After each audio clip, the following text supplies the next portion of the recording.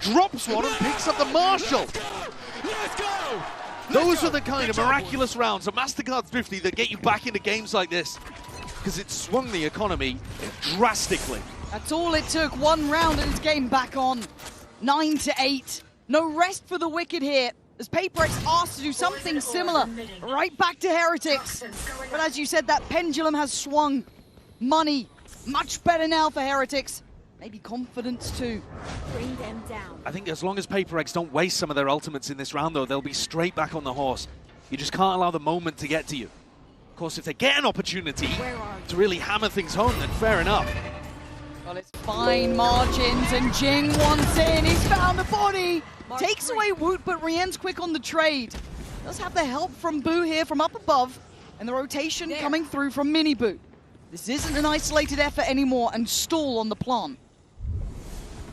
Benji still has to stay over towards B in case there's a pivot through that teleport. They want this.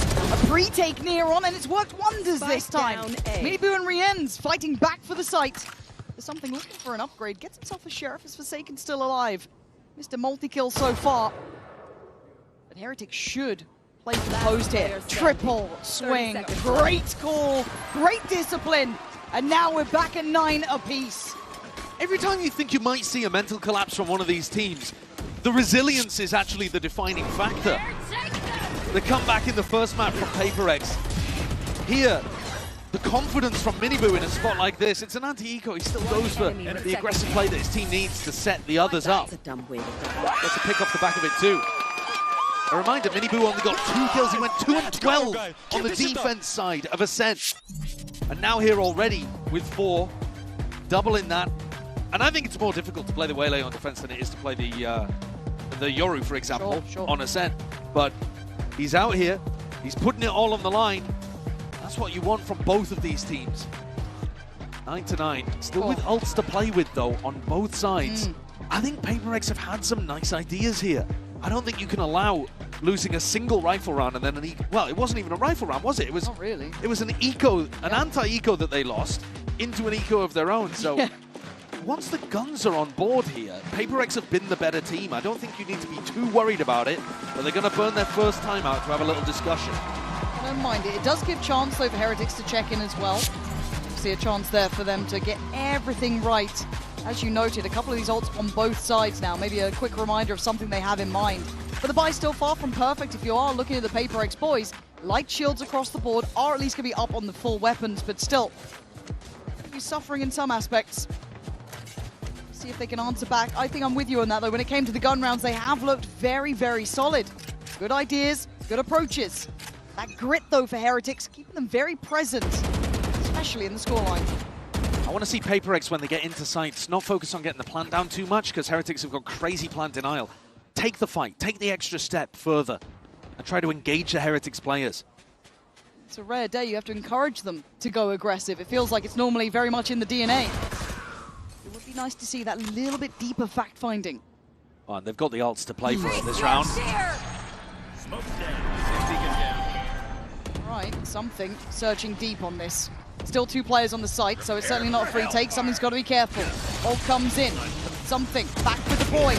Boo trying to hold the line from backside, but it's Heretics trading in 2 for 1. Site still not secure and plant certainly not down. Boo just trying to stay alive through the smoke pretty much. Passing each other like ships in the night. Forsaken a little bit deeper than maybe they'd expect, but he can't do anything with it. This time something in Divine left. Looking vulnerable. Easy to find, and Heretics finding stability in the final rounds here. 10-9 now. They're controlling that aggression really nicely here on the defense side. PRX, though, they go for that additional layer I'm talking about, but as they flash, the smokes are still up, so nobody gets blinded by it. And the synergy they're going for with their ultimates, well, Patman didn't catch a single player in the fade ult. They didn't have the info to be able to put that in the right place. It didn't set up something for the pick. Stealing my kills. So not the perfect execution there from PRX, and you see the frustration from Alex. They've offered an opportunity for Heretics to get back in this game. He also said in that interview, there's been the right ideas, it's just been sometimes the execution of them that's been fallen short. Sometimes it felt like, again, that was the right idea, but the execution just off. Now we see if they can dig deep here. Yeah, I love this from Miniboo, though. They could do with some magic, couldn't they? Oh, they need a bit. Ooh. Miniboo caught a little asleep at the wheel there. Well, he had to Many check targets. Yeah, he had to check multiple angles at once. Benji's down on 5 HP. This is giving them a real chance at this. It's scrambled. It's chaos on the site, but the Spike is left alone in showers. They can't get out yet. Poison's on. And calm before the storm. So close to one another, and it's Forsaken to strike first. And this is the brawl they were looking for. Jing finding Boo. It ain't over yet. No security to be found here yet. Woot, Rien's the last two alive. Didn't expect it in this round. Jing's done incredibly at controlling lamps. Showstopper online as well, but no health to work with. All three here. Woot, how much you meant to do? That's one. Takes a bit of damage. He's right. Oh, he's absolutely right. Something.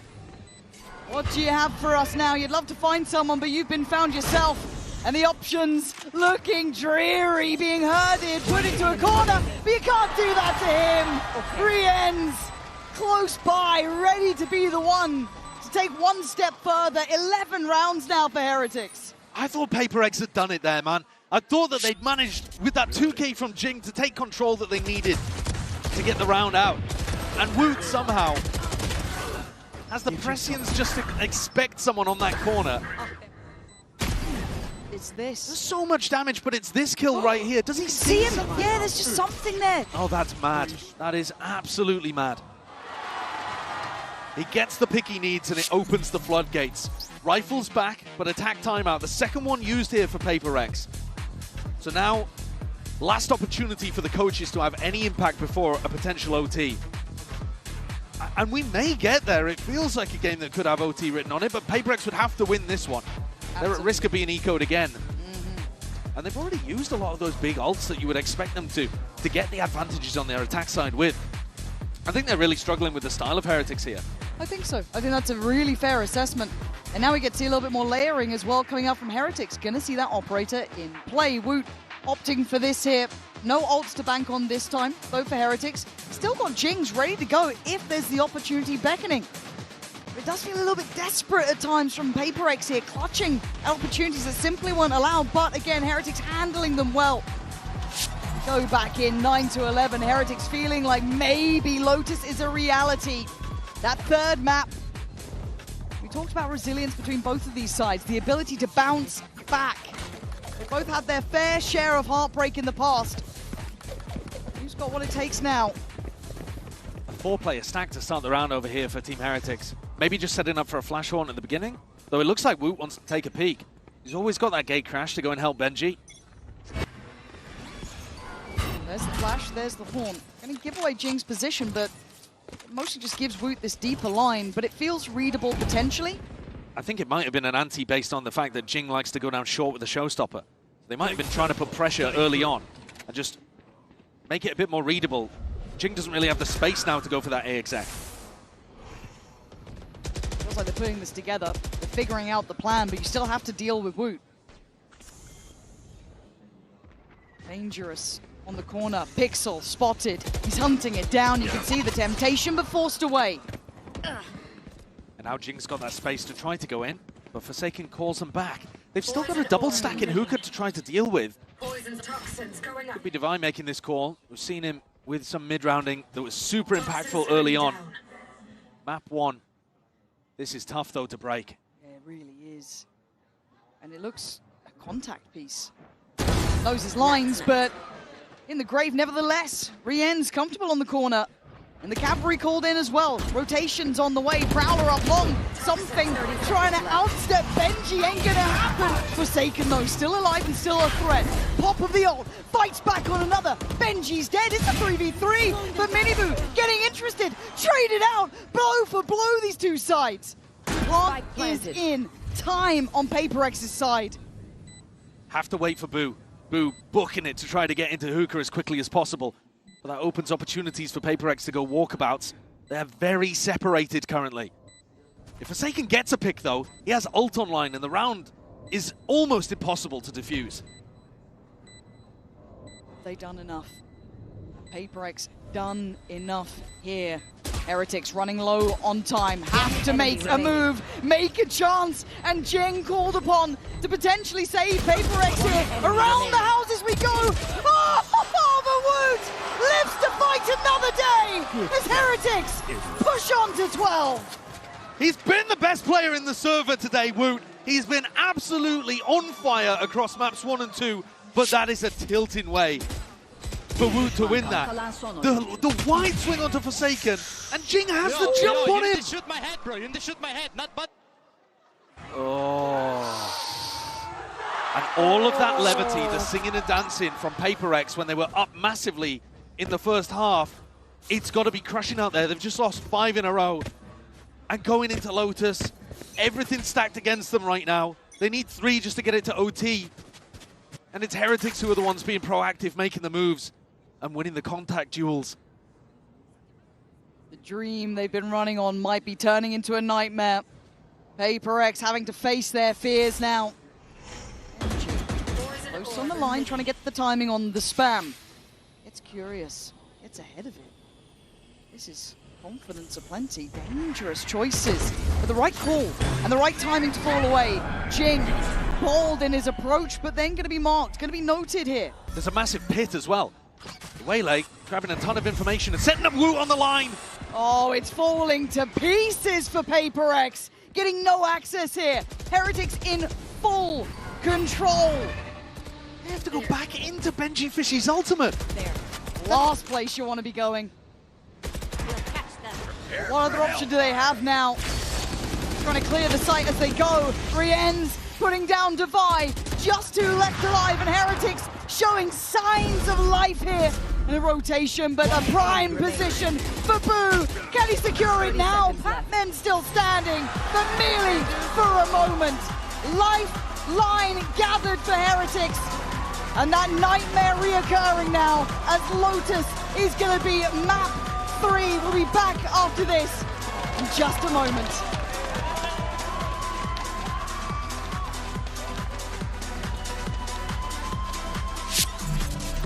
Let's start from Benji. Why do you want to win today? I've got my friend in the crowd. I want to win for him. I want to win for my family back home. My friends and my family will come to Echo Arena when we make it. So I want them to be able to see me play. I want to win, so we can play more. I really enjoy playing. I enjoy playing, you know, like without fear and without regrets. NS? First of all, I want to win for my family and myself, like for you guys. I want to win because I want to play more. I mean, I'm gonna bring back one reason why I joined this team is I wanted to help my brother be champion. Tomorrow, Lemonade is coming, and if we eliminate today, it's gonna be really bad. I want to win for Lemonade. At the same time, I really want to play in the big arena again because I miss it so much.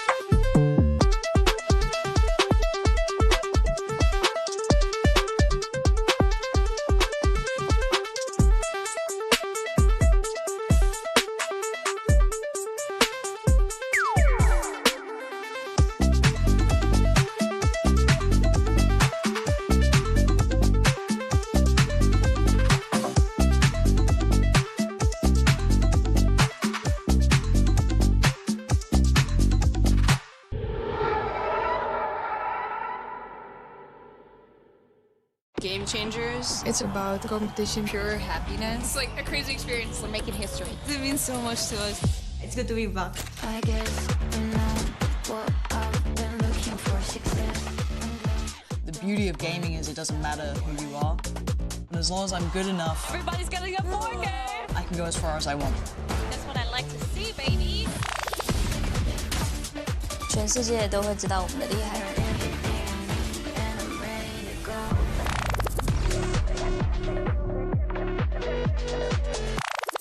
Are your Valorant esports instincts next level? This man is a big player in big games! Prove it. Put your game sense to the test with the all-new VCT real-time prediction game, Shot Call. It's a Twitch desktop extension available exclusively on official VCT broadcast channels. With Shot Call, you and your friends will be able to call your shots, score points, and earn rewards. Here's how to play. During the official champion streams on Twitch, open up the Shot Call overlay on screen to make real-time predictions by answering questions. Whether it's predicting a Forsaken clutch or correctly calling a site rotate before it even starts, you'll score points, climb a live leaderboard, and have the chance to win prizes. Play along seamlessly with Shotcall's built-in notifications, or open the extension in full to check your progress and see how other viewers are guessing. You can call the shots during VALORANT Champions Paris starting on September 12th. Tune in, try it out, tell us what you think.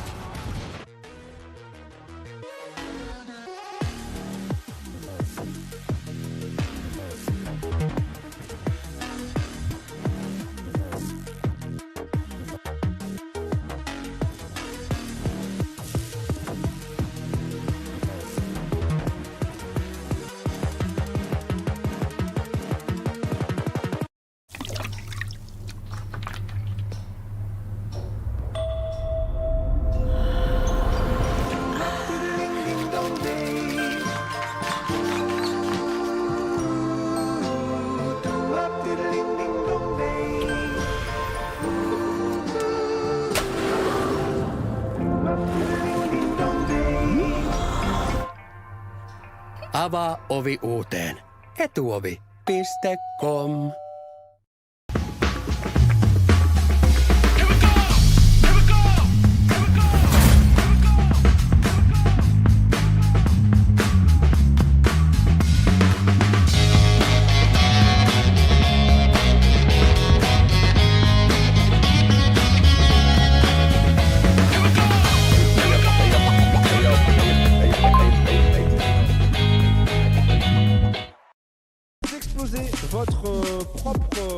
Votre propre ballon, ok. Attention, qu'un pied à la fois. Mettez-moi un peu d'ambiance pour ce jeu qui n'a aucun sens. Ok, vous êtes prêts? Apparemment, j'ai pas le droit d'être à côté trop. On sait jamais. Attention, qu'un pied à la fois. Et top. Ok, bien joué la PRX qui prend de l'avance. Hop, hop, hop, hop, hop. Hop, hop, hop, ça va exploser, ça va exploser. C'est là, attention. Vas-y, fais-toi plaisir encore. Il n'y arrive pas. Encore, il n'y arrive pas.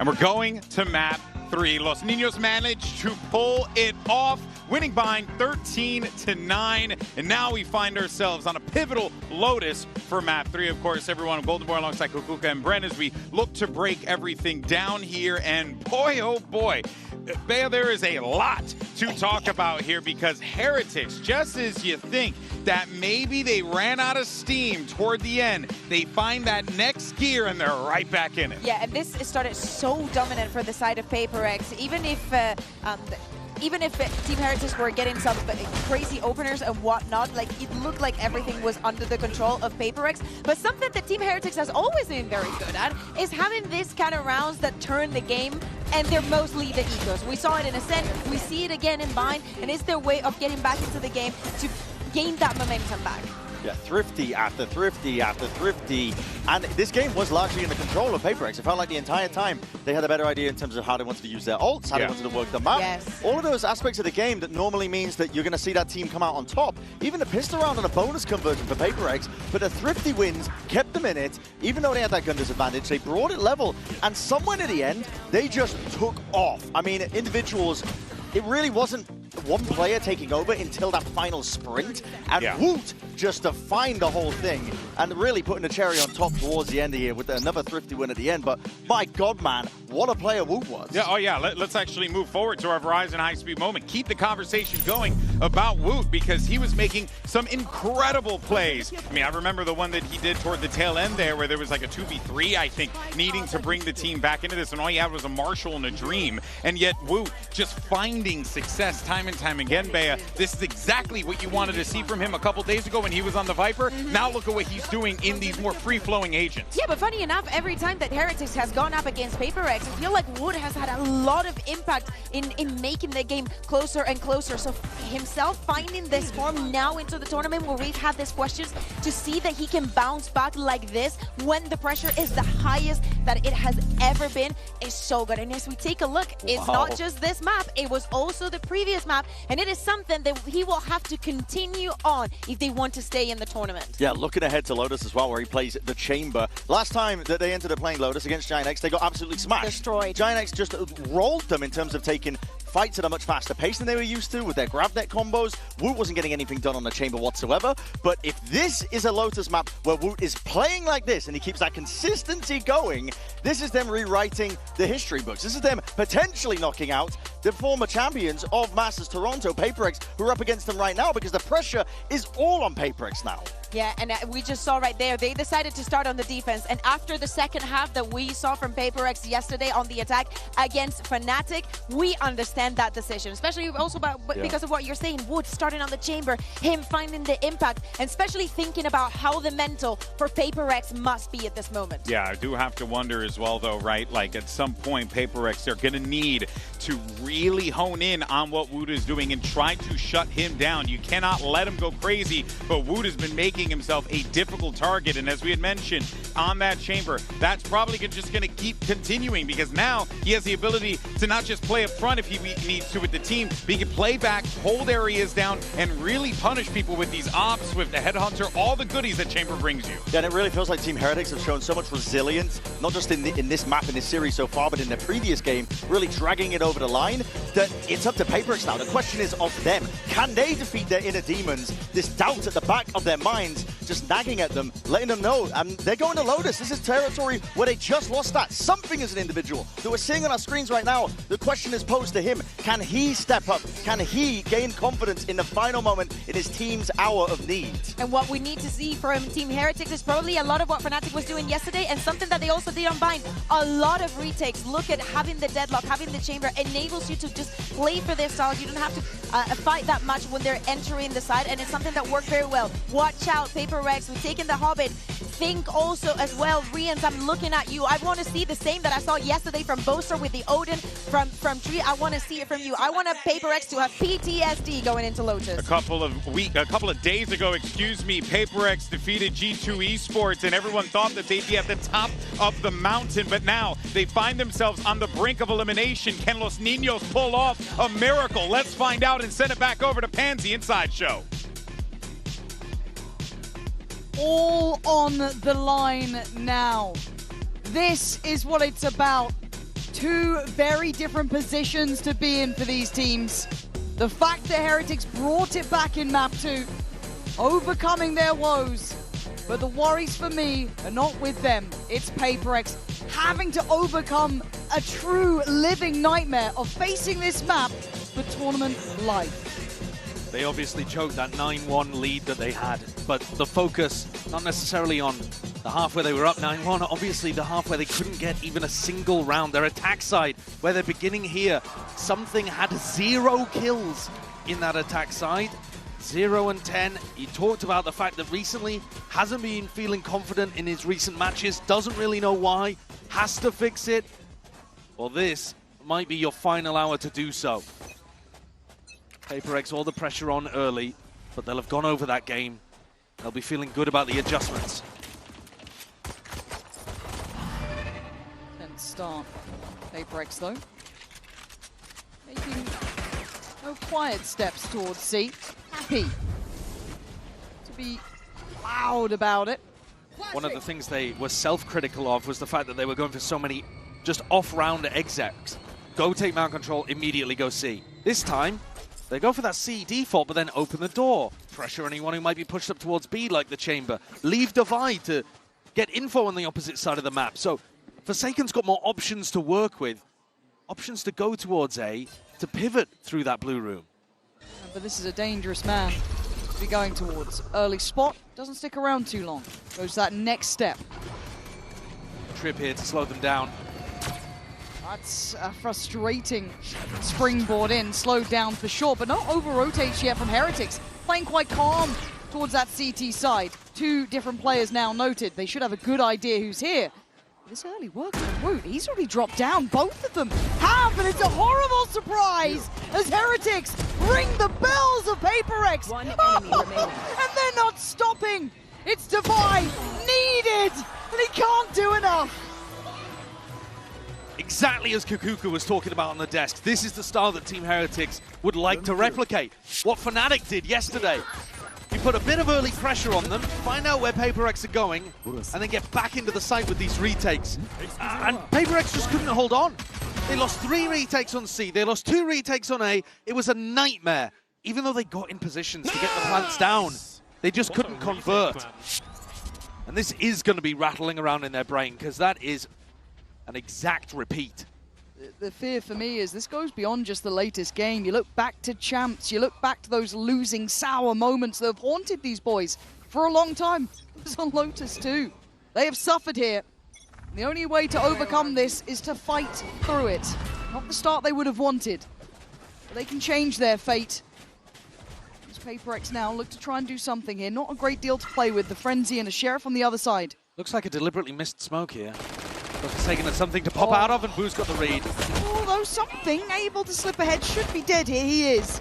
Decent enough though to get one. Heretics happy to allow them in the door. Yeah, they've got B locked off, they can take this fight. Jing? Divine? Did you forget who you're facing, Heretics? You can't take them lightly. So now it's down on Woot and Rien's. A swift backhand to remind you the PRX are lethal every day of the week. Rien's has to survive, still with full util. Okay, Batman, show me some magic here. 30 HP and 45 seconds, plenty of time. Woot on the other side. Safety found in the end, but my God, they made that one dangerous. Incredibly so. In a manner in which was surprising, because Team Heretics felt like they completely isolated Jing on site. He just runs up on Boo, takes him out, and Divine gets played in through the smoke. This bonus round will have barely any sting whatsoever. I haven't said that. Woot with a headhunter, and they did keep an outlaw. Yeah. A little bit of disappointment there for PRX's coaching staff that they weren't able to clean up the round, but they should be able to get on the board fairly quickly. 1-3-1 beginning. Sitting passive. Again, you're looking at the purchase. See, for Heretics, it is going to be pretty calm here. This, I guess you could call it bonus. It's Woot. A slightly more passive line, that's the shoulder. You see decent.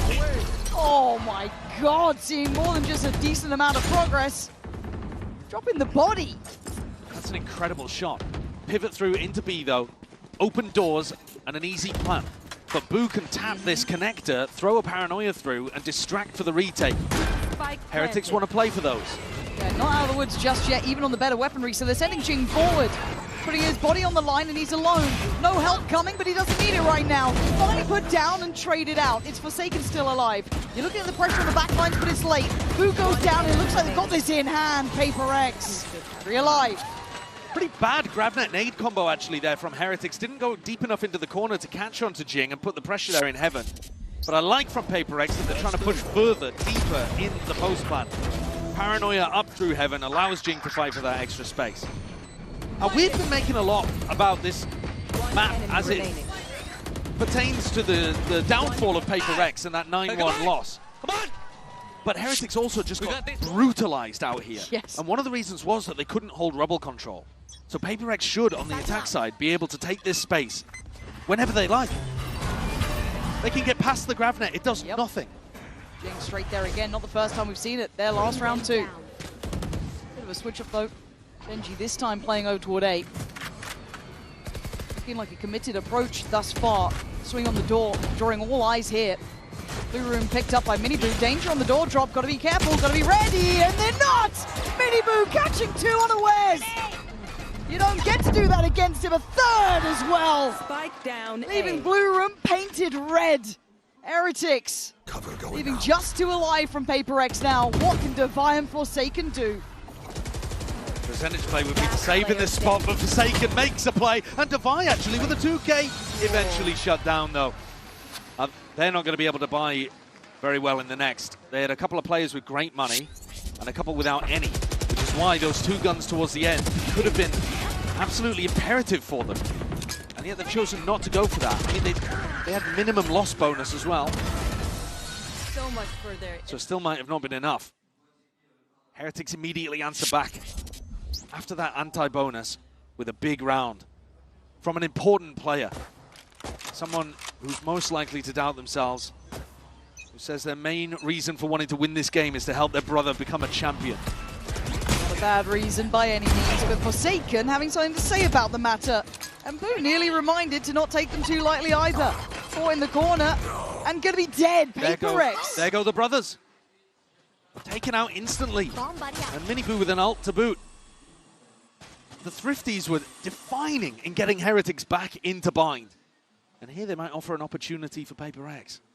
This would be dreamy for them, wouldn't it? But this one, ult there for Jing if required, Devi as well. Patman, this is lovely. It's just lacking that weaponry on 2, but still, the open sight to work for. They found this timing pretty perfectly. Question is whether you want to take a little more aggression in the post-plant. This is one of those spots where I don't think you need to. You have ults, you have free space, you have a player advantage. Spike planted. See if they can keep it, or how long they can keep it. Quietly and cautiously. No way! PRX caught again! This is ridiculous stuff, and now something's position will be given away, as will Devise. Something tries to stand, it falls. It's just too simple for Heretics. The 2 players fighting over towards Pit go down in an instant, and one of them is Jing, who has an ult to try to stop the retake from happening. You can't be taking early duels like that if your job is to spring back in. He swings to trade Patman, take the L, go back in with an ultimate, make them scared. Devi as well chooses not to use a Steel Garden in that situation. It just is too easy. That's a timeout. That's a timeout right Their post-plants are a massive worry. They only got 2 rounds on the attack side of Bind, and that was, you know, they had a 7-5 half, got 2 rounds, and then at 9-7, they lose the plot completely. Heretics on the run back 6 rounds in a row. And again here on the attack side, this is where they lost to Fnatic. Yeah. This was where they lost, what was it, 10 rounds in a row, I think, after a 9-3 half. Disgusting stuff. And it has to be there, even in the back of their minds. I'm sure coaching staff, Minnie and Alex, both don't want that to become something they can't get rid of, they can't shake off. But these are echoes of those previous games and those previous woes already starting to show slightly, and some of these tendencies, some of these problems. And if you're Heretics, you're grinning ear to ear, man. This feels fantastic. Everything working well, got Woot firing, Miniboo looking solid. Heretics already have more rounds than in their loss to Giants on Lotus. That was a 13-3. They got pasted. So this is a fantastic beginning. An opener that's showcasing that they can play this retake style and put a lot of pressure onto PRX. Make it count now, PRX. Coming out of this timeout, you got ults. You got a decent buy yet, Jing. On the Judge, doesn't worry me too much. Actually going over to the Bulldog instead. Last time Jing had a buy like this, they went for a C Exeki, double blast packed into a smoke. But that was the start of the downfall. A change up here, however. Looking to show an early interest towards that B side. Pressure door, TP out. They can't stop the door from being open. But it's dangerous to try to break this wall out here. From a safer position, they do break one of the smaller limbs of it, so they threaten across. Benji, still with an annihilation, can put a lot of pressure and save a lot of time for rotates to come through, help to arrive. All about the ults this round to me. Yeah, and that blue door rotation last time. Oh, it's Miniboo straight away. Can he catch him scrambling? Gonna be hard to find a target here. Might just post it towards Tree, see what he finds. Oh, he's chasing this one. He wants to go further, and he finds Jing.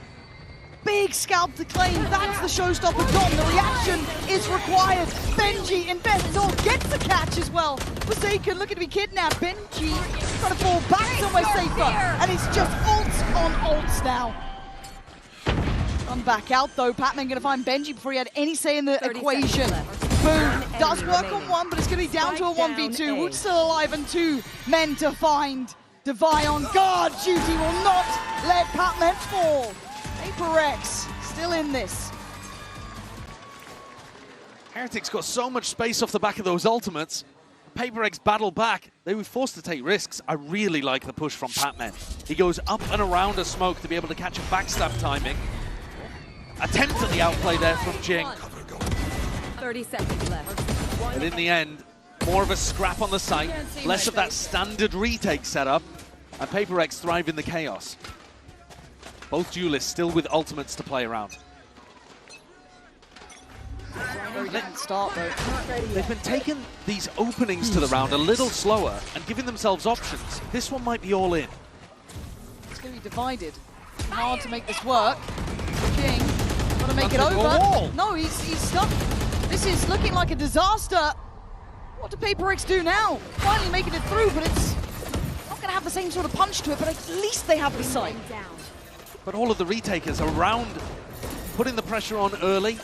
Heretics are going to be here almost as the plan goes down. Yeah, this is very, very early. PRX have been playing on the site itself. Only one disconnected away, being Devi. Can they win out the scrap this time? No, so far they've fallen. Something goes down on the front lines. Benji rewarded. Trying to find those next steps up though. Patman replies. It's not simple stuff just yet. Forsaken sends the paranoia and gives them time to turn, but Devi falls to Boo on the back line. That's to be the pressure from Door. You can see the discomfort. Forsaken has to look left, look right. Jing still standing. Patman as well. 2v2. Patman playing it forward. It's fantastic. Great work from him. Leaving just Boo alive. Got bullets to play with. But there it is. Time's gone. PRX. I mean, getting the scraps they kind of wanted. Patman's the savior again. After the play that he made in the previous round, taking the risk, here, he's like a turret, just cemented in his position, annihilating Heretics retakers as they come in. And if he hadn't put on a performance like that, I don't think there's a chance that PRX would stand. Look at these shots. Just about everywhere, wasn't he? Yeah, I mean, the fight on Miniboo is difficult to hit as well. He's flying out on a big wide swing.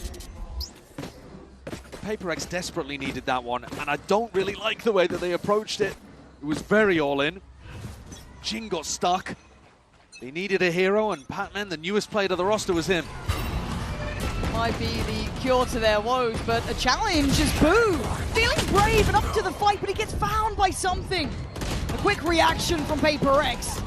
As Heretics throwing everything on the line here. Hold on, the ends. Not bad at all, but not good enough.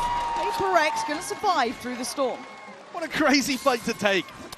Heretics throw down the deadlock wall and PRX just press their noses up against it. Faces against the glass, shooting bullets through it. But the first serious attempt here that we're seeing for Team Heretics to try to win a rubble fight. And even with their utility, finding some level of value, they still lose it. And this is what was killing their defense side against Giants. And they're still not finding any value in this area of the map. PRX can take rubble whenever they want. Looks to be exploited again. This won't be the first nor the last. Is there anything now to stop them? Jing again, making this look oh so simple. Woot though, looking to try and find the players behind. Stays just that second longer, but will have to fall away. They are fast to this. Looks like they might want to pivot through the blue room. There.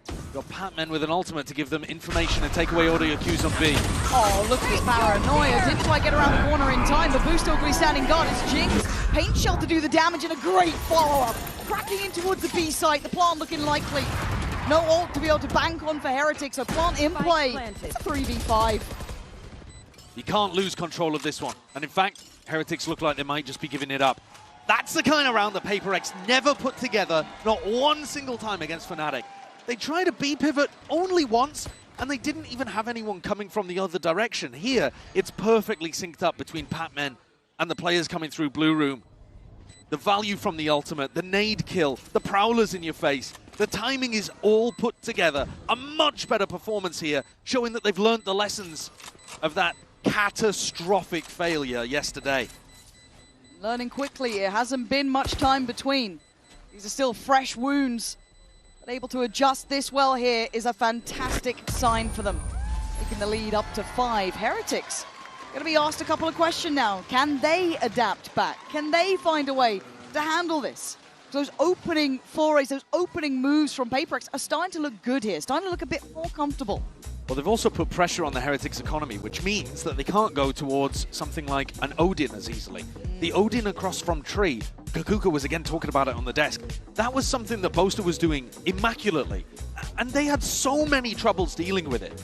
I'm sure that they've got a game plan to try to navigate that if Heretics pull it out. But at the moment, especially if you can't fight for rubble control, you kind of need something like that. The big 1-2 combo that was killing PRX is the Odin spam from Tree and then Kayak taking peeks from that blue door. And we haven't really seen that game plan coming out the same way again here from Heretics. They're not going to have the funds, as I said, to go for the Odin. So more of it comes down to Woot trying to get on aggressive lines. And the chamber is a little limiting. Sure. It's not horrendous by any means, but it doesn't have the same freedom that he does on the Jet and the Yoru across map 1 and 2. A little bit more choreographed in application, but at this point, I need a timeout for Heretics. You don't want to let that pendulum swing because PRX, that momentum, when it gets behind them, it only gets stronger. And it has been that kind of Pac-Man display, getting them back on track. Divide, consistent backbone of this side. A big adjustment here, and it could be a brawl right off the rip. Looking for that Seize nade combo. PRX have to be on guard here. Leaving it a second. And now the commitment. Scramble, get away. Pac-Man gonna take a lot of damage. How did he live? I have no idea. I actually have no idea how he got away with that one. But they did lose one in the process. Forsaken did go down. Forsaken's having a bit of a rough game here, 3 and 8. Trying to focus on calling a better squad. Ooh, but that's not bad at all. This pivot towards B has been a great get out of jail free card for them. And a good fact finder looking a little bit deeper there and sending Rienz away barely alive. I like this from something a bit audacious, sure. You need something to secure you this comfortable post plant, but his teammate's fallen and the aim's messy, a rarity to say, as Boo battling back for the boys. Just Devi and Pac-Man, the two who've been exceptional for PRX to this point. The push from Pac-Man is really nice. Threw a Seize to block off the waterfall players and now goes up towards Boo. Gonna be somewhat behind them and Devi still standing strong. Rienz was the walking wounded earlier. And again, the danger duo doing exactly what PRX need, leading by example in this game. Sick 4v5 round from PRX, exactly what they needed. Great adjustments in a post plant setup, looking to go forwards always. Whether it's something, and yeah, you're right, it was a bit sloppy on the aim, or whether it's Pac-Man putting resistance in one area, then sprinting into another. I've been really impressed with Pac-Man so far. I think he is stepping up just when his team needs to stay in the tournament, to make it to the big arena, play under the brightest lights. And another massive rubble fight. Team Heretics have not won one yet. Going back in repetition, hoping for a different outcome this time. And it's noted, Mini Boo gonna be considered here, and it's on a weaker purchase, even harder to make count. Devi has been monstrous. Massive impact. Sick punish onto Boo. A low buy round for Heretics. So Devi probably not incentivized to use his ult in this one. But he's created such an opportunity for his team to go over towards C. Oh, it's wonderful to see for Devi. Again, this team is filled with superstars. Hard to pick one from the litter, but again, he is having a moment here. Heretics gonna try and make this count. For those weaker weapons, Stingers, Sheriffs, odds and ends. Pac-Man on duty, on site, not allowing much of a look back here. I'd like to see somebody doubled up with Pac-Man. He might end up getting double, triple swung in this spot. And yeah, they go for the high-low, something underneath. Not bad, but the paranoia is sharp. It's in the right place. Gonna force them to try and flee. Take him back towards water. Horn goes in, Flash comes out. A bit of a trade-out, gets messy. Boo gonna find his connection towards Jing, but still that backline is there. Devi part of it, still firing. Forsaken! It's PRX finding stability. It has been an explosive round. We go into the final one of the half.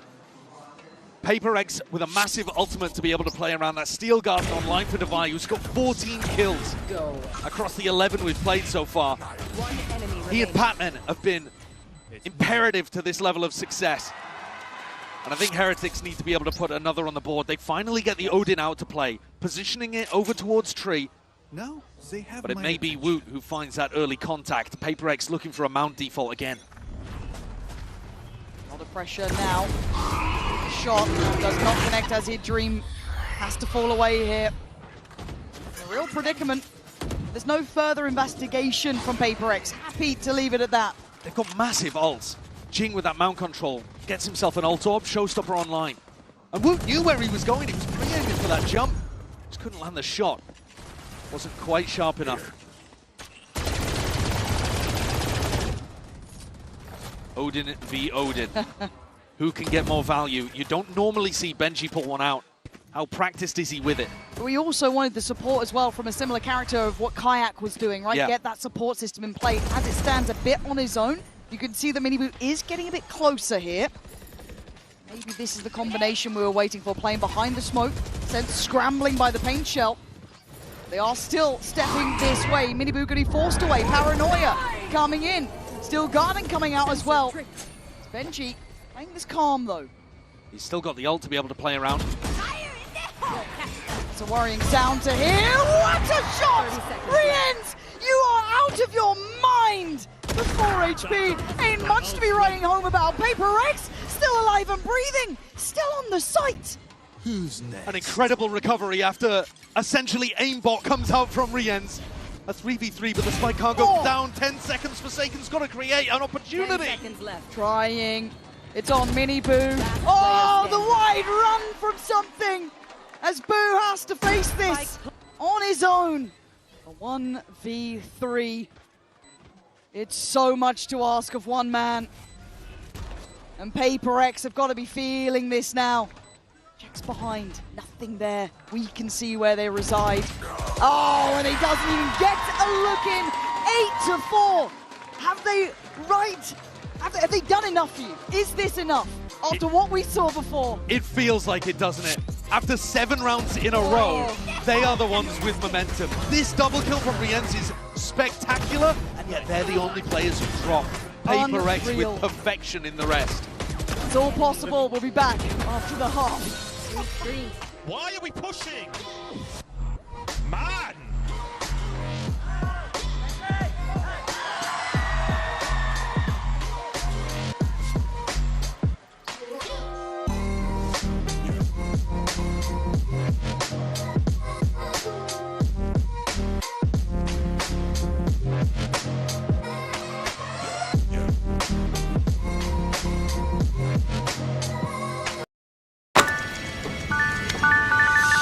Just going for a break. I want to break free. Oh, hey, just a minute. I'm just going for a break. I want to break free. But life still goes on. Have a break. Have a Kit Kat. We're a Swedish brand that makes bags in Italy. And when you're a Swedish brand that makes bags in Italy, Scandinavian minimalism meets craftsmanship that has been perfected over generations.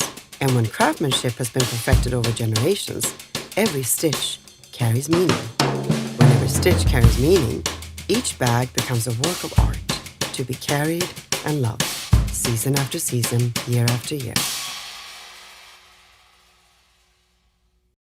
Happened to PRX on what, that 6th round, and they went on a damn run after that. I think they figured out exactly what Team Heretics were looking to try to do. The adjustment was sublime.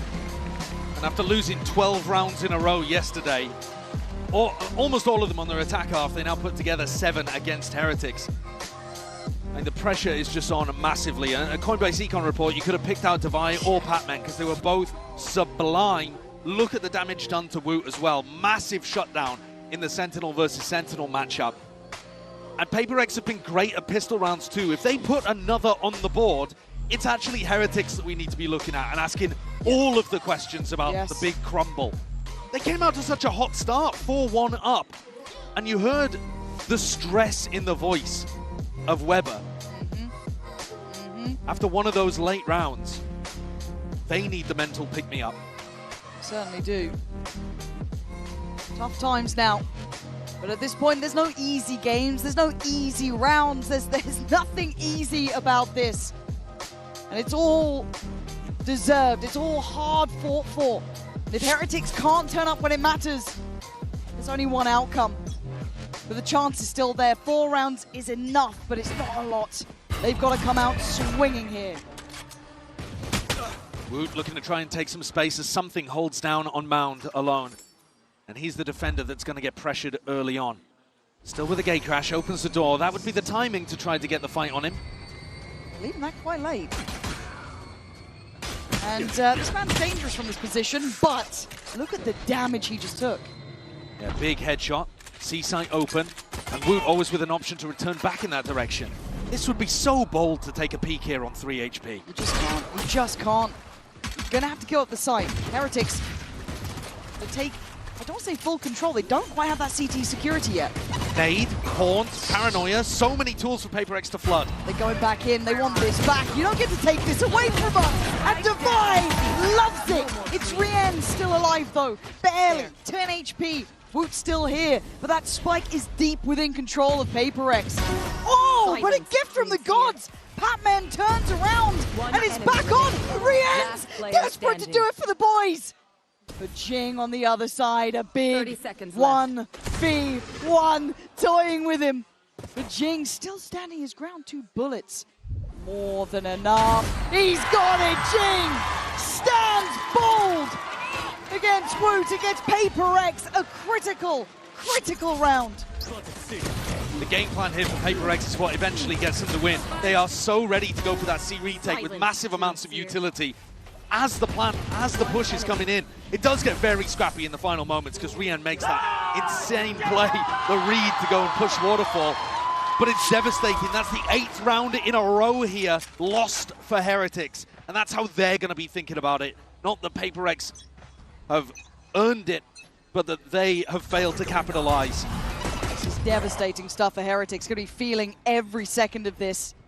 Probably going to have to suffer through this one as well. Facing 10 rounds against you more than likely. Slow down on approach towards B, but a chance. Mini Boo on his own, waiting for that wall to drop. There's no help coming, yet at least. There's something going to lean into the matter. A little bit of a flash and a little bit of a push. Sets up Forsaken, finds another. PaperX on the hunt. Desperate to close down on Benji, who is on the run. A 1v4 needed. Howard Neon double his kills here. But he does get past the first. The second, a chance. Oh, he's fighting hard for this. Giving it everything he's got. And a chance again, 2 more bullets. He falls. PaperX fighting for this. But Heretics not going down without a fight. It's a great try from Benji, who hasn't really been able to find his value in this match so far. He'll be looking for moments like that to stamp his mark on the game. But as the game stands, as the map stands, down by 6, with 9 rounds in a row, lost here. And PaperX, at least, with a bad bye. Heretics must win this one. If they have any hope of being able to continue into the Accor Arena, they need this round. Could be a brawl over here on Mound as well. Heretics looking to default in that kind of area.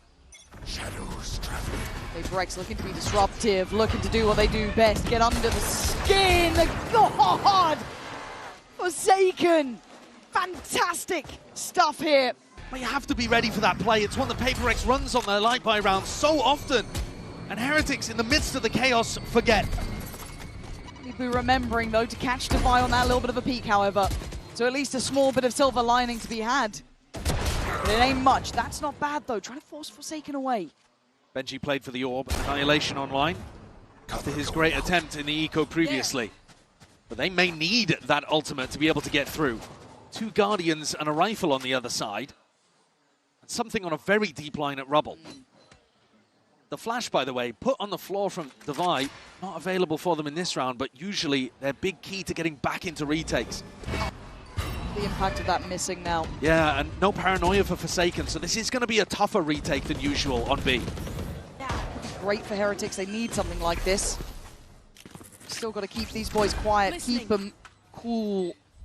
Something getting curious. We saw he was the one pushed up towards Rumble. Doesn't get the shot he wanted. Benji, good work. Flatmen gonna find a reaction though and start making this feel dangerous. It's a 3v2 suddenly. The ult has got to catch. It's what they needed to maybe make this feel equal, but Rien's now starting to feel pressured against the odds again. Rien's has to go above and beyond here. He can't do it alone. And PRX look untouchable. Forsaken has robbed them, jumping into the smoke with the classic up. That was a straight up 1v1. The Annihilation had caught onto his teammate. Set up by this Flash Hawk combo for the first. That a set play, the rest, One enemy. excellent. Last player standing. God, And look the at that. push into Riens, who's been, again, the consistent pillar for Heretics. Forsaken can feel it. This is a complete reversal of what happened to PRX yesterday. They are in control. They have the momentum. Heretics against the ropes. Will only take a couple more punches and it might be knockout. Heretics literally back to the wall, but come out swinging. Forsaken still standing though. The master of their disaster in just the previous. They do much more. It's Batman this time. They all want to go at it. Heretics can't breathe right now. It's simply sensational from PRX.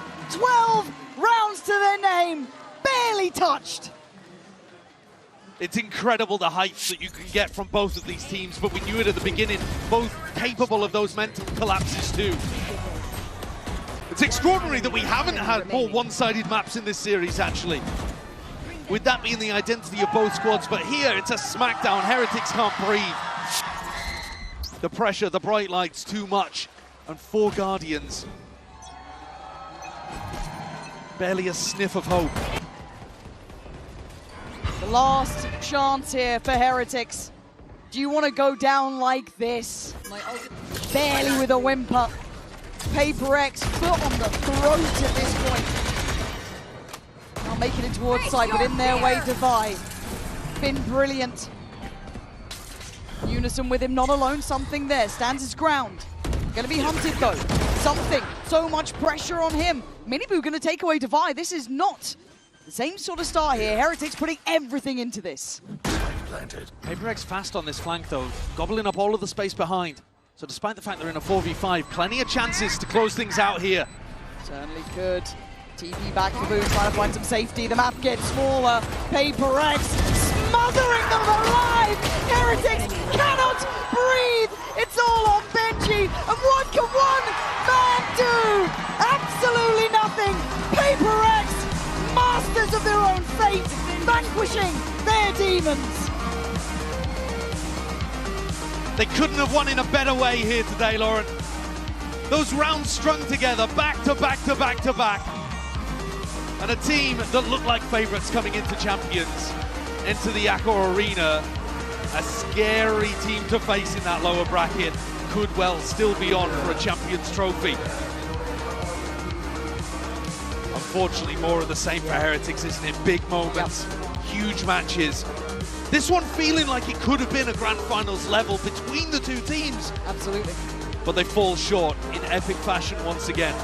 They're always on the brink, and yet they can't quite get over the line in big moments like this. It's got to feel devastating for them. Yeah, you can see it. That's a hard loss there, especially when it feels possible. Sometimes that's the most bitter pill to swallow. For them, they have to walk away. Think of next year. Different story, however, for PRX. Rebounding so well off that loss that broke the streak in terms of their global victories. They'd only had one other loss for ages to Zeta Division of all teams. But that big loss of streak of rounds really hurt, and it's good to see them back at peak form. And I love seeing it's not just the Something show or Jing show. We've had Divide, Forsaken, Patman, all able to bring the rest of the side up. as required. I think that takes a little bit of pressure off of something. A couple more days, that arena, the next time we get to see them, and God only knows what form they come absolutely swinging out with. You know that you can get the absolute best out of this team. It's just whether or not they can settle those demons, and I think they've done a great job today at proving to themselves more than anybody else that they can. Yeah, absolutely. We are going to be sending it over to Jing down on the stage for the Verizon post-match interview. Et le train PRX ne s'arrête pas. PRX keep the dream alive here at Champs Paris and make it to top 4. Jing, congratulations. I'm going to have to borrow you for a second. Congratulations. Welcome to the top 4 here in Paris. And the first question I wanted to ask you is, you guys have been Team Heretics kryptonite for so many time now. So, you know, why do you think is that, and what made the difference today according to you?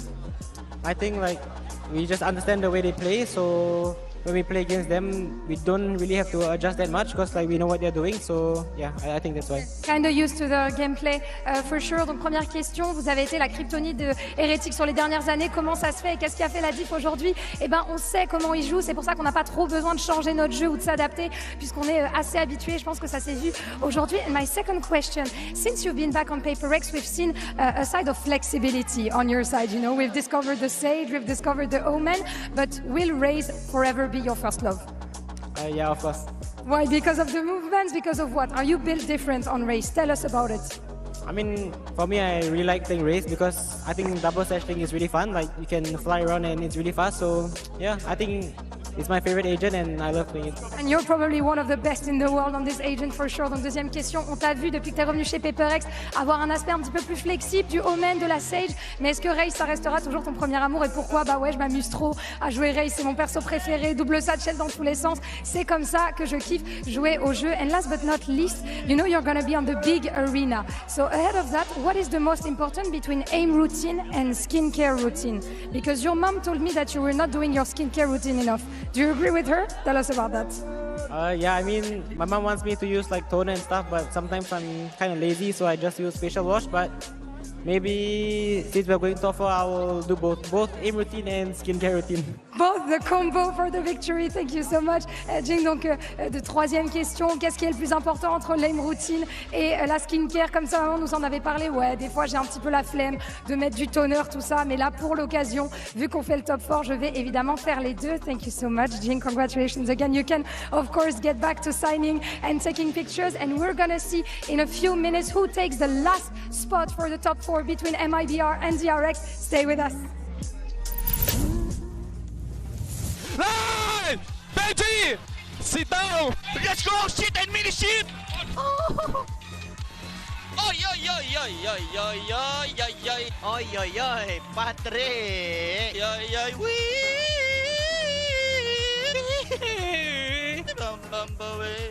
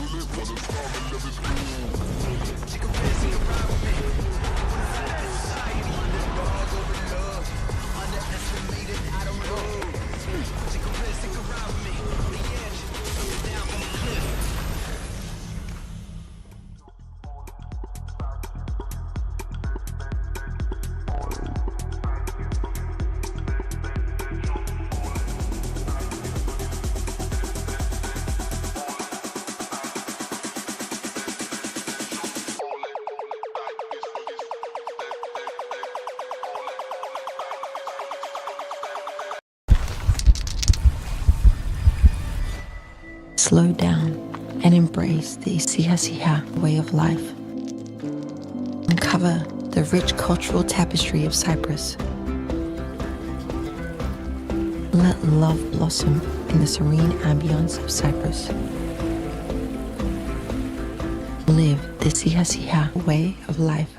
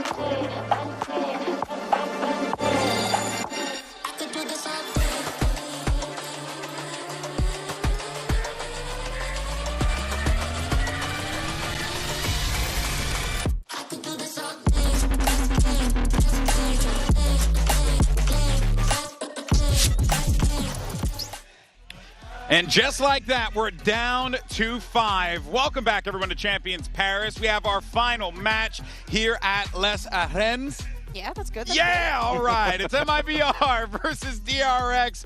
And, of course, the winners make top 4 and head to the final weekend of competition. I'm Golden Boy. We got Kokuka and Bren. We're going to be breaking everything down. I'm so glad I got to say the name right one last time, because that was like... There was an S there that maybe shouldn't have been, but it was good enough. It was not perfect, but it was good. There's nothing wrong with having an accent.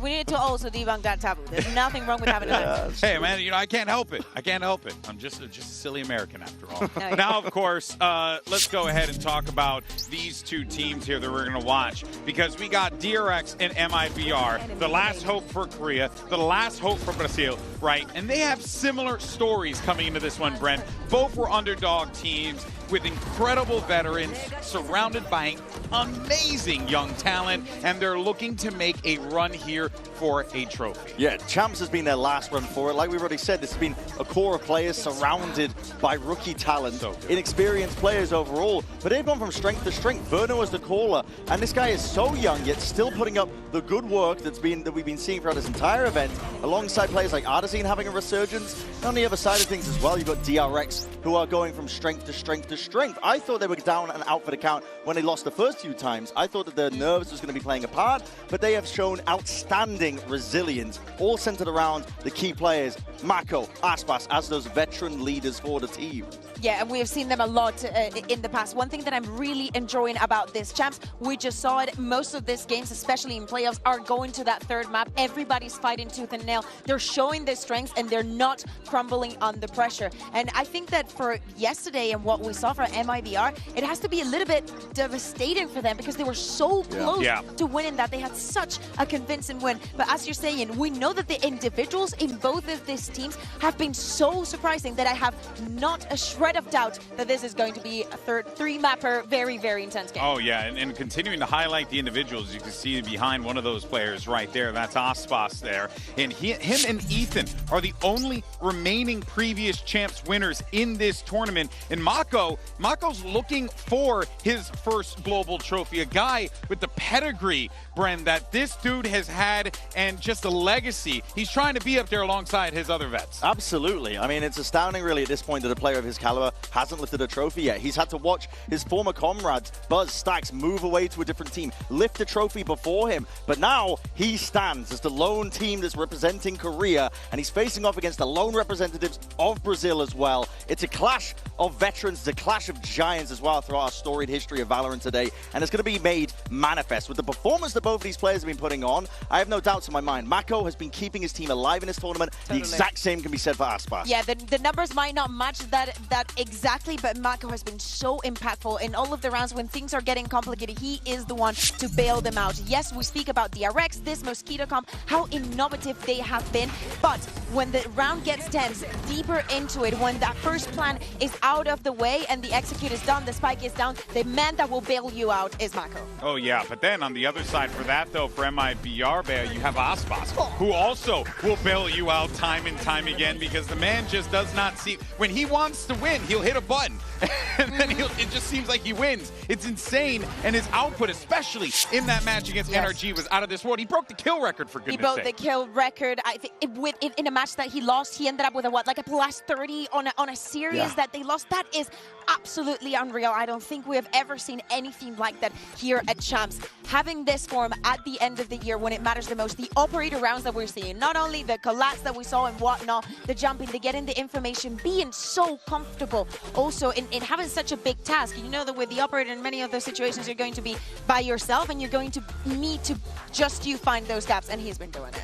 Yeah, it's been brilliant work there, really, across the board. But of course, let's actually check in with the longest standing member of DRX and hear what our eyes on the ground have to say about it. What you got, Jen? DRX elephant in the room, 5th to 6th place curse. What powerful mantra do you guys have against this curse that's been going around for years?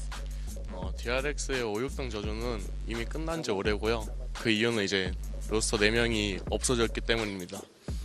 The curse has been broken because the cursed ones are gone and we have new 4 players on the team. Now, let's talk about what's gonna happen today. The matchup between Aspas and Hyunmin and Flashback. Do you think they're up for the task? 모든 분들이 기대해 주셨을 매치업인데 아무래도 아스파스 선수는 이름값이 있고 저희 현민과 플래시백 선수는 이제서야 이름을 알리고 있기 때문에 그 부담감이 다를 거라 생각합니다. Well, yeah, I think a lot of people are looking forward to this matchup, but Aspas, he's already a big name, whereas Flashback and Hyunmin, they're the type of players that are trying to build a name for themselves, so I think the pressure is on Aspas a lot more. Thank you, Mako, and good luck. No outfit. I think it's very funny because he said the cursed ones now are gone, but what if they lose now, he proves that actually it was him. So, Why would you put that? Why'd you put that evil out he there? He said it himself, you know, Jen didn't make him say that, he just went out and said it. Oh, man. All right, well, you look, one thing is for certain, though, is that Mako and the rest of DRX, right, we know that they are going to be ready, and they're going to need to be ready from the jump, because if we see anything from the way that first map went, Bren, with NRG and MIBR, how close it was, how MIBR could have closed this one out with a 2-0 win. If anything, you're going to be looking to see MIBR really just continue to start strong the way that they have been. And they always start strong because one of the things that's been going so damn well for them has just been their overall pistol round consistency. There's never been a team like them, to be honest, in terms of their percentages, and I hope that we've got the numbers as well on hand, but listen, I don't need to tell you the numbers. They're just winning over 50% of them almost every single time that they're playing, and not only that, converting bonuses off the back of it too. It sets them up beautifully. They have so much momentum at the beginning of most maps, at the beginning of most halves. They can put an op into Aspas's hands, and it really does align as well, and that's not just the only element, I guess, that MIBR are doing well. Pistol rounds are just one part of the equation that's the success story for MIBR currently, and DRX are going to have to find a way to tangle with it, whether that's anti-stratting, whether that's really just trying to hard focus on that as one of the major strengths and take it away, but MIBR have been a dominant force of nature as a result of it anyway. And they've earned their respect for many of the teams here. Hearing all the teams just saying that they come in with a very strong plan, I think that it's very easy to see. Here's the numbers here for you, Bren. 71% now leading here at playoffs. That is amazing numbers to have for this. Also, credit to Fnatic as well. I mean, and PRX. Damn, oh man. Yeah, all of the top contenders in terms of the pistol rounds. Also surprising is NRG sitting in the bottom, yet they're one of our teams in the top 3. They don't need it. So that's even crazier, to be honest, is that they don't need it. Yeah, they were on the receiving end yesterday, you know. So yeah, exactly. But see, here's the thing. You had great starts, but it's sometimes not about how you start, it's about how you finish. And we saw in those overtimes, in 2 of the overtimes that they had to deal with Bea, that it was really a matter of them needing to find magic in those moments because they needed those pivotal clutches. Kind of like this one with Verno that literally kept them going in this row. I was literally on the floor during this round because he timed everything perfectly. Like, he got also very lucky and, you know, prepped at the same time. I guess we'll never know. But I like the fact that we're seeing players shine, not crumble under the pressure. Again, it was a very, very even affair that they could have closed it at any time. So I just want to see them bounce back mentally. There was a lot of flawless rounds from their end as well. That's probably why the numbers are so inflated on their side, because the rounds that they were winning were extremely dominant, and that is not something we've been seeing this tournament.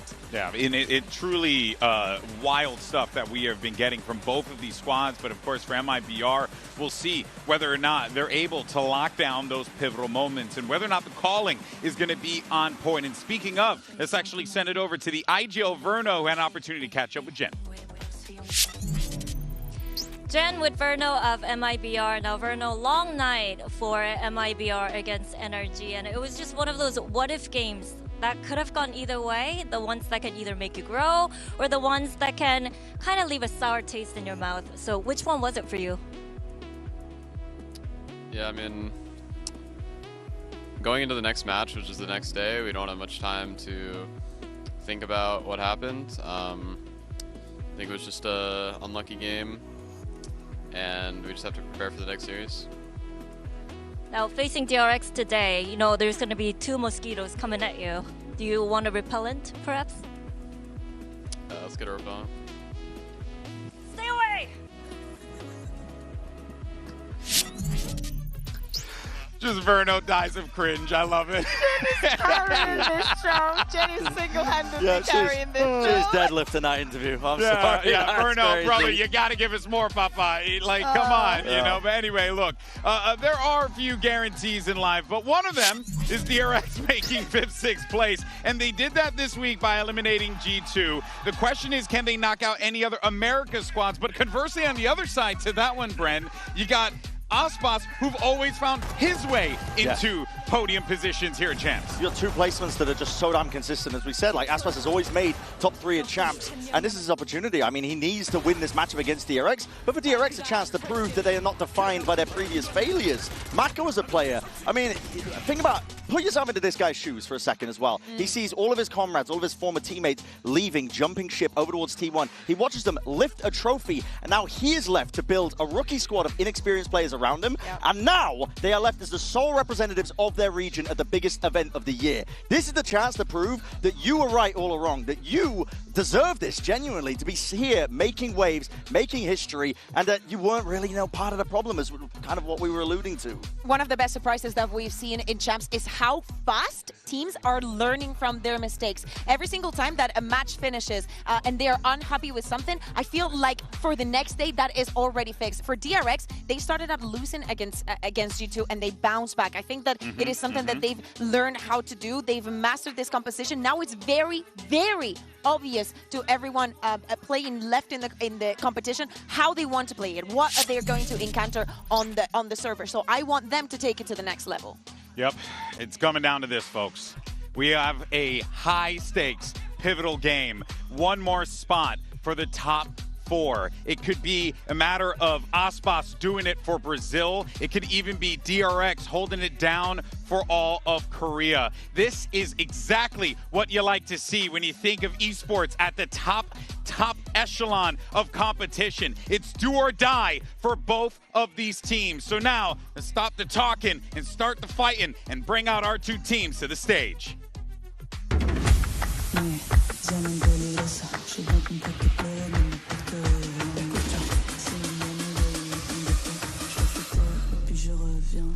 Tu finiras en taule, c'était favorable.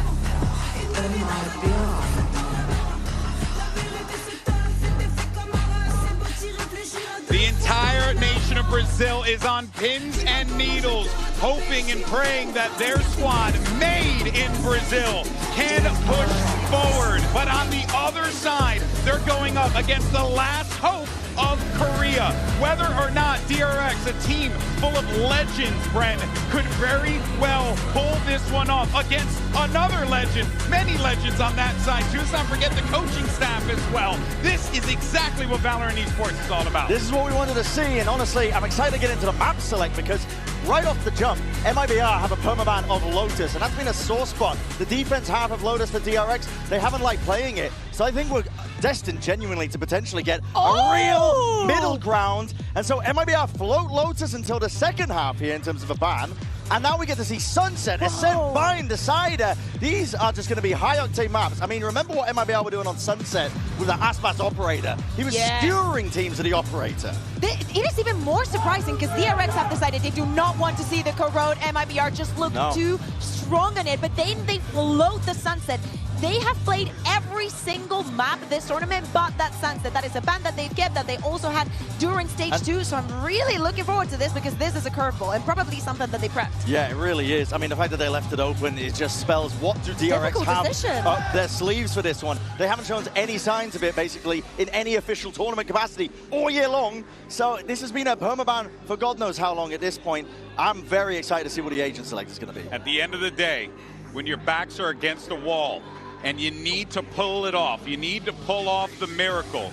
You got to pull off all the stops in order to do so. So I respect the gumption there from the squad to be able to do that. Fans around the world, of course, as I mentioned, nervous. I was saying it for Brazil, but let's don't get it twisted. It's the same way for the fans over in Pacific, over in Korea as well, Bren. They're all hoping that their squad can pull through, but this is going to be a Herculean effort, no matter the side on the field. Yeah, it's a battle of seeing which region could reign supreme between Brazil and Korea, and whether or not these teams as well can maintain their composure under this much stress, under this much pressure. Elimination, lower bracket, we've spoken about it, but these are young rosters. Yes, the centerpieces might be Aspas, and it might be Mako, but they are inexperienced at this level of competition, at the very peak of competition, and this is everything. Artazine, before Champs, was probably thinking, bloody hell, this might be my last chance to even play in pro play. And we're talking about this guy maybe being an MVP. Exactly. He's had a massive resurgence and turnaround, but I want to see how all of these players perform when the pressure is really on, whether it's going to create those diamond moments or whether it's going to crush them underneath the weight of it all. Like, we know that the veterans are going to be doing well in this matchup. To me, it's all about the rookies. I think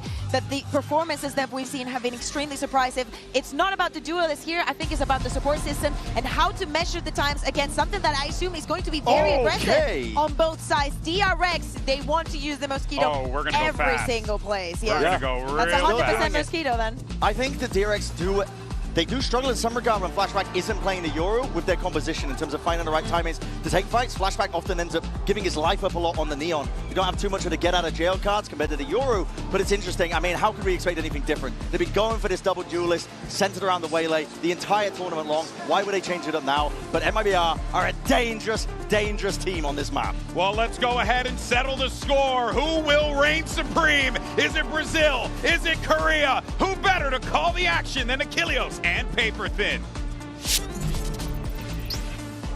One more series here in this arena, one more team who advance further here in the playoffs, and one more to be sent home here today. It's all to play for. DRX just watched their Pacific brothers in PRX advance forward, make it into that top 4. They want to join them. They want to face off against each other. But for MIBR, this young squad, the turnaround on their year, and a chance at a second trophy for Aspas, they are going to be hungry for this win.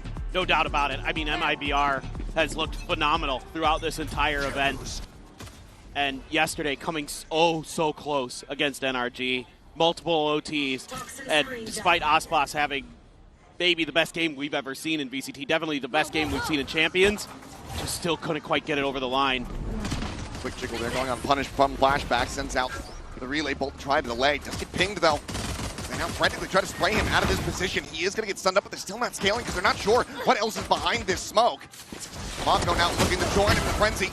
Aim is going to be broken. Mako going to be good for one, but Cortezia finds another in Bane. Manages to find himself a collapse. Inferno and Cortezia both get taken down. Suddenly player advantage here for the side of DRX with Hyunmin on the prowl, swinging it around the back, but it does get noted here. That's right, not going to be connecting. Hyunmin looking for a little bit more, but opts to back away and play this out patiently. They know that they have him boxed in. Might try to challenge him here. Still have time for a rotate. Smoke falling, Bane out in front is able to find it, and that's going to be pistol going the way of DRX. Yeah, just a kind of a wonky round here to start. MIBR gets the spot onto flashback, and they just can't commit to it before Mako's able to get there and at least bail them out. Just unbelievable for Bane there. Finds that collat, gets things started off on the right foot for DRX, who has had the America's numbers, that's for sure, but MIBR, a very different beast right now. So many talented players on this team, and we've seen what they can do on this map already. We saw them best team Heretics on it. We saw what Aspas can do once he gets that op in hand.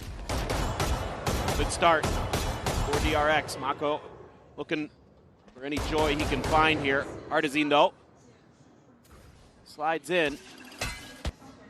Green has to back off, and it's going to be kind of an odd situation here. Nice shot from Hyunmin. Bane to follow up. Just refilling that space at top of mid. It's the catch on the lurk. A couple more players going to be going his way, given that it was the Ghost that rings out and will not be able to hold his own. Gets some damage across on Inferno, but now Mako playing point. Tries to make them back away. Paranoia going to be sent, but Aspas able to dodge it, but does take a good shot through that box. So finds himself down to 37. It's a nice read. Getting that there's at least a couple players over on to B. Let's go A. Simple. Good decision making. Good recognition of their situation. But flashback coming on in with a judge. Still has the relay bolt, still has the dash. Loses this somehow, though. It'll be a very good post-plant weapon for MIBR to try to scoop up. He's going to be rerouted, make his way through the alley. Up and over the top goes Hyunmin, hits the saturate, connecting there on Inferno. And now flashback goes to the slide in. He's going to be able to collect all three remaining players. Just Bane the fall, no weapons going to be lost there aside from the Ghost. Defuse comes in, it's a 2-0 start for DRX. Yeah, so far, you got to like what you're seeing from DRX in terms of not giving up too much easily towards MIBR, at least in an anti-eco round. Give them much hope. Yeah, Aspas good for one. Certainly the GOAT is always going to be good for one, it feels like, at the minimum. It's good for 80 yeah, yesterday. No kidding. Just unreal. Watching him, that ace in overtime was one of the greats. One of the great plays that'll live on in Valorant history for forever. Now a tough round for DRX. A rifle, a judge, a marshal, a guardian, a stinger. A lot of different variety. Want to get aggressive with that judge, but obviously MIBR knows it's there. Knows it's a consideration in this round. Oh, he's going to go sliding forward. He's going to be rewarded with one. Artisan going to be taken down. Mako on the trade, but not before he finds Shenum. So player advantage as well as that Phantom scooped up here for flashback. Puts it to use. Finding the head there. Oh, Aspas finding Verno. As it's another 3K for him. And Spike right there, straight in front of his sights. Desia able to find a one. To be the 1v4 clutch to deny this bonus conversion. Spike down, calling Bane over. Add a little bit of extra layers to protecting it. Don't have too much left here for Cortezia currently. He's taking his time, clearing angles. DRX happy to just hold one side or the other. He's been so good this event. Let's see if he's got some magic. Might have seen the arm of flashback there. Flashback also playing like he saw Cortezia. I have retrieved the spike. Spike is picked up and gets the shutdown. It's a great shot to be able to find him on the back of the slide, but Bane there is that second layer. Cannot get that transfer. The 3-0 start is DRX. Get the bonus converted. Kind of curious. You know, I thought, oh, DRX picking defender side. Well, clearly this is their more comfortable side of the map. Protocols look nice. Flashback able to find some good timings, able to win some fights out in the open. Against Verno onto Aspas. So far, so good for DRX. But absolutely MIBR can punch back. Seen it plenty. Flashback has an ult. Tezia close. His neural theft. See if that's how they want to prioritize the orbs, or thinking something a little different here. Probably Verno, but kind of depends. Freeing with some low-lying trips. And they are going to go for Cortezia. Well, they get the neural theft online. Very good to have it. They managed to take that first step towards pulling off a Thrifty. The spot and not be surprised. It's very true. Freeing It's identified back pillar. Not that that's going to be a huge shocker in some ways. He hasn't toggled his camera until now. Yeah. Sends it out. Will be cleared, but might be Art pushing forward, looking to take the space here on the site. Should be able to get a grab there, but Freeing finds a headshot. Odyssey going to be taken down as the ping reveal comes through. Freeing quickly finds himself a second kill. Now the two remaining players boxed in, low on weaponry, just as Freeing try to hold the line. Will be Freeing with a 3K of his own. Deny the thrifty attempt away. You have to like what you're seeing from DRX in terms of just not making mistakes. They're playing really clean, really solid macro and micro. You know, waiting for everybody to group up before they push around towards the front of sight. Being really patient, also hitting some really nice shots as Freeing. Finding those headshots quickly. Picks himself up a 3K on the B site. And it looks like we're going to have a quick timeout from MIBR. Wasn't sure if it was going to go in the previous round, but waiting until the next buy does come through. Fraud looking to try to right the ship here for the team. We've seen how well prepped MIBR can be when it comes down to their opponent's map picks. Have had some struggles on their own. Needs to try to turn the tides here very quickly. Well, it had to be a huge shock going into this map veto, right? The fact that DRX goes for Corrode instead of Sunset, you know, in a lot of ways. I mean, I think, you know, knowing Termi's kind of MO, he usually doesn't go for risks like that. He's usually the kind of guy who's going to just let it kind of ride what their ideas are, what their prep is. And especially with seeing Corrode previously, a lot of it from MIBR, I thought maybe they'd at least make a go of that, let it float. You know it's going to be MIBR's pick, but instead they go for the curveball, and so far it's been right on point. It's been strikes all the way. Also curious if they, once they got through the draft, anticipated Flashback playing this Neon. He's done it plenty in the past, but you might have very much thought that it was going to be just that Yoru alongside the Waylay, rather than sticking with something that's a little bit older for DRX. This is a huge round already, seemingly in this map. MIBR, let's see what they got. Aggressive push out. DRX is looking for a crunch play here. Now that the weapons are back in hand, but Hyunmin not going to be seeing much over at Tiles. Refracts back up the top mid, and MIBR very easily able to get away from the trap. Yeah, good read off the rip. MIBR doesn't give anything over and gets quite a decent amount of U-tilt. Oh. Not wide enough to be able to get the spot here on the Cortesia, and also is not toggling the camera, but now he's going to be out of line of sight of this. Spot out, but Flashback winning the fight. Plenty of damage taken. He's literally down to just double-digit HP here. 11 remaining on him. This tripwire can be jumped.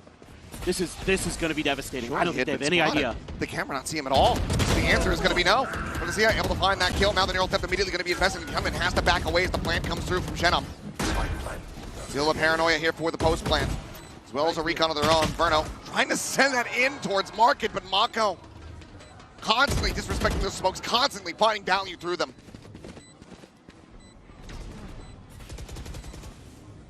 Paranoia sent out, Flashback clears the trip.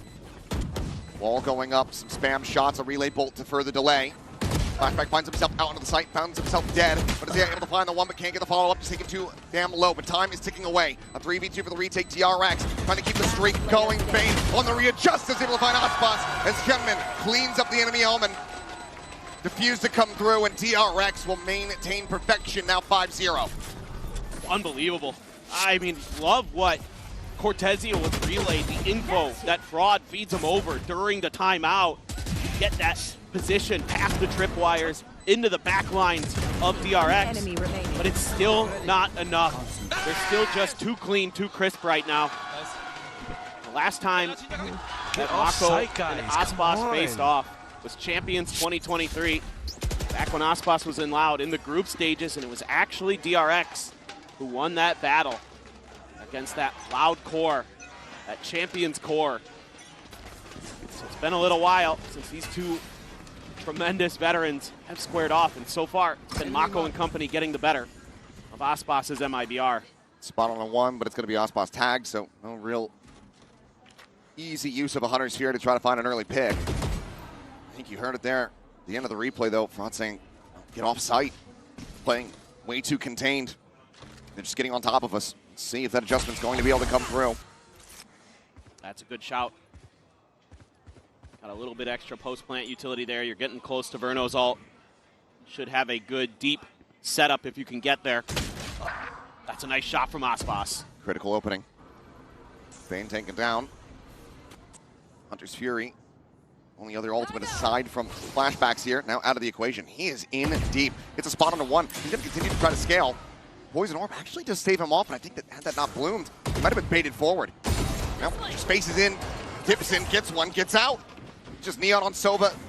Action across the map here between both sides. That eliminates the Hunter's Fury from a possibility in the round. Yes, he gets it in death. 30 seconds left. Flashback not going to be challenged on that angle just yet. Cortezia again trying to take some space and a TP over.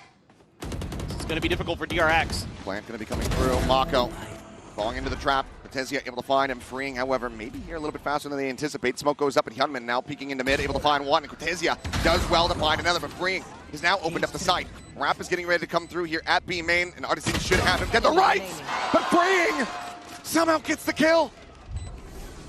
It's not planted for Cortezia, so he's got to come pushing forward, and freeing is just too fast.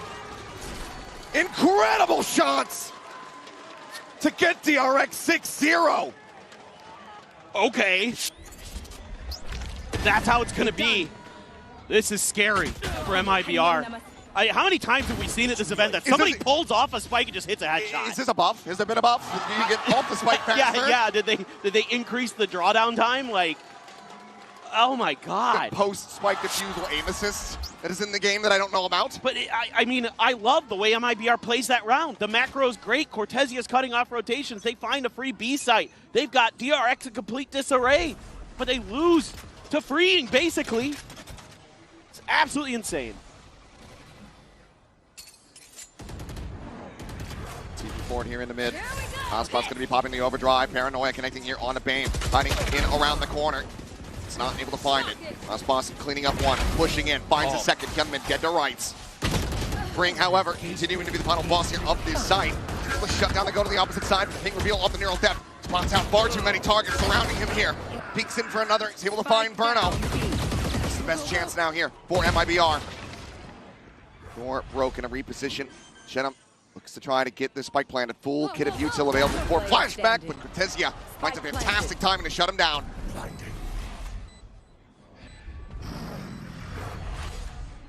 Now all on Mako's shoulders. Delivered some incredible clutches, but from this position, I just don't think he's going to be able to get it started. Shenham reading incredibly well. Not ready exactly yet. Where his opponent's going to be. Should be unwinnable. Time gone away. Mako maybe just trying to see if he can get a punish here on the economy. Will be able to find one. Looking now to just backpedal and go for the save. So MIBR at long last going to be able to get themselves here on the board in round number 7, but they are still a massive deficit to try to claw back. Yeah, and I like it from MIBR. Just go into, one of the simple plays that they have. Something you see a lot from them, obviously with different agents, but with the Waylay instead of the Neon, the Paranoia. Do a quick push up from Aspas, and this time he's got the overdrive. Rocking and rolling. Great setup for him. Great relay bolt to get the second. Couldn't get any further. However, this time around, able to hold the post plant quite nicely. And that's huge. So honestly, I think MIBR playing a decent macro game. They're getting beat. Some of the contact plays, something that they have generally been really, really good at this event. Aspas going in for a check, but yeah, it's going to be Odyssey now taking down the Hunter's Fury coming across as well here from Bane. Looking for a punish, but looking everyone able to get out wide away from it for the overdrive. Can't quite find the kill there on Aspas, but puts him down to 43. 3v3 now. The dust does get settled. An ult expended. No avail here for DRX. They're going to pump the brakes and look to go ahead and re-clear back over towards A main. Yeah. Mako got a little bit deeper. Sets up that one way to maybe try to bait them forward. Just depends. They read this or not. DRX trying to close. Freeing. This continues to be on one. Double stack setup. Smoke going to be recycled. And Mako gets a fadeaway shot. Bans the second layer. Swings in to finish the job. They open the door for a brief little moment for one singular round, but now they slam it right back in MIBR's face as DRX guarantee themselves a lead at the half. It's just a set play off the rip. They've got the Hunter's Fury. They've got the overdrive. And somehow, Flashback hits an unbelievable sliding shot to open things up as well. That's just classic DRX. Those set plays.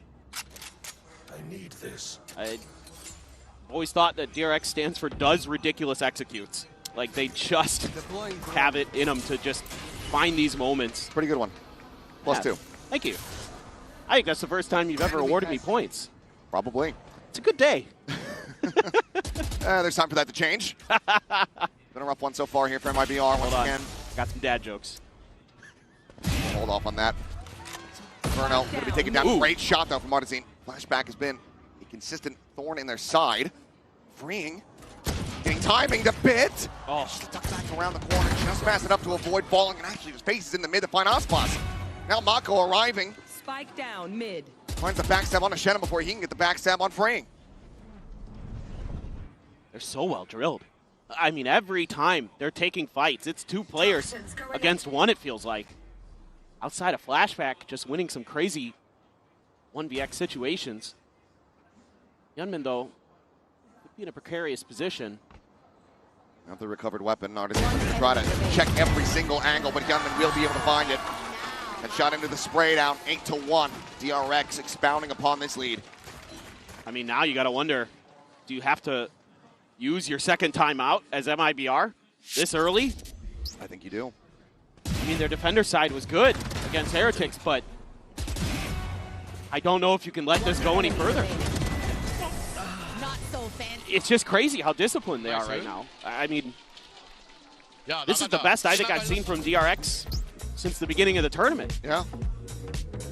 It's looking very clean, so in fact, that second timeout does have to come through. It's just too much of a deficit.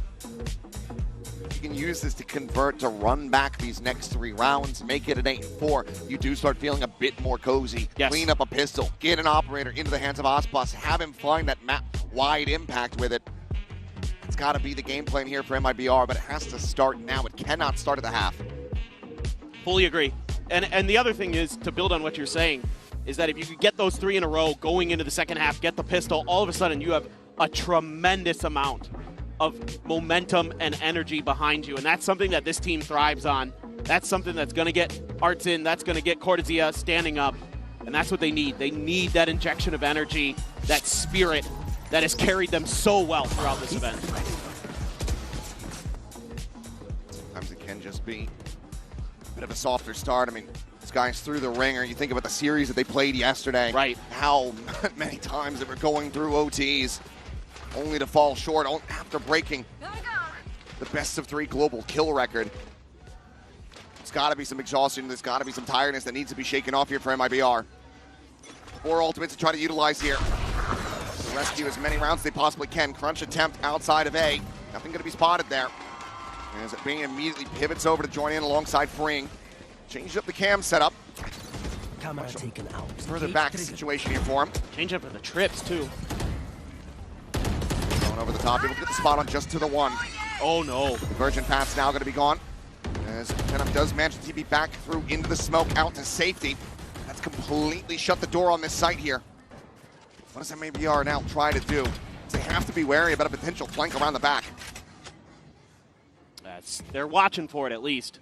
Artsin is ready. Oh, and Freeing is just facing forward for free. Huge shot. That's really big.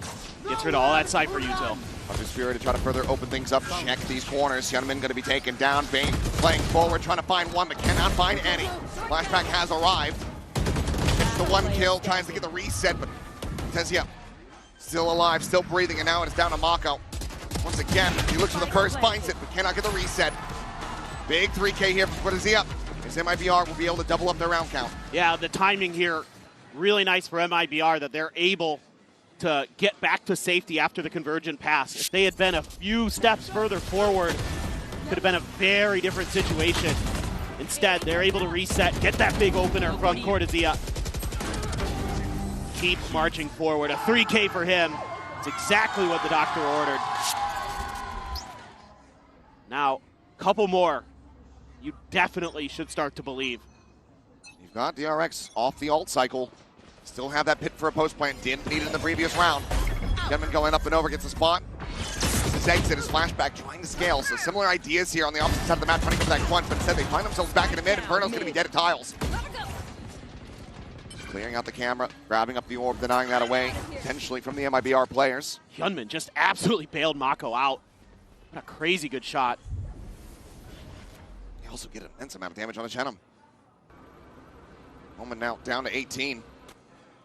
Drone not going to be able to check in the mid, so Artesian and Aspas unscouted for now, but suspicions certainly aroused here from the side of DRX. As the wide swing comes through. Crossfire set up, Bane able to find the one, but Aspas doing well to get the reset, find that kill, but flashback still here. Spike stuck inside of B main. There's no health really remaining on this. Aspas needs to come to the rescue. Never mind. Gentlemen just find the headshot. And now a 2v1. Tap the spike. The first one found. Mako has fallen. Now just down to freeing. Hasn't retapped it. Staring in towards main. Freeing. Just back behind the box here in the corner of Mark, and as that smoke dissipates, Chenem has to lend credence to this angle. He's going to end up out into the open, and Freeing can easily collect. No consecutive round wins to be found here in the half. DRX, and once again, looking at a 10-2. It's just impressive how quick DRX is able to find these first kills and then just reset, go back into some defaults, hold the line. You know, some good trades here and there. Zenom doing everything he could in this round. Played it magnificently with 18 HP, but it just wasn't quite enough. Could be a 9-3. MIBR. Love to believe in curses if they can get this to go. Like maybe a play for the orb. If you can get that, Aspas can get the ult online, potentially pass that Vandal over. For now, has been able to dodge out the utility. Seems like he doesn't have any interest in this at all. Mako on the spot check. We'll see plenty of players, and here we go. Will be the overdrive picked up. Hasn't passed it over, now does so. Stinger going to be in behind this one as Artesian does get the Vandal. Look at this, all of DRX is here though. They're going to challenge. They might swing in. It's likely about to get very messy as the Saturate goes in, but flashback, the first one to fall, the overdrive now going to be hopped, and Aspas immediately able to find Bane. Relay bolt connecting Hyunmin, trying to escape, tucks in behind the box. Mako at distance, able to find the kill there, but gets Bing revealed and taken down by Chenem. Freeing running out of bullets, has to tuck back there at Street. Hyunmin clearing out the recon, and Chenem shuts him down. To clear the cam, and Freeing now having to do it all. Two players in around the back of sight, the drone forces him back away. Gets a final spot as well as the reveal. Gets tagged down to 56. Beautiful work there with the smoke in conjunction. Should be round in the bag here for the side of MIBR.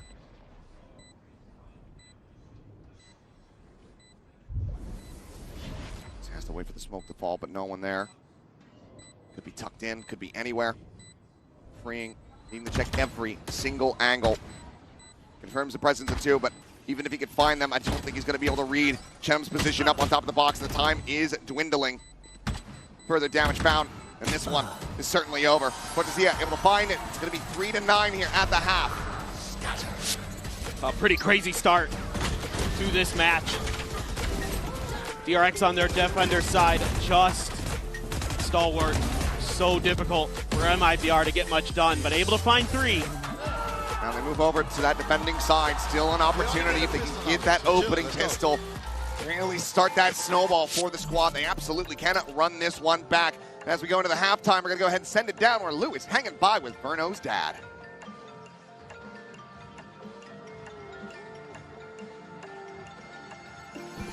Et j'ai un papa stressé, mais un papa très fier à mes côtés aux arènes. Trey, Verno's dad, just joined me for an interview. So Trey, the first thing I wanted to ask you is, we've seen your son taking the IGL responsibilities recently with MIBR. So did he always have that, you know, big brain, mastermind energy, let's say, back then?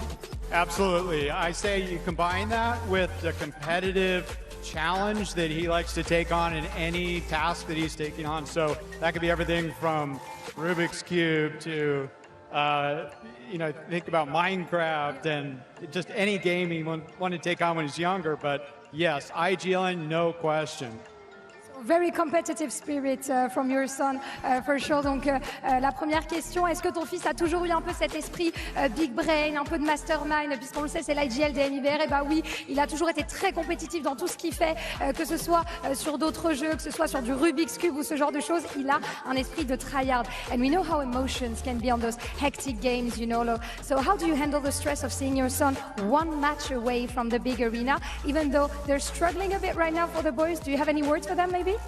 I do. I've got two things. One, they accepted him on the team. I mean, this was a new country, new team, new language, and the best compliment he received was, "You're almost Brazilian." So this is a team that's here to win. Good luck, guys. Vamos, Brazil.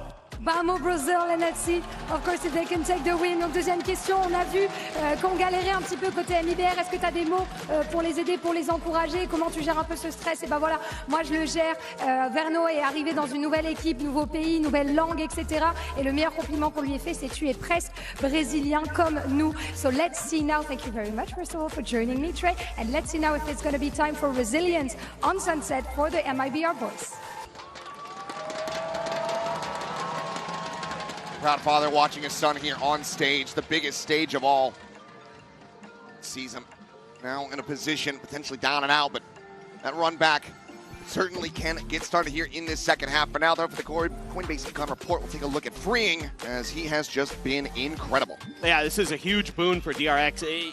Freeing hasn't had the greatest tournament. This isn't Taeho Freeing. This isn't, kickoff into Bangkok Freeing that we've seen in the last couple of iterations of DRX this year.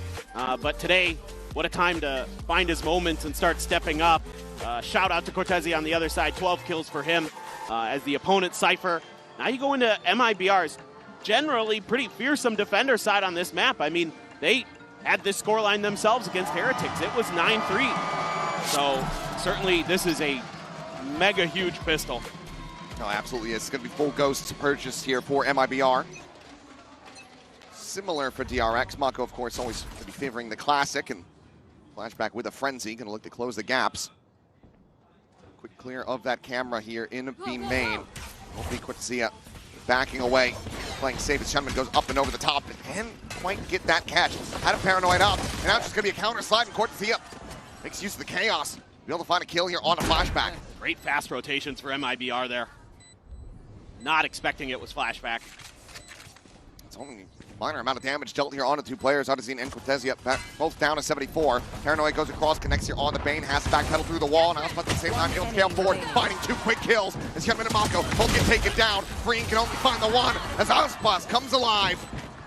The much-needed pistol collected at MIBR.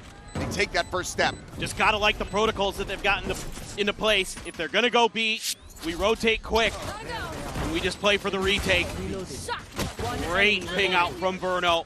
Continues to be stellar with the Sova util. And just beautiful. Only losing, I think, one player there throughout the chaos. They get to come in to this anti-eco. Some pretty fearsome firepower. Rifle for Aspas. Cortezia with the Guardian.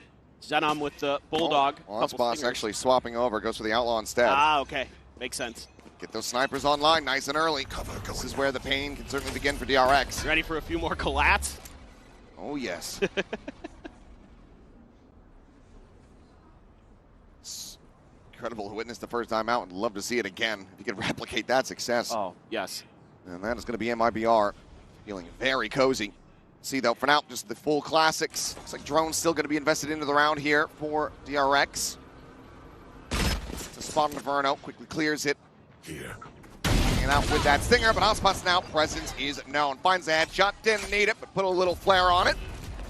Takes down Freeing for a little bit more and will be rewarded. Flashback now dead, Spike stranded. It's another 3K with just Mako to fall. Verno cleans it up, and it's a flawless anti-eco from the side of MIBR to really jumpstart the engine. Exactly what they needed.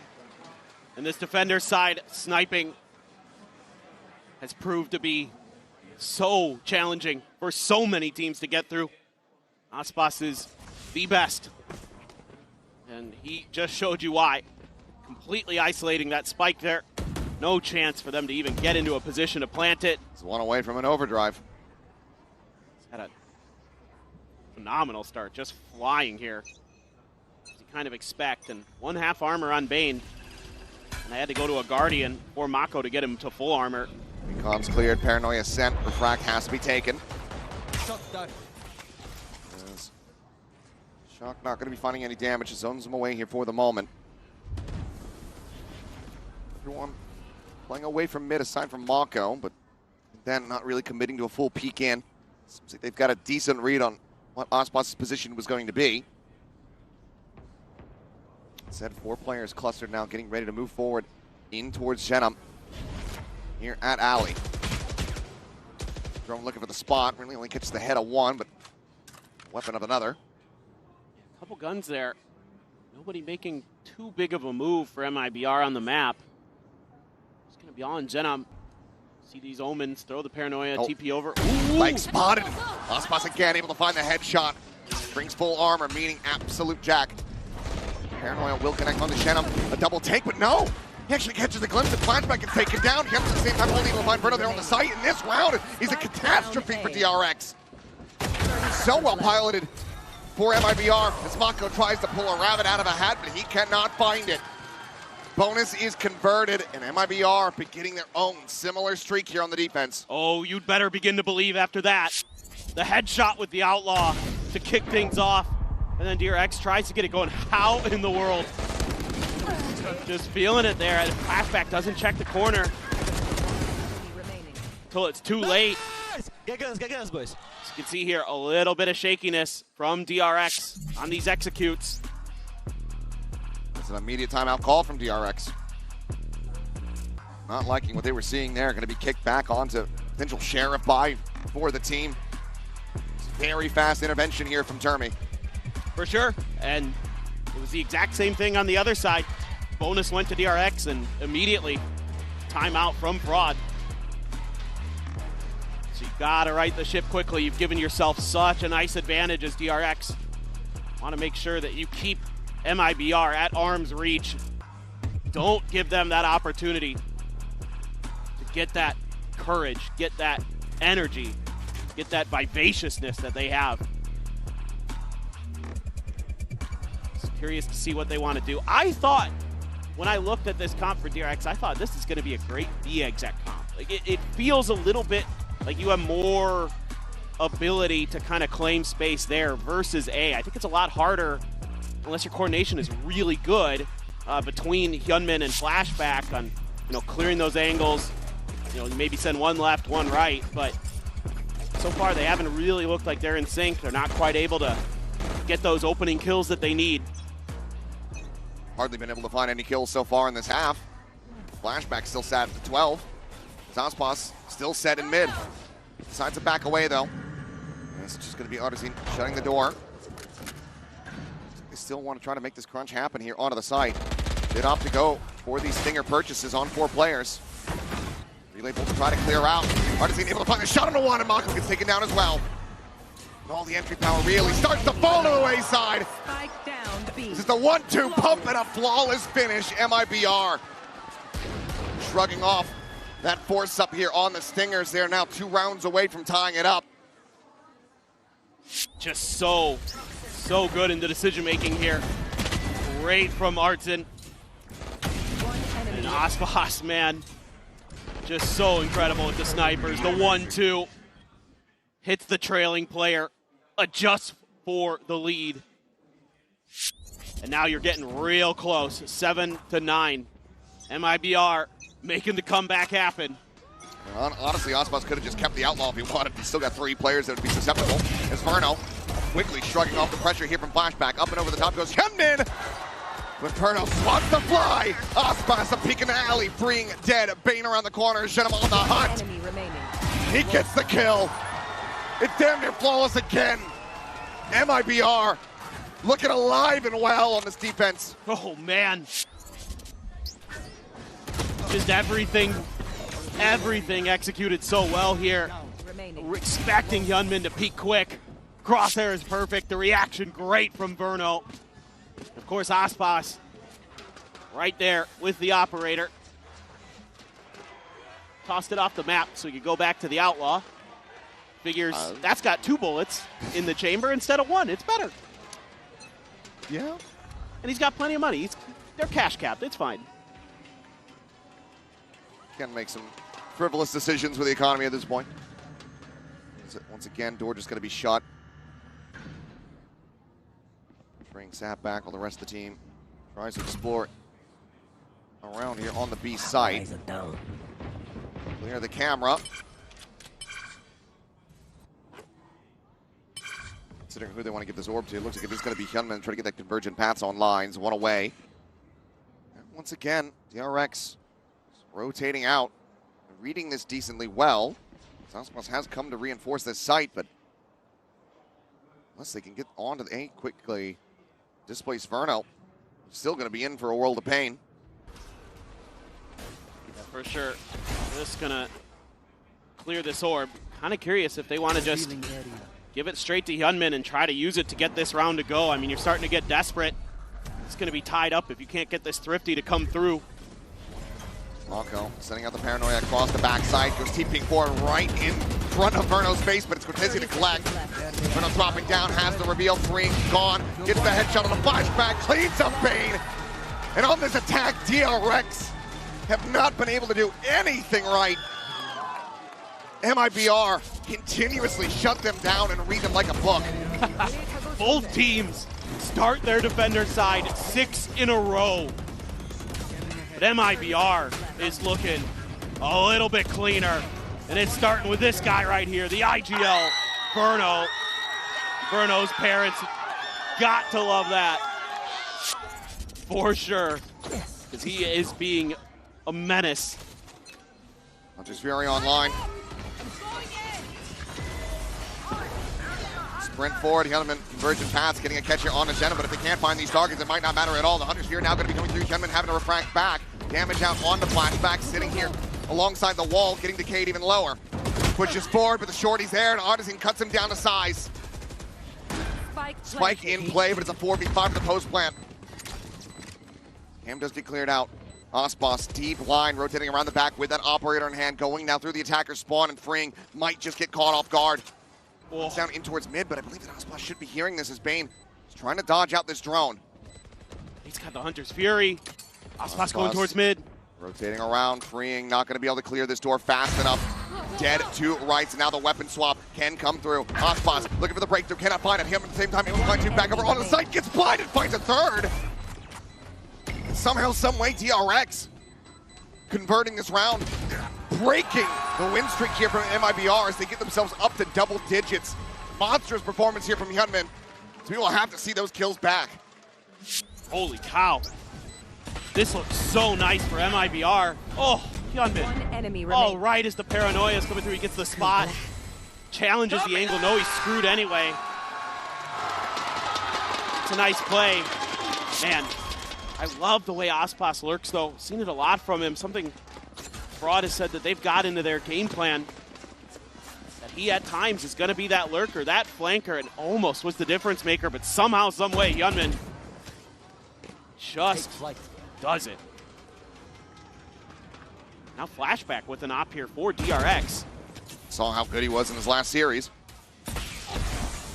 From the attack, certainly a big change-up, but all players now from DRX clustered here. Artisan, forward committed position. Smoke up onto Market.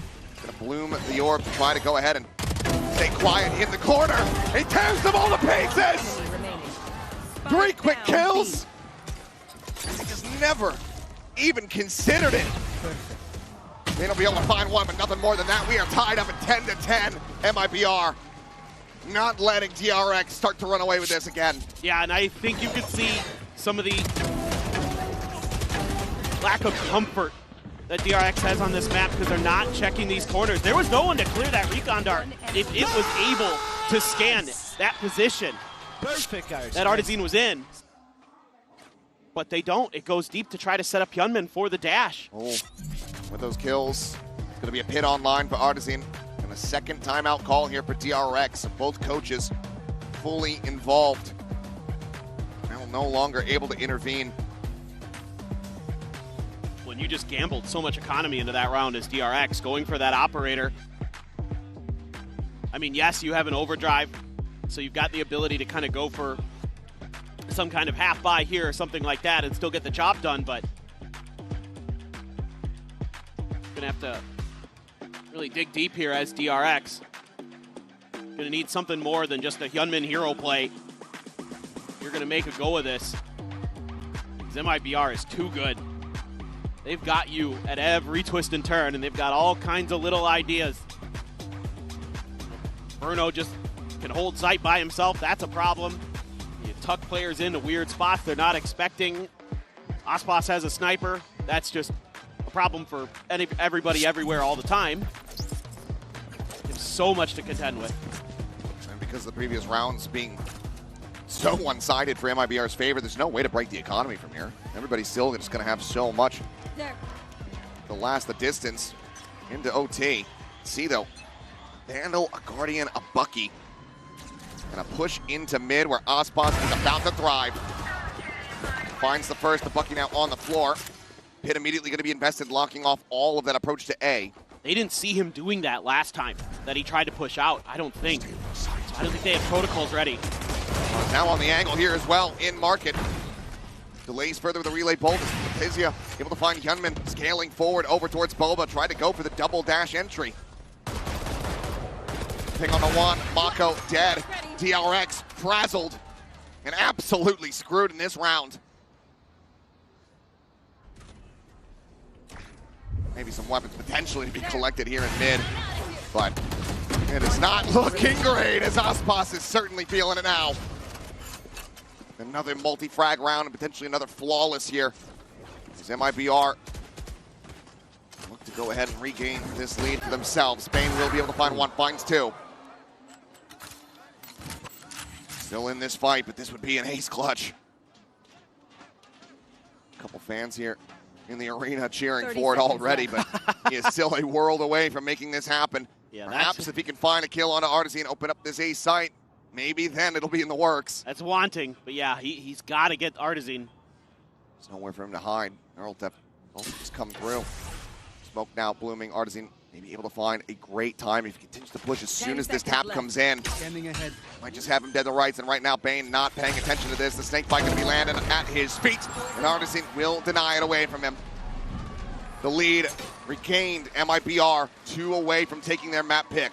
Yeah, these defensive side protocols, so strong, but it's just this aggressive push up ahead of the smoke. PRX doesn't have something to try to break that angle, whether it be something from the Sova, deep pieces of util. So Aspas just happy to take that. Reading that Freeing was going to go for the gun, just shuts him down with the shorty, and you couldn't even get the overdrive into play in that round. Just gets knocked out right off the rip. Let's see what DRX wants to do. 3 ultimates to try to utilize. There's a big reveal as Shadow frantically trying to find this damage. Inferno quickly scaling forward in behind him, and no one's paying attention. He's just running at him, and he's mowing them down one after the other. Already DRX sent reeling Bane down to 9 health. And every single time they try to go for a strategy, MIBR, they just disrespect it. Bane gets cut in half. Double stack here to watch over towards top mid. Cortesiak can quickly counter swing out. Should Freeing be able to find one. We'll smoke the angle. There's a push in. Freeing is just not ready for it at all. Clean from Artisan as MIBR get up to map point. I mean, they've just got such great reads on the timings here. The reinforcements from DRX are completely cut off. They just don't push forward for some reason. Not sure what is going on there. Your 2 duelists are left on an island, and they don't. Yeah, like they don't have an ear. No. You can't hear them coming. Yeah, yeah.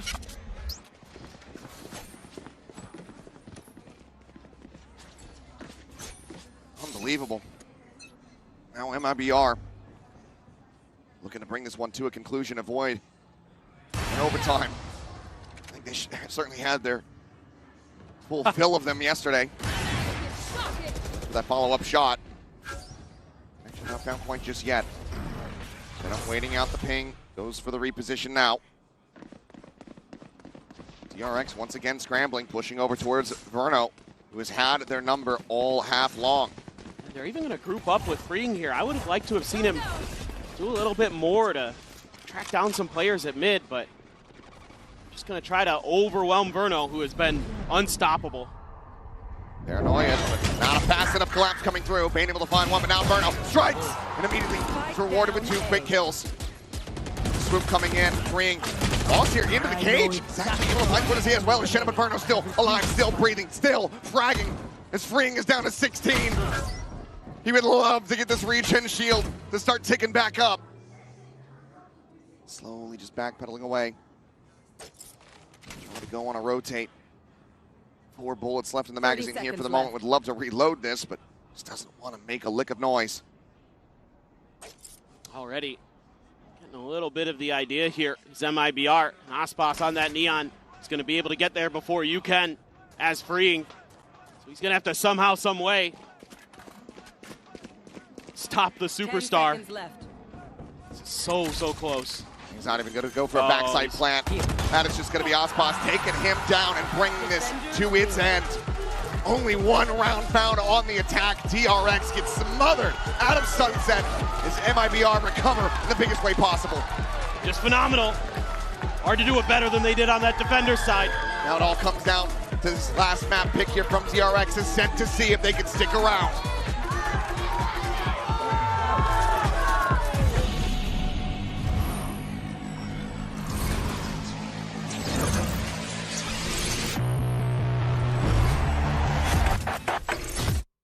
Got the new iPhone 17 Pro, and Verizon picked up the tab. No way. That's me. Handsome and hilarious. It's a rare combo. New and existing customers can get the new iPhone 17 Pro on us, on the best 5G network. I mean, where else would I get it, right? Esports World Cup, where we are starting off with VALORANT. If you want to win, you have to win against the best. So looking for revenge.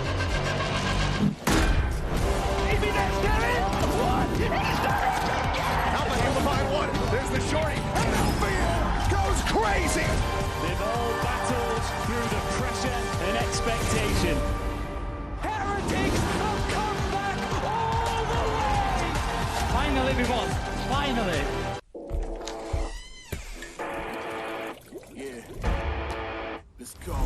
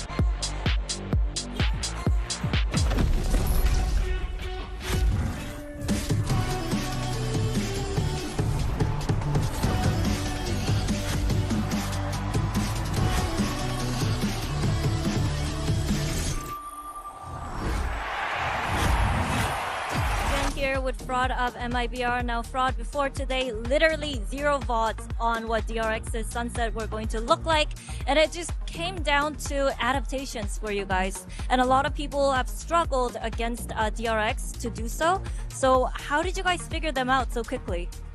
Well, we really didn't. On our attack, we played pretty poorly. I had to waste both pauses to try and get us back in the game. Had to adapt. They're a very good team.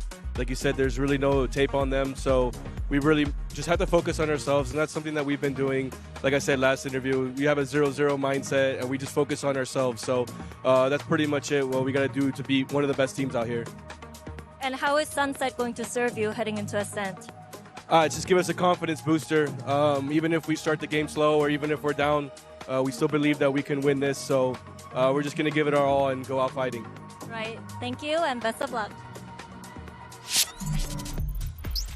And Coach Fraud said it there, courtesy of Jen, right? They believed in themselves, and they sure did on that defensive side. He came back, picked up the win, and that, again, I thought that this was a shoo-in for DRX. So confident, but then, Bea, you just started to see round after round, MIBR were putting it together. Oh my God, so many things happened this game. Okay, first of all, this is not the first time that we see DRX losing after having a massive advantage, finishing up the half 9-3, and then going into an attack where they do not get a single opener. We saw this executes coming into fruition, even getting the spike down in some of the occasions, very little, but every single time MIBR just stopped them in their tracks. Sometimes it was Aspas on mid, not being contested. Where is the drone? Please, it's Aspas with an operator. Also, we need to force him out somehow. The jump spots being missing as well, just their eco rounds, they would contact into angles. It was pretty atrocious, but the final boss, I mean, he's feasted as a result of it.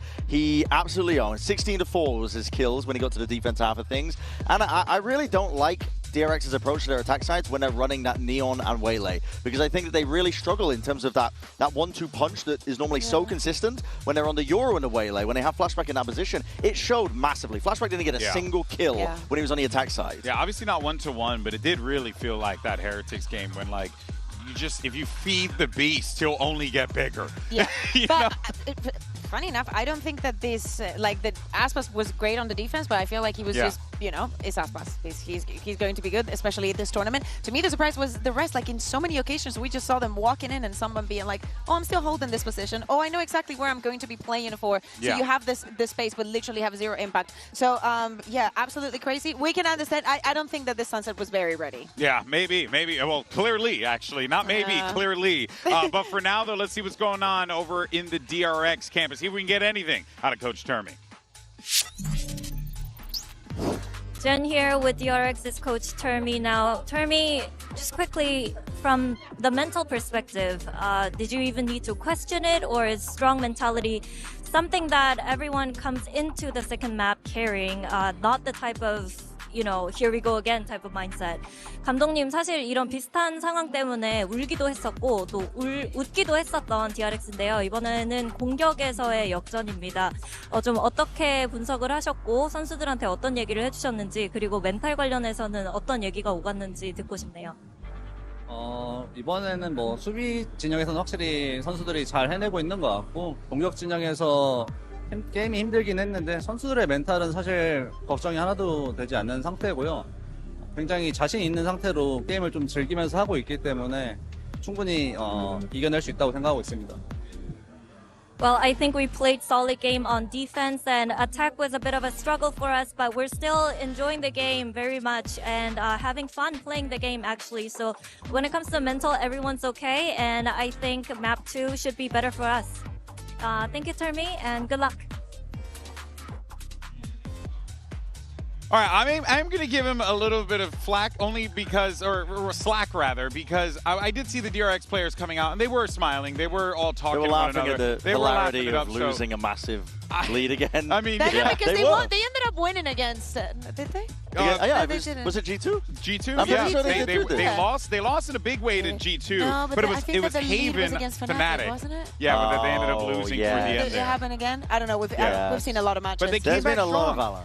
But they came back Valorant. strong on Ascent against Fnatic. So, you know, like this is clearly something that like is an issue for DRX. They need to be able to button those things up early on, and you can't lean on those situations where you're like, well, at least we got Ascent coming up, boys. You have Ascent coming up, and it's a map that MIBR has not won this entire year. Yeah. So that is a great prospect I guess for them. it is, yeah, you're but right. maybe they bring something different here at Champs, and it is going to be different. Cortesia is going to be moving on to the Vice. I believe this is something that they tried a little bit also with the Tejo back earlier in the year, but not exactly this one.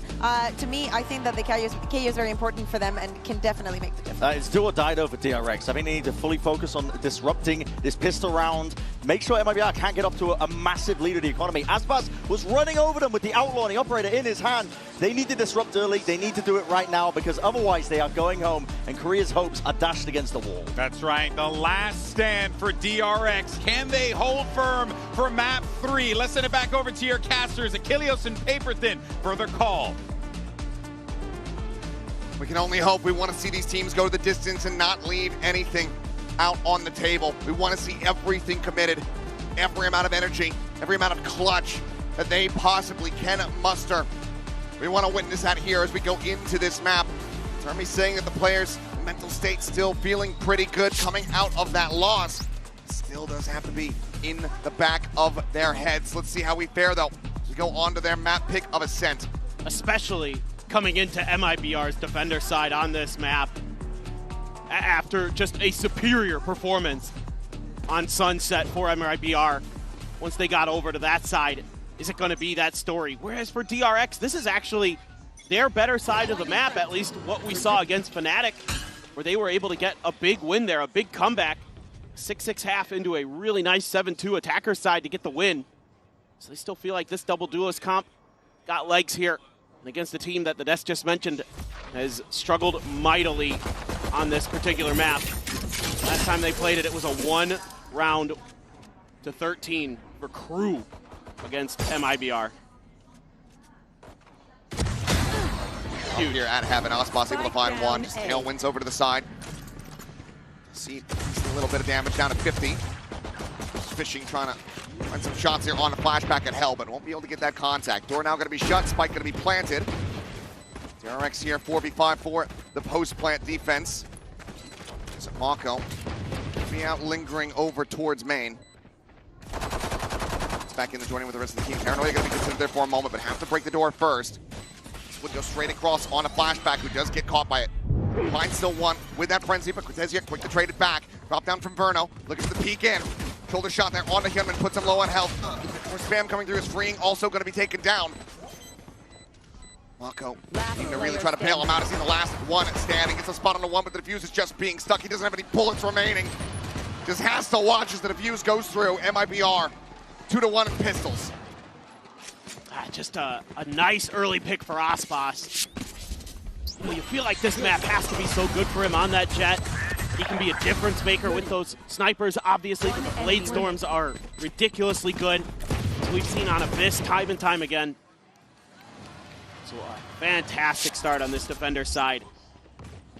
DRX there in that post plant just never felt comfortable, and some nice little peeks around the corners of those players in Hell to get them weak, to make that just so difficult.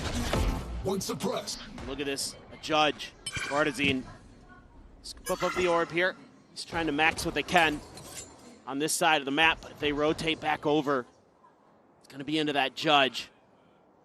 And you don't have anything unless You wait for Bane's recon dart to come up before you clear that corner. Worth noting, though, of course, Mako saving armor, not having gone down in the previous. And it's going to be a couple hundred behind the rest of the teammates. It's freeing, picked. Outlaw continuing to be a thorn in the side here for all of the teams that go up against MIBR. Now, look at join that. We'll be able to quickly clean up two here for Artisan as Verno gets the ping reveal, swings the corner, Stinger in hand. Will sim to begin, but we'll be able to find the finisher now. Spike down.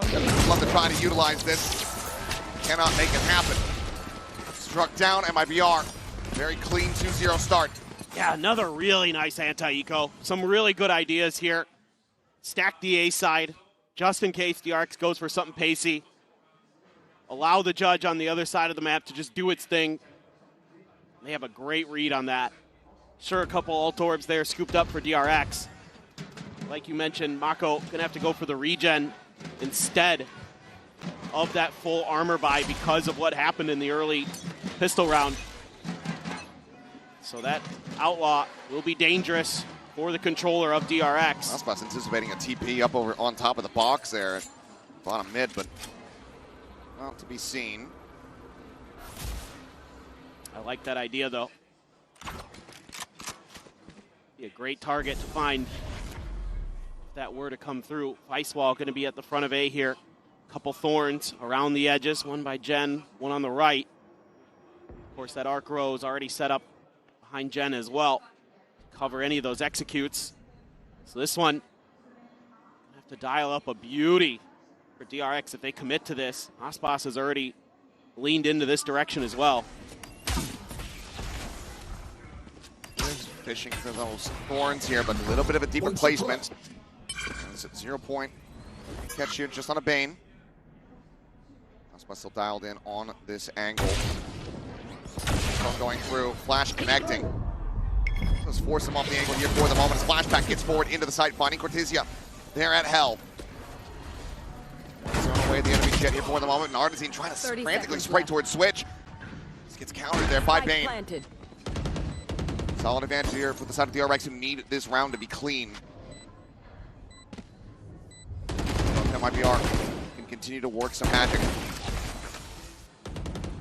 Freeing on the flank, Verno on the check. Reads it incredibly well and does narrowly win that fight. Down to 5 health. One player fallen. Maybe looking for a little bit more. It's Paranoia. Go across and connect onto a few. Catches onto 2. Mako tucked in behind Dice. Bane baiting out the shots here from the Outlaw. Verno still able to find some value. Cleans up Hyunmin, cleans up Flashback suddenly. It's damn costly. Supposed to come in, and Aspas to clean him up. Cannot get the defuse around, it's still PRX's. But MIBR makes sure they keep nothing going into round number 4. Oh, the economic damage here is destructive for PRX. I mean, what great contain. Good idea on the entry. Able to buy time past all that Vice util. Get in there, get the plant down, but man, oh man, Verno. He is absolutely frying. Aspas at the moment, 6-0 operator in hand going into round 4. Take a look at the buy here from PRX. It's not too much behind this. Granted, yes, the Guardian shots can come through, can be very deadly. Have they bought up for this? Also smoke off the angle as the drone is going through. Attempt at getting a stray shot in, but ultimately not going to be able to really confirm the position of Aspas with the operator. Trying to send out a little bit of misinformation there towards mid. It's a matter of if Aspas can hit the shot here against Flashback if he challenges that. PRX has that small layer of Vice util there. They're just gonna mess with tapping the orb, seeing if there's gonna be any response from Verno. That Sova util. Not yet. Guard out, he tucks back into sight, able to avoid this. Flashback looking for the entry, but only finds death. Aspas happy to greet him with that one. As Cortezia able to hold his own for another kill as Mako gets taken down. Been able to trade it back, but Verno still saddled here at backside. Guardian going to be scooped up, freeing, able to find one. Venom does end up falling, and Hyunmin, did he get the spot? Seems the answer is yes, but he cannot kill Verno. Bane will try, he will fail, as will freeing. A 3K in 3 rounds. MIBR still in control. The man is a wall right now. Bruno absolutely just crushing DRX every time they try to get into his sight. Time and time again. Absolutely nasty. And now you got to be kind of questioning here. DRX forced bot into that round. The economy's going to suffer mightily. They're going to fall even further behind. They'll be coming into alt cycles, but so will MIBR potentially. King reveal, looking to try to clean him up, and Ospas has his back. Scopes in, looking for a little bit more, but it's going to be Genom able to collect 2 kills. He's got 2 basically stranded. Cloudburst to come down, but Ospas not to reposition. Hunter's Fury coming in. Bane does manage to get in on top of him with that judge in hand. Bruno looking for a kill, but instead just gets pulses, but look at the health on Bane and freeing. A 2v2, yes. The plant to come through, you would suspect, but not much HP to try to make a go of this. Already Bruno starting to break down the door. Spike now being planted just under heaven. Gonna try to play back. So much util here. Both players dead to a shock dart. Yeah, even this might just end up being a little bit of a risk just because of that fact. Steel guard and just forcing down a classics perhaps. Cortezia will have one in hand, but Bruno's able to avoid it. Standing ahead. You said a well-placed shock dart. He's still suspicious of this held position. Could just be their undoing. Bane needing to find this, and he has. It's free. Instantaneous with a shot on a Cortezia. Somehow they manage to pull off the MasterCard Thrifty. That's just crazy. This is just MIBR thinking they're going to go for the fight. Mako's just bounding forward with a classic. Finds a kill, and they're able to keep Ospas pinned there into Wine. That could be a little bit of wind in the sails here for DRX. They've got a bunch of ults ready. Ospas just going to go for the blades, it looks like. Wants to save up. Try and get into another op as soon as possible. Again, looking for that box TP. Doesn't look like that's something that DRX wants to dig into just yet. Quick little dimensional drift here. Flashback. Going to be shot. Spots 1, spots 2. Reposition there from Genom. Makes his exit. Trying to play off that ping. Gets a little bit of damage in, but cannot find much more than that. Pulse going to be connecting from the Hunter's Fury, but kill not to be found. Plenty of damage going to be dealt, but so far, still going to be 5 steady here for MIBR as they get ready to try to go on the retake. Got to look for that late lurk from freeing. Artisan can get in there. Oh, the convergent pass right on top of MIBR here. Late being the key word, though. He is still a world away, just now starting to inch his way in towards mid. Fragment going to be sent, gentlemen. Needing a couple pumps of that nade. Steel Garden does come through. Paranoia finding a timing. Mako able to stave off Cortezia for it now. The drop down coming in. Gentleman just doesn't have the weapon out to try to bail him out, but it's still going to be good. They find the kill on Artisan. Genom finding one. Verno dead, and now it's just going to be the retreat here from the Omen of MIBR. DRX able to take the guns out of his hands. They tie things 3-3. Yeah, this is a really nice setup for the post plant. That convergent path, just making a muck of things. Couldn't get it really to find as much value on Sunset, but here, it's a beautiful one, and freeing, able to bide his time. I think understanding that you might see that Steel Garden. Wanted to make sure that he was going to wait that ult out. I love the trust there from Yunmin. Let his teammates deal with the dash in from Ospas. Freeing's going to grab an Outlaw, go up against this weak purchase. Ospas, a Guardian, and light armor. A lot of ults had to be used there, though, for DRX.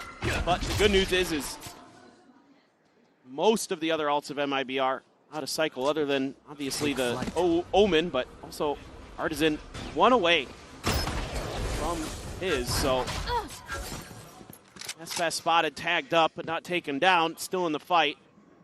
Shot here goes wide from freeing. He's in trouble. Oh, he absolutely is, and he still takes one down with him.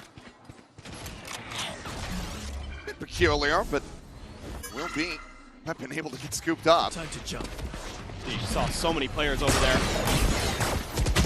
Artisan frantically trying to backpedal, and he was praying that that was going to be a clone. But Flashback is there in the smoke, coming up with the kill. So now Ospas Swinging all the way around through the spawn. Watching it from Bane. Nice. Planted.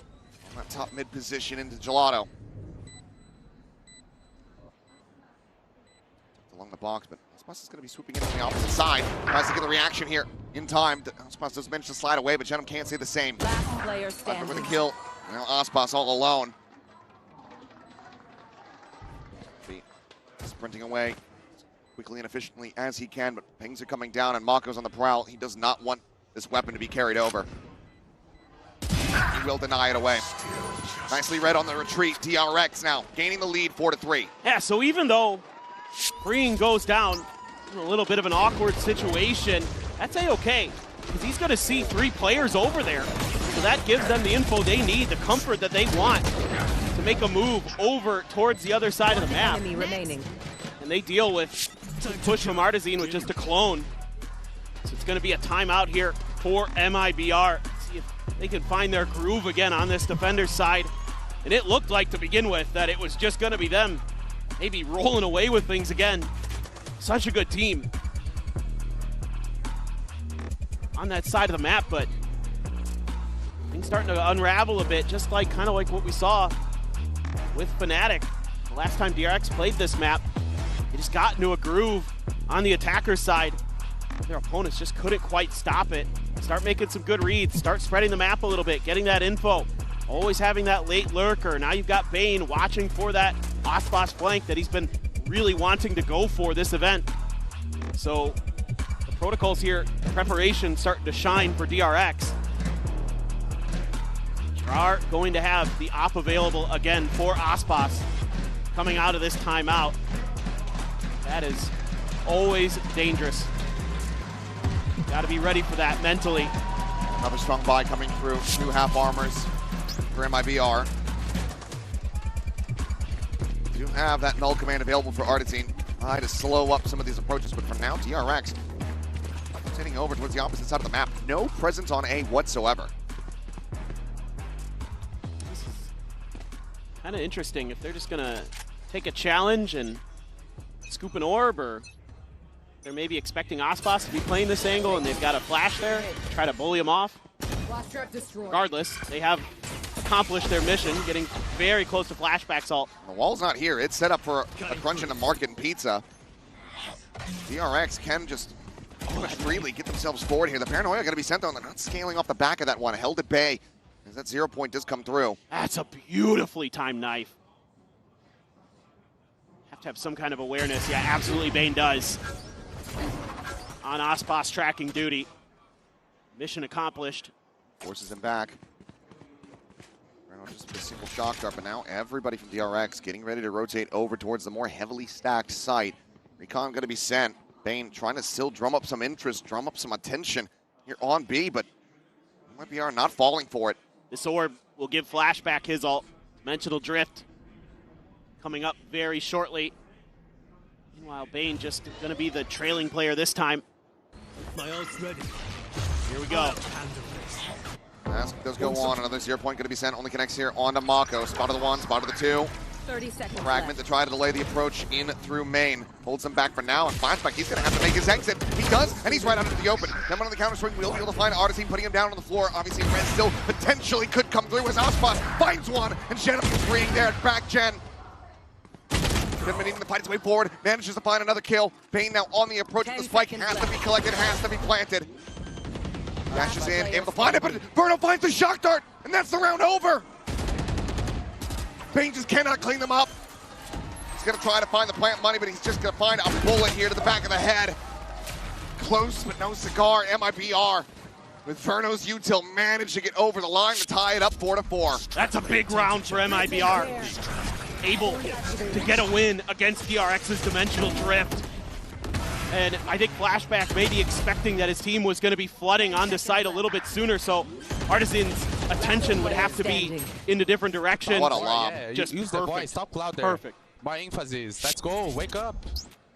Spaz trying to rally the troops here. Kind of ironic, Mr. Sleepy himself saying wake up. Just joking. Micro does sleep. Here he goes again. Aspas finds the collab. It's both duelists. Goes for another peek, but it's going to be Cortezia able to find that third kill. Bane gets a trade back. Tuck under. This might be completely unexpected, and it is. Aspas just sliding underneath the door like he's Indiana Jones. Verno will be there for the cleanup.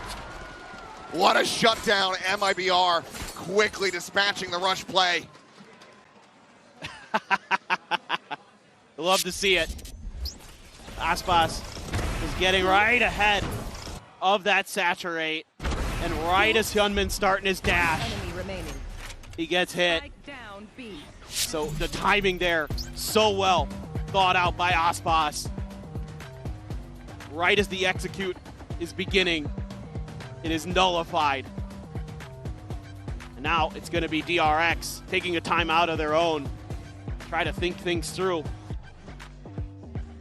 I mean, I think for me, for DRX, the rounds where they're kind of messing with the map a little bit look a little bit better, where they're kind of spreading and, you know, kind of flirting with one side versus the other, playing for some orbs. You're going to be able to get freeing and potentially Hyunmin's ults available if you can snag up both orbs early. So this is a good round to take a timeout and really talk about how you can get some value out of those, because you don't want to squander another one like you did with Flashback's ult. Just do the best you can to mitigate Aspas's damage. He's got 12 kills already, and kind of wondering, you know, how much does he have left in the tank after yesterday? Still plenty. Oh, yeah. He is a bottomless well. Just a source of infinite energy here. Aspas going to try to guide them in towards an advantaged half. DRX not far behind. Just the one round separating here for now, but like you said, they're trying to go for these set executes, these fast hits. It has been not going the greatest for them, but it looks like they might just have another one here. Aspas once again going to get tucked in over at wide. Not this time, ends up going wide, but Artisan covering fire, able to find one. Hyunmin stuck into the corner, forced down into the open where Aspas can collect, and just like that, they've been shut down. Just beautiful there, the coordination. Able to do much better than they did against the Nico earlier. This time it's just a little bit of a delay from Artisan before he takes that swing. Yeah. Now this wall continuously set up to try to cut off the crunch into market. Will be noted. Have to be a 3-2-1 go. Freeing. A nice shot, able to take down Artisan over here towards the spawn. Aspas now getting ready to go on the flank and flashback on a peak. Down the alley.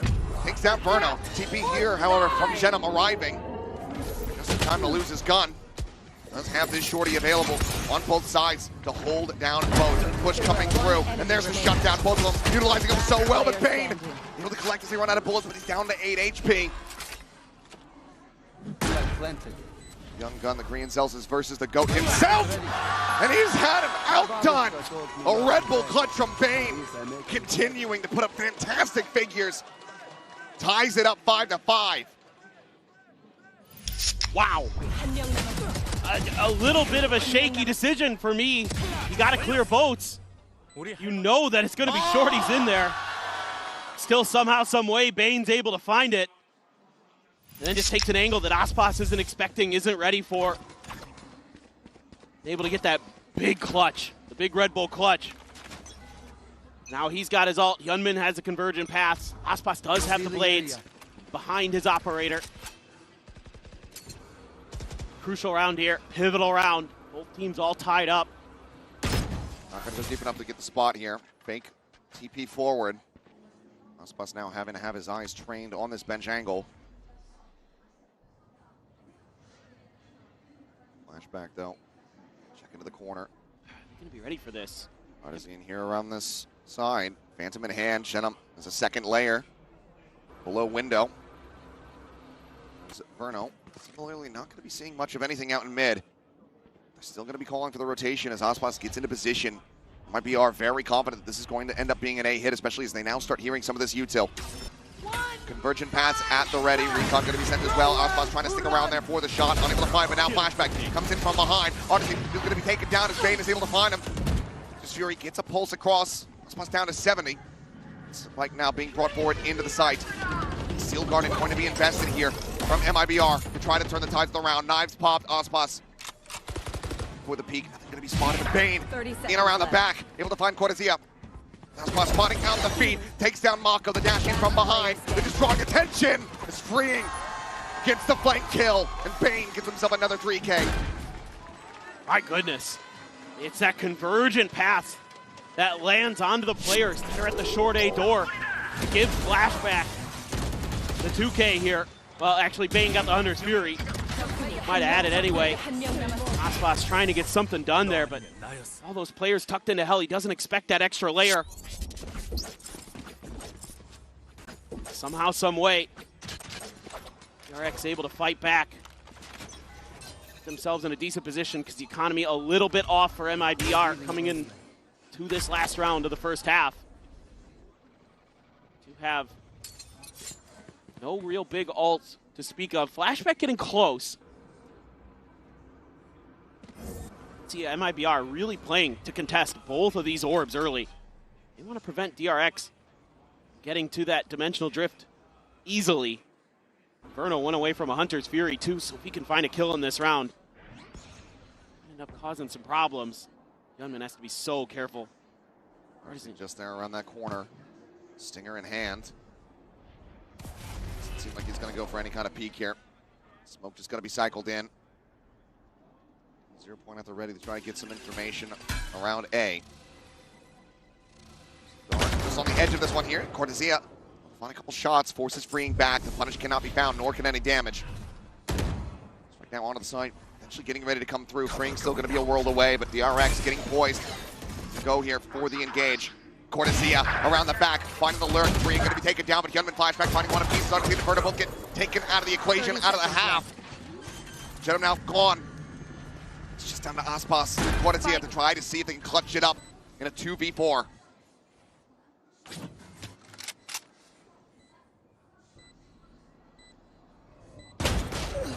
Oh. First, Hyunmin gone, Bane low on health. Any lick of damage, and he will be dead. In around the top, spots the head, so can't quite line up the shot here. Aspas shall fall. Presence is known, noted. Between a rock and a hard place, Cortezia being the 1v3, but the time is just not going to be on his side. DRX should have this round slated, as it's a clean tap, but he just does not have the time available. Cleans up another, can play for potentially an ace. He's trying to find it, but he cannot. DRX 7-5. Pretty solid half for both teams, but DRX's attack side on Ascent continues to be just a bit better than their opponents. It's crazy from Hyunmin. Flashback as well. By very narrow margins, we're going to go to a quick little halftime break, and when we come back, we'll see if MIBR can close this out.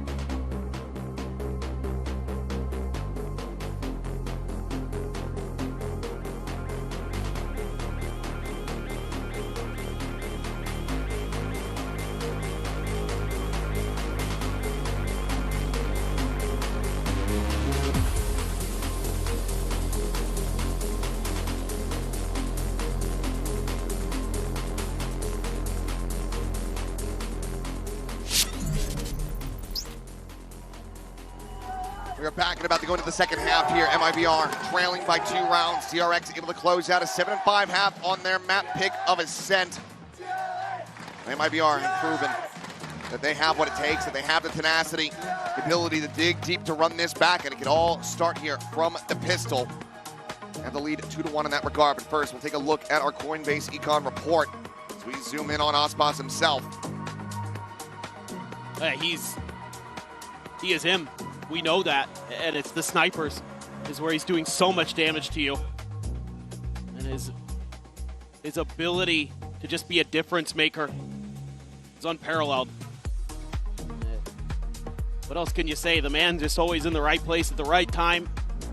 You know, some of those aggressive line pushes backed up by Artazine that really slowed up DRX on a couple of those rounds.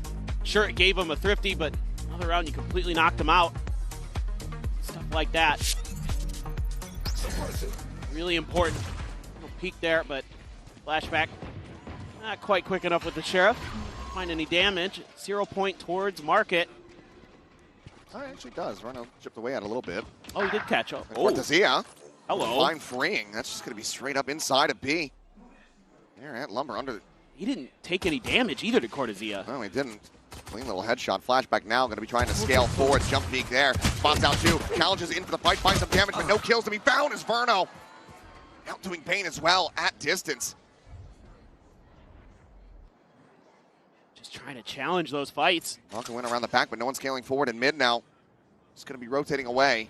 Well, he's not really trained on this position, but with just the classic. Going to try to find some value. Doesn't manage to get one. Mazine taken down. Gunman arrives. He catches. Mindful there. Multiple players, but gets a quick headshot on Aspas. Takes a bunch of damage with the 3 remaining players now here for MIBR. All fairly healthy. Spike planted. The smoke blooming, but Shenna so damn fast on the draw. The kill is found. The recon needing to be avoided. Mako, since upgraded to a ghost, needs to go absolutely nuclear. Paranoia close, could do it. Not even going to go for it here. Counter swing, the jump. Verno able to shut it down. 3-1 in pistols. Now MIBR 1 round away from tying things up yet again. Their stellar run on pistols just continues. Cortezia getting a great read on the freeing there. And winning this battle out in the mid. I mean, suppose you could say, oh, DRX, they've got the confidence to go for these fights, but MIBR so good in those moments. That's a massive pistol win for them. Oh, DRX. Just gonna gamble stack onto B. But this is seemingly a mid look for MIBR. Push out, at least gonna claim a prize in an orb. Cortezia, just a ghost. Has the wall tripped, so at least messing with their heads a little bit, our DRX. Right here. Let's see if they can close this out, but MIBR still leaning in towards mid to B, and that's where the bulk of DRX's forces are. Sure, it's just classics, but... Bane on the check, able to see at least Artazine there. Spawn's continuing to push. He's going all the way into spawn. There he is. That teleport gets taken. He's lurking. Yeah, flashback dead, but yeah, Aspas fully on this lurk. Hasn't spotted anything yet. Might call him over. This could be a great read. Stepping towards window, a drone over the top of Verno.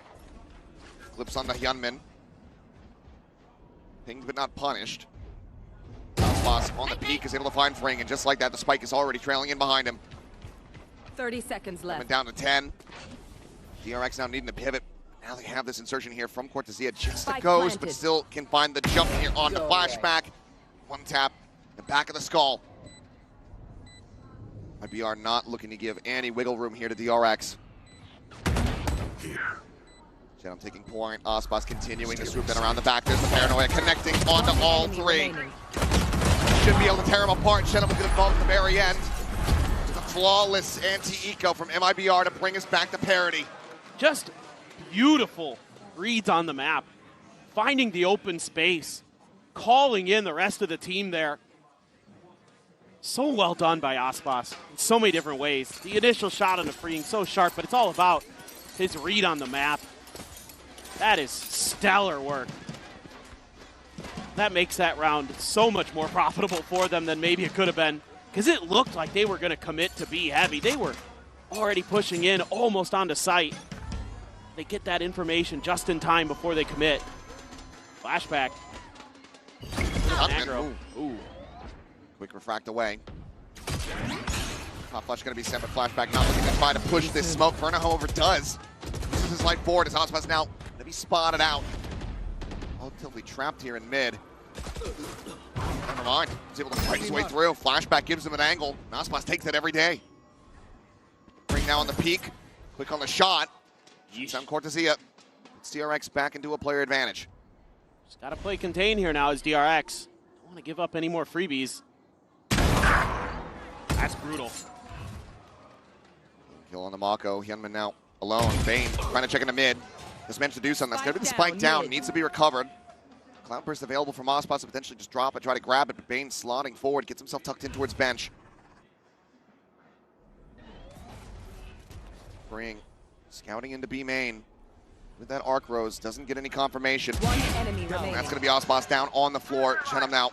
Last one to try to see if he can find some further damage, and he shall. Hyunmin 30 seconds left. taken out. 30 seconds to maybe try to play around with this.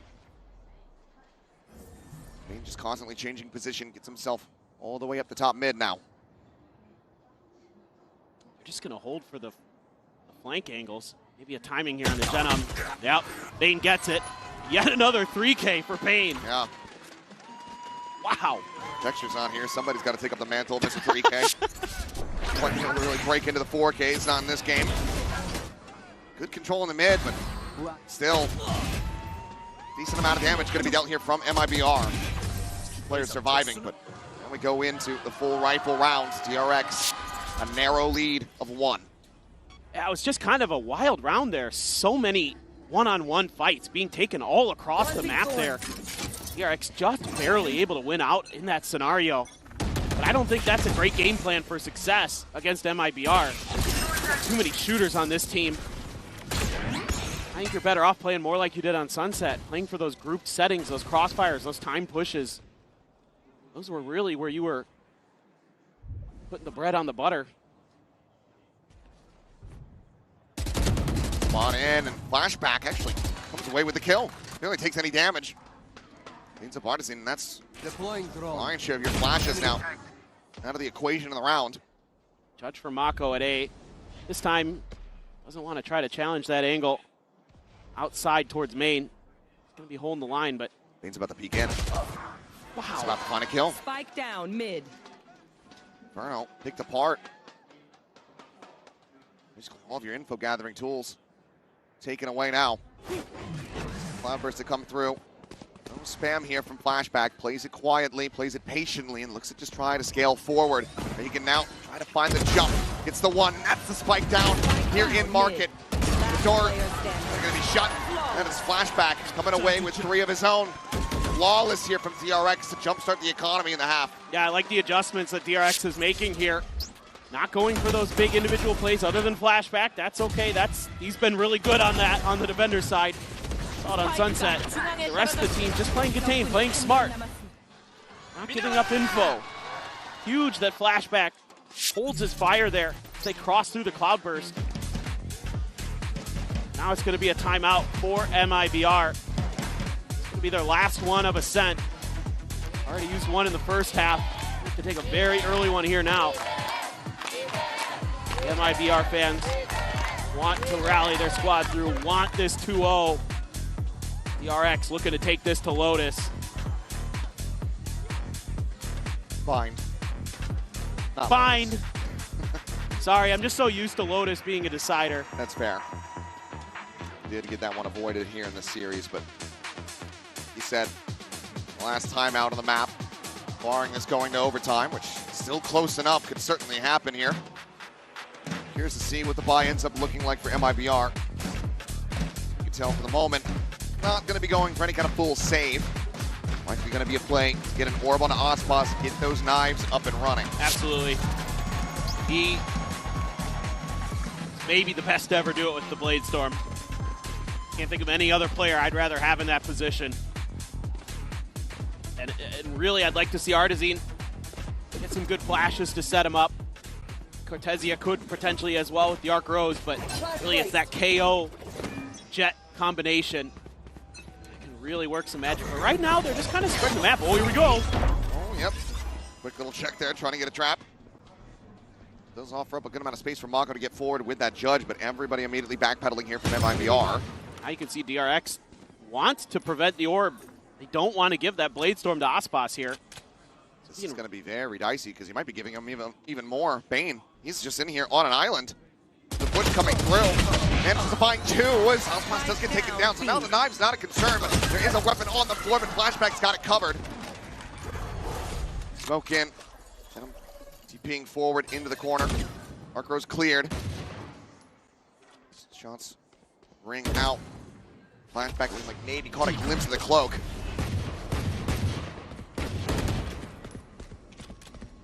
Alone against the wall. Two players pinned in at B main. Gunman's watching the retreat. Out from mid. Shadows traveling. I know that they haven't moved. I know I set the try to the lane. I'm not going to get caught by that one. Shot on a Flashback could find a kill. Mako still with just that judge, but 30 seconds left. very much looking to just overwhelm these players. Mako will fall. Cortezia draws down the Shenum, and Shenum gets freeing! How have they turned this around? Gunman now need to try to go in the clutch, but look, Cortezia, he's got the ult.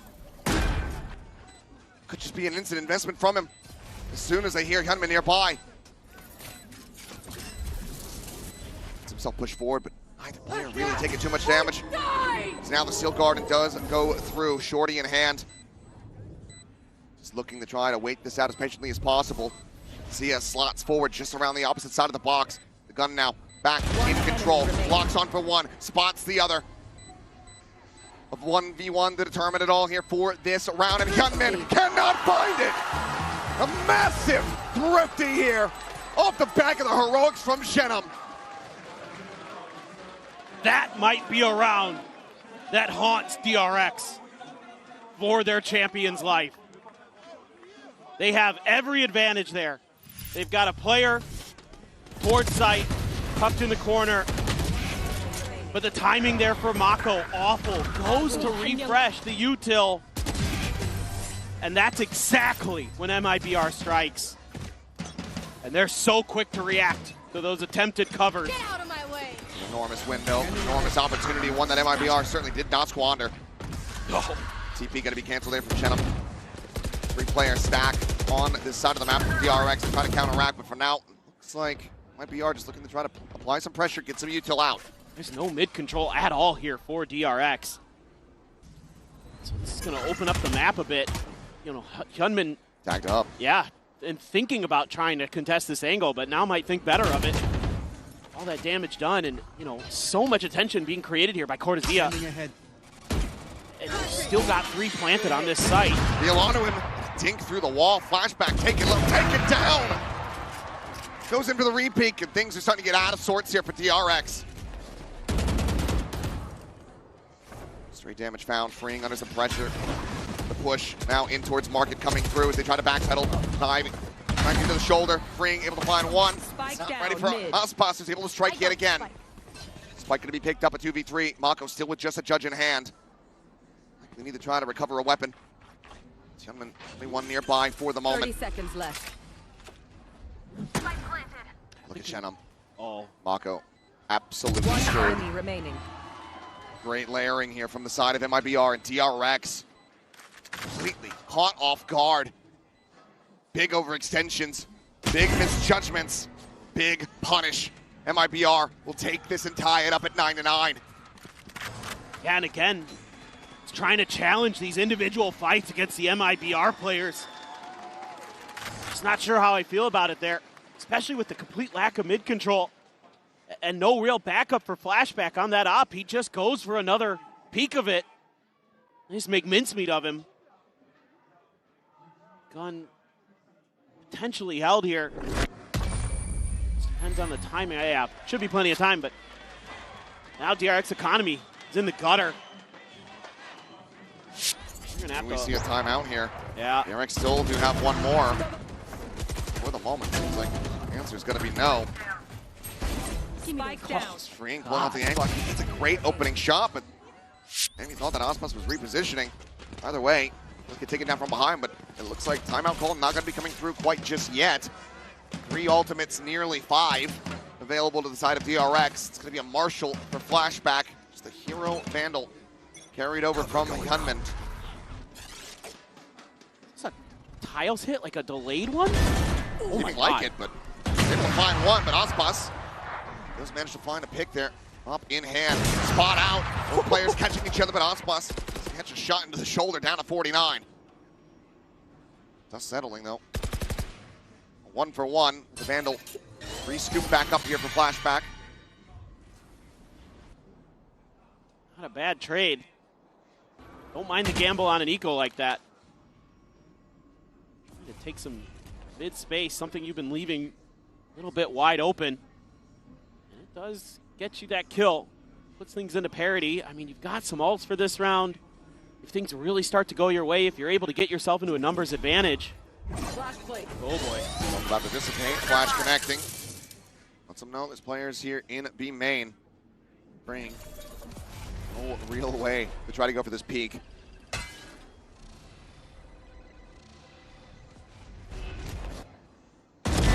Blooming and flashback into Collad. Bruno and Cortezia both going to be taken down. Might just be the hero play that they needed. Trying to make a go of this one. They're not backpedaling away. 20 seconds, no way to try to get this spike going through, you would suspect. They make it across in time to try to get this plant down. Mako, find the kill. Could absolutely be everything, and he finds it. Aspas draws down the classical round is already over. He now just needs to try to hold on to this up, and he cannot. It's another MasterCard thrifty as DRX reestablish the lead. And it's that confidence that they're still showing, even though at times, maybe not the biggest fan of it, losing on some of those fights, but just finds the right angle for the collat. It's that early push out of mid that sets this round off kilter. Yeah, and that's a toughie for Fraud. It looked like maybe they were going to get themselves into a position to close this out into 2, and all of a sudden, it's all the ults. Yeah, all the ults for DRX. And 2 players were a charge away, and they got him. Aspas up and over the top of the box. Flashback gets to readjust. He'll just go ahead, back away as a 0 point. And that dart do go out. Has to give up the space. It's that util battle to control mid. Timing. Oh, Hyunmin saw Burno. He's just waiting to go for the drone. Flashback. Quickly exiting. This is firm mid-control at the moment for MIBR. Has to be a concern here for DRX. Yeah, Burno doing a really nice job. Ow. Pops the ult. And does go through. Double player, pull back into the back of sight here for the side of DRX. Shield guard and sent down from Pring, trying to delay, trying to take these weapons away, but Aspas still does have that op in hand. Artisan's gonna be struck down, but Burno gets one. Flashback, pushing forward, finds a shot with a shorty. Gets player advantage, or 1 player advantage now. It's Mako. Just TP's into boats fearlessly. Cover going down. Has been spotted since. Drop down coming through. Steadies it, finds one, and now is all alone. Cannot find Burno. Burno's good for the 3K, and he ties it up 10-10. Just the patience in the beginning of this round from MIBR, the diligence with the utility to clear that mid space. Just give themselves that little extra angle. And Aspas so ready for Bane's peek around that box. Even though he dies quickly, they're able to play the trades. Everybody working together in tandem for MIBR. And DRX going to immediately rip a timeout. Try to see if they can get themselves through, go over to Bind. Use 3 ults in that round too. So you committed so much there to try to stall out MIBR. You know, that Steel Garden, just in a bit of a panic, it felt like, from Freeing, trying to buy some time for the reinforcements to get there. But the only player it really hit, I think, was Cortezia over in B main. The main bulk of the forces are able to stand right on the edge and just continue their march forward. delay nearly enough, nearly as effectively as they had anticipated. Now, stress really starting to take its hold here on these DRX players. This is where you got to lean in to those veterans. This is where you need those speeches from Aspas, from Mako, to rally the youngins. Trying to see if they can get their heads on straight. Get this map out one way or another, but this feels on a knife's edge. This feels like it's anybody's map. 4-player stack here from MIB on the attack. 3 players from DRX on this A side of the map. And Aspas just up at the top of the box. This 0 point gets a spot on the 2. Both duelists. Oh, Mako just going to be backpedaling away deeper onto the site. It's kind of curious. What does MIBR want to do with that info? Have to suspect that there could be another op coming into this round. Had the cash for it. Had the early read on the position of Flashback. Trying to dodge that as best as they can. Mako trying to get a little bit aggro with Hunmyeon, but back off a bit. That doesn't give you much. Spot on the 1. Yeah, he's usually out on his own, but the reinforcements are very quickly behind this. They're piling over. It's not going to be the greatest spot to try to utilize a Hunter's Fury for either. This Flashback still dialed in over here towards mid. I don't think that they're going to give him the opportunity at all to go for this shot. And Bane needing to be the ones, and right now the Thorns popped early. That 0 point got ready to come through. On the wall. Aspas keeping forward, ready to hit the switch. Door going to be shut. Double tuck in towards boats here from the DRX players. The need to be heroes to try to hold this line. Mako still looking for a late linker. Freeing's going to be good for 2 though, as Artesine and Aspas both can take it down. The Storm still approaching, still looking to push in as the spike is down on the floor, but he's able to find Hyunmin, takes him down. Bane finding it again, the time now starting to dwindle. Looks for a little bit more, and Shinham all is lonesome. Cannot make it happen. They do what was asked of them. They hold the line. They get DRX back into a 1-round lead. Yeah, just phenomenal stuff from Freeing. Holding on the back, through the box to the first, immediately just over towards Aspas. Up past over towards Zenom in the back. Able to find one on the cross, but DRX quick enough to get there, and it's because of Freeing and a little bit of help from Bane. They took the operator. They've got from 2? Aspas, they've got 2 operators, rather from Shenham. Let's go. Had it in hand at the end, so yeah, they do have a double op setup. Flash going forward into the face of Cortesia, but no one else there. And then waiting on the peak. Cortesia, I mean, he's been very good about reaching this position, opening things up just like that. He's done it again. Feels like for the 3rd time. And immediately the call to reinforce this position comes through. Bane now has the operator in hand. Flashback still a world away. I think he's just good for another one. It just feels like he's got this angle. If Flash is sent, that means you know where the yours is at, you know where the other op is going to be.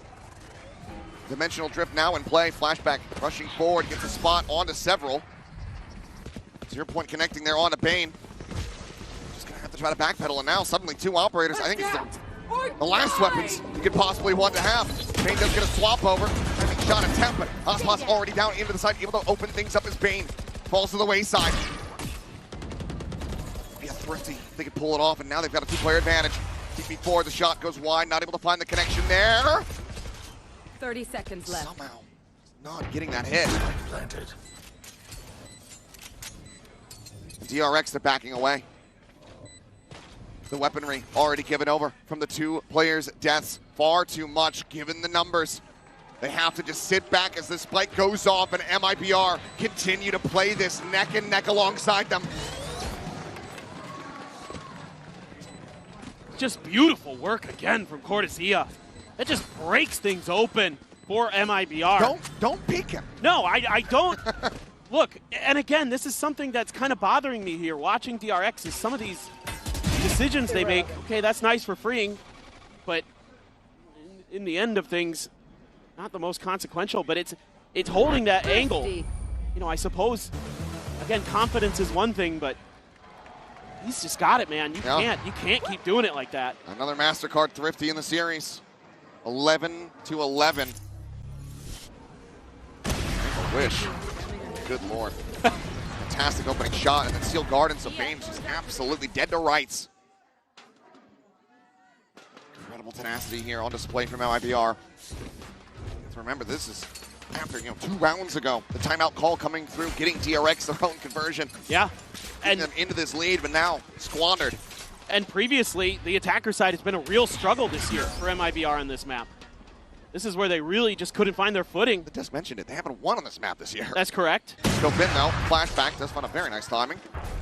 Leads a boss who just wasn't expecting the boldness of the play. Spotted a Hyunmin. We'll find Cortesia there mid-air. Peeks back, refracts away. Flashback once again trying to fill this space and will be able to put down Artesine. Spotted, dodges the saturate, but cannot dodge that bullet. Jenna, you have to be an ace clutch to get MIBR up to map point, to match point. He's taking the first step. I have the spike. He's got his ult, but not really the space to go for it. Of course, he has no info too, so not really looking to probably go for that, I would think. He needs at least 1 to 2 more kills. Yes. It looks like DRX just playing for the spike plant before they try to collapse on it. 30 seconds left. Timing here at window. Push out, and Hyunmin will be able to find him. Susses it out. A 3K for him. Map point for DRX. 1 more to try to push just the distance in to bind. MIBR, though, an opportunity to get into another overtime after a massive day of overtimes just yesterday. And it's just another mid-push out from Flashback like we saw in a Thrifty they won earlier. Hit a Marshall previously. This time he has an op. Hitting the brakes. 1 enemy. He's able to knock the goat out of the equation. Hyunmin has been really stellar some of these rounds. You've got a Hunter's Fury, you've got an Odin, you've got an Operator. The question doesn't come to an end right here, right now. TP over towards boats, freeing fully blinded up, but obviously the cancel's going to be coming through. Hunter's Fury going to be called out, and Hyunmin again, scaling forward, gets somebody in the mid, is able to find Shen. Going to be taken down as Bane. Picks him with the ult. Ospas forward at stairs, saturated into the corner. Whoa! Cortesia healing fire, able to find Flashback. Saturate has expired. Ospas looking to try to get Hyunmin out of this fight, and he's done just that. The knive's now going to be popped into 3v3. Map life on the line here for MIBR. Bane's still at alley. Now they just pump the brakes. Slowing everything down. Looking for this check. Freeing loses his head. Ospas looks to send this into OT. And he has! Unbelievable! The man just cannot be stopped. He's done it again. A huge multi-kill to give his team hope to send it to overtime. My God, he's unbelievable. Absolute beast. A 4K to inspire a nation. The weight of Brazil on his shoulders, and he is bearing it. As we now go into overtime, Ospas, the glass cannon, at the ready, and this has to be anticipated by DRX. Oh, you know he's going for it early, for sure. It's just a matter of, can you even stop it? Many have tried, few succeed. Majority of the time, the answer is going to be no. Forward in the mid, the drone up over the top, and nothing to be spotted here. Yeah, that smoke covers Ospas's position. Yeah, very minor spot on a 1. Made out a shot there with that clone. But Ospas not going to be flashed. Gets away from it, takes down Flashback. It's an early advantage for MIBR.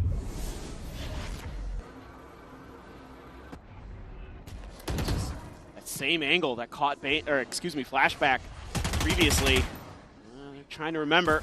Sometimes Hyunmin likes to get up on that wall. Going to the corner, Shenum quickly repositioning as Mako counter-spraying back to the smoke is able to find him. Shenum going to be taken down now suddenly into a 4v4.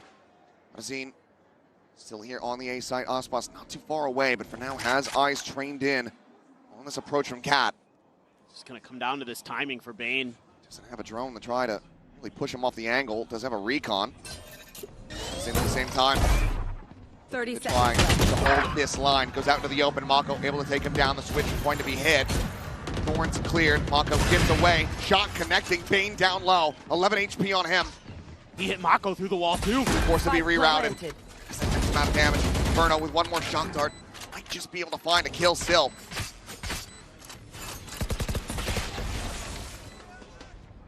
The door broken. The final shock is sent. Recon still in the back pocket to try to spot out some of these players. A lot of this is going to be on the shoulders, you would suspect, of Hyunmin and Freeing. Sit there in hell, waiting for the approach. Quick to Zia, pushing down the spot up, and Freeing able to hold his own, finding the first. The swing out, and Hyunmin hits the other. DRX lose flashback early, but they rally back in the round. They regain the lead. They regain map point. Just unbelievable that they come through in these situations, but Mako, wise to that TP play of Zenom, takes him down.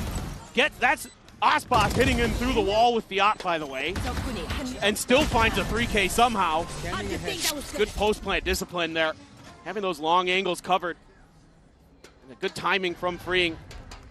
No timeouts to be seen here. No operator either for DRX. It's a full right to purchase is Mako. Immediately teleporting forward, but they've completely forgotten about top mid. Aspas just found a Bane now. Taken down, flashback, tagged, dead. DRX get way too antsy, way too aggressive, and MIBR just swat them away. Freeing now, need to try to hold the line, get the thing on the one, but cannot find the follow-up. Verno strikes him down, and Hyunmin now. No 1v4. Planted. This is far from over. Yeah, no util here for Hyunmin to use. Drone will check. Gets the tag. And it's a Hunter's Fury built up. Dodges the first, dodges the second. The third, however, will get the catch. Now the flank is in. Cortesia shuts him down. It's 13-13. This time MIBR is ready for those mid pushes, those attempted tile crunches. They have some different flavor to it than usual, but Mako's just out in the open, and Aspas is like, where you going? Nowhere. That's where you're going. Yeah. Right back into the spot over the gray screen. Great go read, once though. again. Once more over onto the defense. Aspas, the operator, another chance to knock them out of the park. Yeah, DRX able to get past it in terms of giving over a first kill to him in the previous round where they were on the attack side, but that's not odds I'd like to take on a consistent basis. Aspas just tucks back, doesn't clear the drone. Big TP, trying to keep some attention there, but Aspas already deep enough back into the spawn. Artisan taking point. Fragment at the ready to try to hold the line. Clone leads the charge. Flash through. Get themselves forward over towards Switch. But Artisan gets the transfer as Hyunmin and Flashback both fall down. Unbelievable shots here from the KO. Sends to the pop flash. Will end up getting eliminated. Freeing, gonna be good for one, but still disadvantaged here. DRX. Mako still holding back inside main. There's a recon. Draws the attention. Freeing swings off it beautifully. He brings it back to parity. But Aspas now arriving around the back. No util to hold this off. Nothing to alert them. And he could absolutely be their undoing here in this moment. A smoke does come through. 30 seconds left. Getting a read, getting an understanding of this, but now he knows that everyone's going to be forward, trapped here into the site. Paranoia from Shenum. Sending it towards this door. Mako maybe the one to get caught, but now the spot coming through. Mako pushing forward, the fadeaway shot as Shenum does fall. Another smoke gets cycled forward, trying to cut off Aspas, not give him any access. Some noise made there from Verno. Now take it down, DRX. How do they keep doing this? They suffered the early loss, but they still managed to steady the ship in the mid-round. Nothing more for Aspas to do. DRX will once again move up to map point. It's unreal. I mean, credit to both teams here on this map. They are fighting tooth and nail. And you lose both your duelists. Oh, what a transfer. But freeing there, playing off that Recondar perfectly. What a tee up from Bane. And he's going huge in this round. The Sentinel player for DRX, and that's gotta be frustrating for Artesine in particular. MIBR wants to think about this one. Yeah, he's got his head in his hands. Felt like that was the opportunity, and it slips away. So many what-ifs in this map right now. Timeout call. MIBR bending the knee first, trying to get themselves realigned, continue the Ouroboros of overtime. Just have it go back and forth. PRX looking to bring this to a conclusion, 15-13. It already feels like it's a third and final map, but this is just map 2, ladies and gentlemen, in case you're joining us late. I mean, tell you what, MIBR has given you some great Valorant in terms of just the quality of matches you've been seeing the last couple of days. DRX too for sure, but these MIBR matches are something else. There's certainly been some messiness, mud in the mix there. These teams are playing at their peak and they're pulling off these heroic plays. It is just fantastic to witness. Still no change up here. DRX not looking to try to throw a curveball and catch them off guard with an op of their own. Sticking to the rifles. This time, much more reserved approach it would seem. TP forward into mid from Mako. Seen this look from freeing, or from flashback, excuse me.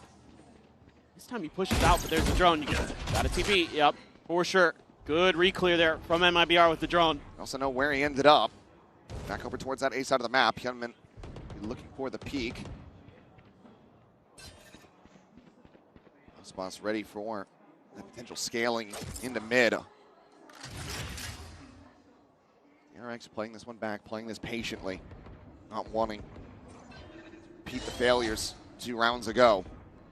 Yeah, it seems like during the timeout, talk was, don't give up anything for free early. Be a little bit more default. Try to get the info and make your moves. Quick clear that recon. Doesn't give any extra info over. It's a singular player, and you don't know if that's just Cortezia or not. Flashback coming back over. Thorn's going to be popped.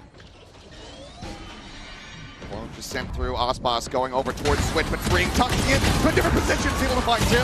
Thorn now going to be broken. Bane finds the eliminations, and suddenly it's just Verno. And he cannot make it happen. 15-13. Y'all better strap in, because this series is not over yet. Unbelievable resilience here from DRX and MIBR. Both teams had their moments, but they couldn't close it out. One more spot, one more map. Bind to decide it all.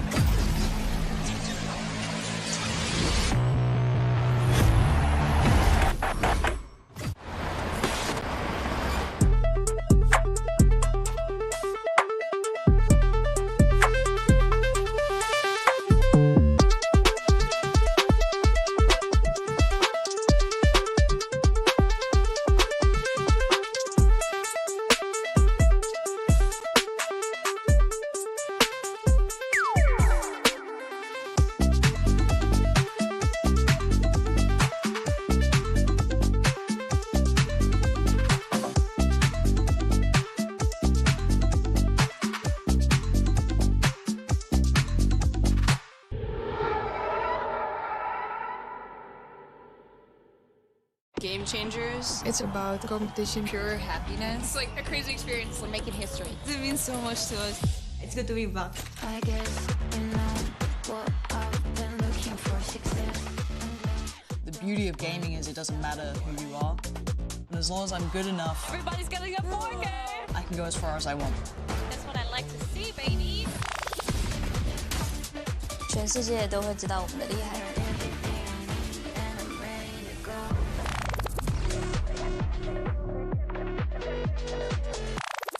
Are your Valorant esports instincts next level? This man is a big player in big games! Prove it. Put your game sense to the test with the all-new VCT real-time prediction game, Shot Call. It's a Twitch desktop extension available exclusively on official VCT broadcast channels. With Shot Call, you and your friends will be able to call your shots, score points, and earn rewards. Here's how to play. During the official champion streams on Twitch, open up the Shot Call overlay on screen to make real-time predictions by answering questions. Whether it's predicting a Forsaken clutch or correctly calling a site rotate before it even starts, you'll score points, climb a live leaderboard, and have the chance to win prizes. Play along seamlessly with Shot Call's built-in notifications, or open the extension in full to check your progress and see how other viewers are guessing. You can call the shots during VALORANT Champions Paris starting on September 12th. Tune in, try it out, tell us what you think.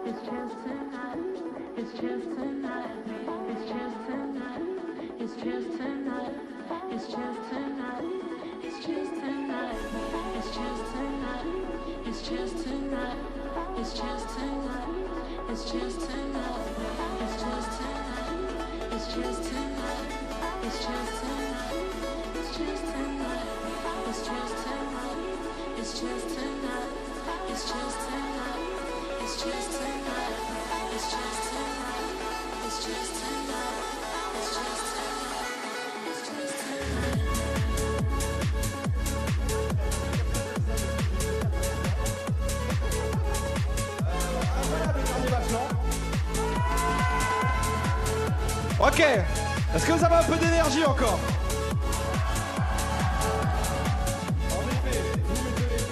Alors, on a refait le jeu avec le ballon parce que ça fait marrer tout le monde, voilà. Ça fait marrer les équipes, vous avez trouvé ça marrant.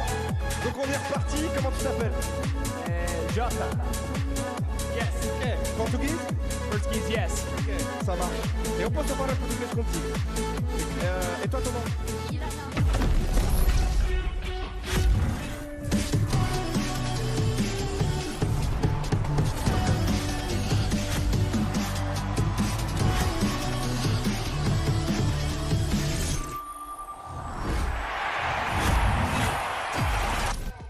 We're going to map 3, baby. Exactly what you want to see in the lower bracket here at VALORANT Champions. And boy, oh boy, did TRX make fans in Pacific sweat, because that was an absolute nail-biter, Bea. That was so interesting to watch. I think that it was so enjoyable. I will say, MIBR for tooth and nail, another overtime that does not go their way. As we can see in the team performance graphic right here, getting the spike done almost meant a guaranteed win round for both of this. But it's very surprising to see how DRX plays this map, how effective they were on the execution, and actually how well they were playing the defense, actually making MIBR waste a lot of time. Yeah, I aged about 50 years, I think, during this game. Watching this, man. I mean, I couldn't believe it, the state it was in. It was going left, right, up, down, wherever the hell you wanted to see it go, but my God, did Freeing put up a performance? And everybody had individual moments, really, but you saw highlights mainly from Freeing, mainly from Bane, clutching up critical, crucial rounds, winning thrifties, winning these insane clutches, moments like this where you're seeing a double shorty setup held into the back of the site, instant reposition into the perfect place for the Aspas repeak. Like, very intelligent plays. When Bane is clutching like this, it feels like this DRX team cannot be stopped. He's been so good in the clutches. I think that he's been in so many and winning these circumstances. For the side of Flashback, love the initiative that they had here on mid, especially from the defense, to just, again, make MIBR waste time, waste resources, and trying to get a kill or two. Definitely, it got very, very close, but I'd love to see that we're getting to a map number 3. Oh, for sure. But you know what, though? One individual who we need to make sure that we highlight was Freeing. he was unbelievable. He's the reason why, and not the reason, but I would probably say one of the biggest reasons why they find themselves in this Mat 3 So many difficult rounds. I think that especially with all the vibes that we're seeing, how the ults are impacting the rounds, how the timings are still not there for some of the teams, like how to react and like play around it. But I think that Freeing did an amazing job, especially from the defense, hard anchoring the sides, helping a lot in the overtime to get here. Yeah, I mean, they have just been absolutely putting up the good numbers. And I mean, when we've been walking outside as well, we've been seeing these DRX, they're cheerful, they are joyful, they're not feeling stressed, right? They're full of energy. They're taking this almost like it's a light stroll in the park, when it's not. It's an elimination game. It's everything on the line. It's your hopes and dreams of your entire region of Korea that are on your shoulders. And the exact same can be said for MIBR. And I don't know which way this is going to be going, like towards Map 3 for Bind. We're going to be seeing probably double duelist versus double duelist. As an option between the two teams. How that clash is going to work out, I'm not too sure, but it is the bread and butter of how DRX love to play. Bind is a very exec-heavy map. It is in their comfort zone, and I've got a feeling that they can do it. They can break this 5th, 6th narrative that's been chasing them for so goddamn long, and finally getting past that and breaking past the ceiling, and who knows past that. It genuinely feels like it, but they still have to contest with MIBR, and they still have to contest with Aspas, who is never not, every time he's attended at Champs, never not made top 3. Whew, which is a wild statistic. But there is Bind. That will be the battleground for our final map between these two teams. And yeah, I mean, as far as compositions, who knows? I think like you're really going to be keeping your eyes on that young man right there, Verno. It's a tall task ahead of him as the caller for this team to figure out how to ensure that they can break through the defense of DRX, because they will be starting on the defensive side. Meanwhile, you have Aspas, who has been great this series, but there have been moments where you're seeing some of those issues kind of play out for MIBR, where they need to go fast and they're not, and it's partly because of the way that they're approaching a lot of these fights, a lot of these executes. It makes you wonder what they're going to be picking here on Bind. Probably because of that reason, we should look at Artseed. He was not having the best performance there on Ascent, especially because he's been treating us during this Champs with his individual level. So now with him being on that Euro, when we speak about the double duelist, we need to see that resurgence coming in from him. Absolutely, because he's going to be the one creating space for Aspas to take over. That's the style that they play. Addison puts his body and his life on the line. And the reason why MIBR have been doing so well this event is because he hasn't just been feeding. I'm going to put it bluntly. He's actually been feasting, man. It's like Leo got plastic surgery to look like Artisan out here. But he needs to put up here when the pressure is at its height, when this stage, and look at him, man. His head is in his hands. It is immense to put on the shoulders of a player like this when this team didn't even think they would even be here to get the opportunity to compete in Champs. This is the culmination of your entire year, and it is immense. The pressure will either crush or create diamonds. Yeah, for DRX, at the beginning of this match, we were speaking about Mako and the performance that he had on this map against G2. One of the reasons that DRX managed to stay alive in the competition, so my eyes have to go to him, to the experience. I like to see that the duelists on the side of DRX are feeling comfortable, because starting from the defense, I want to still see the proactivity that we were seeing coming in from Ascent. Take that energy, turn it into confidence, and just go in their heads. Get in their heads. This is it. This is it. It all comes down to the wire. DRX, MIBR, one map to settle the score. Let's go ahead and send it over to your casters, who I'm pretty sure their blood pressure is very high right now. Here's Achilleos and Paper Thin on the mic. I don't think that we are the only ones. I think everybody watching here in the arena around the world, whether you're cheering for MIBR or DRX, we should all agree to go see a cardiologist after this. I think it's necessary. I think it would be a good precaution. That last map absolutely delivered on all fronts, and it now brings us to this final map of Bind to see who is making it to the top 4 and who is having their year come to its conclusion. Bren just mentioned it, MIBR, the expectations for them to even make champions were not there, let alone to make it this far. The same could be said for DRX. Both of these teams in attendance on a technicality now are here fighting for that final spot. Now, both of these teams have been defying the gravity of their situations they found themselves in throughout Champions. But it all comes down to this, a map that MIBR clobbered Fnatic on, a map that DRX bested G2 on to send themselves further into this event. So both these teams, I think the relative power levels here, pretty equal. Oh, flashback, yeah. That alerts him that there might be some extra players around that corner. He's quick to peel back, get a little bit of extra help from freeing around this Showers corner, trying to maintain this angle. In. Oh, what a prowler! On the back. Playing off it beautifully. Great little bait there as Flashback swoops in to collect the opening kill. That gives MIBR certainly some pause. That's a beautiful delayed setup there. What a great reaction. Flashback just saying, hell, hold on, hold on. Wait a second, Bane, and we'll catch him. Zia just fishing for a stray shot. To be found. Haunt out the teleporter. Bane jiggling the corner. Goes ahead and backs away. So IBR now approaching here on the B side. Mako also set up. Goes for him at range. Some shots flying. Verno going to be taken low. Down to 13 HP. Ospa similarly tagged up. Does eat a good amount of damage himself. As Boombot into the corner, immediately gets a spot. Bane, the jig is up for him. Now needs to try to fight his way out of this corner. Put some damage down, but Ospas gets the better of him. Getting his head off there. That goes in play. Zia having to back away. Eventually gets the finishing shot there on him. But the time is dwindling. Cortezia again delivering points. Hyunmin, but freeing. Down here at backside to try to interrupt. Spike, however, going to be planted all the same. The swing coming through. He's eventually able to find it, but now it goes into a 1v1. Shenum at 40 HP is just not ready for the arrival at Hookah. PRX will find their second pistol win of this series. Start off blind strong. And that pick they find at the beginning of the round proves to be the difference maker here for DRX. Some post plants that almost get broken open by some phenomenal share of shots from Cortezia, but freeing answers in kind with a 3K. Picking up right where he left off from the first two maps. He is having his best day when DRX needed it most.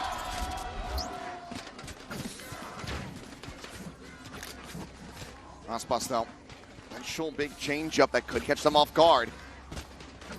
Full armor outlaw coming through. Sheriff as well. I mean, Cortezia, the way that he's been hitting with it. Keep that in hand. Everybody on DRX is full armor. But if anybody can do it, you know it's him. A little bit of respect being shown here. Bane. Actually at risk, but shot does not go through. Gets the spot. Bad news as well as far as what the weaponry looks like. Really cautious here, wondering if maybe Flashback would try to take some space. Shot attempt, some spam out. And then just fishing. Flashback though, maybe about to be under some pressure, sees the wrist, turns from it. Prowler does not find him! And Verno goes down. Flashback quick to get the second. Artisan eliminated. Well, two-player advantage. Pressure starts mounting. Ospas needing to find some success here with this outlaw sooner rather than later. Freeing the spot. Three swings out. Just sprays down as Ospas does fall. Flawless anti-eco DRX, a 2-0 start. Oh, that's brutal. For MIBR's economy, fantastic for DRX's. Big smile there from Mako. He's taking the reins of this DRX team to get him here this far. Is the Prowler itself blinded by Artisan's flash? Insane. Weren't able to get the spot out. Flashback opting into the outlaw here. Scooped it up. He knows a couple of them are going to be susceptible. It's really just Ospas, though. If he can find him, critical target. Might have a chance. Whoa. Looking for the aggressive teleporter play, something that MIBR certainly will have studied, given how impactful it was from DRX. So just goes ahead, grabs that orb, TPs right back across towards that B side of the map. Love how creative they are with that fade util through the TPs. Freeing, be backed off the angle, has to throw the snake bite. Falling back just a bit. Smoke comes down from Mako. Trying to buy a little bit of extra time, but not much information being given over here by MIBR. Just realized Artisan doesn't have any flashes. Didn't have the purchase to come through for this one. Wanted to be able to get the full armor, I suppose, but not having any. Feels criminal. Still certainly play their way forward. Get this anti-bonus across the line, but things are very much scattered. It's similarly for Shenum, not wanting to be susceptible to that outlaw. Just has a sheriff in hand. Nade going to be exchanged. Molly goes out. Hyunmin pressing on the side of this one. It's going to be spotted. Target marked. Dash at the ready, just making a quick exit back over towards Dice. Now the approach coming through, freeing Striking, able to find one. Burno brings it back. Hyunmin going to be taken down. Spray out from the Spectre, finding some damage, but not finding the kill that they really want to find. It's freeing now. Last one alive. Damage dealt plenty, but now he falls down to 11. Looks like overall this might end up being a very clean anti-eco, or anti-bonus, I should say, from the side of MIBR. Just don't want to lose any more. Love to keep those 4 rifles over. A lot of damage done to the shields. Himself a second, but Cortezia healthy enough. Maintains the line and gets MIBR up on the board. Some damage found. Kind of curious here if PRX is going to keep digging into these late round lurks where if MIBR isn't going to contest anything within the first minute or so, that's when they start sending freeing out on those missions. That's something that MIBR is going to have to be tracking very diligently. Make sure that those backstabs aren't going to be a problem. Now a little bit of change of positions. Got Mako over on the B side, swapping the controllers, freeing over to the other. Flashback continues to put pressure through showers. MIBR doing well to avoid it. Show towards this B side. Flashback once again teleporting into elbow. Position to try to slow down this approach, but now they know they've got that A side teleporter control. This would be a TP pivot, but Spike is actually going to be playing in over towards Hookah. Mako quickly clears the Prowler. Molly at the ready if he wants to try to buy some extra time. Thinks twice about it. Just going to smoke that off.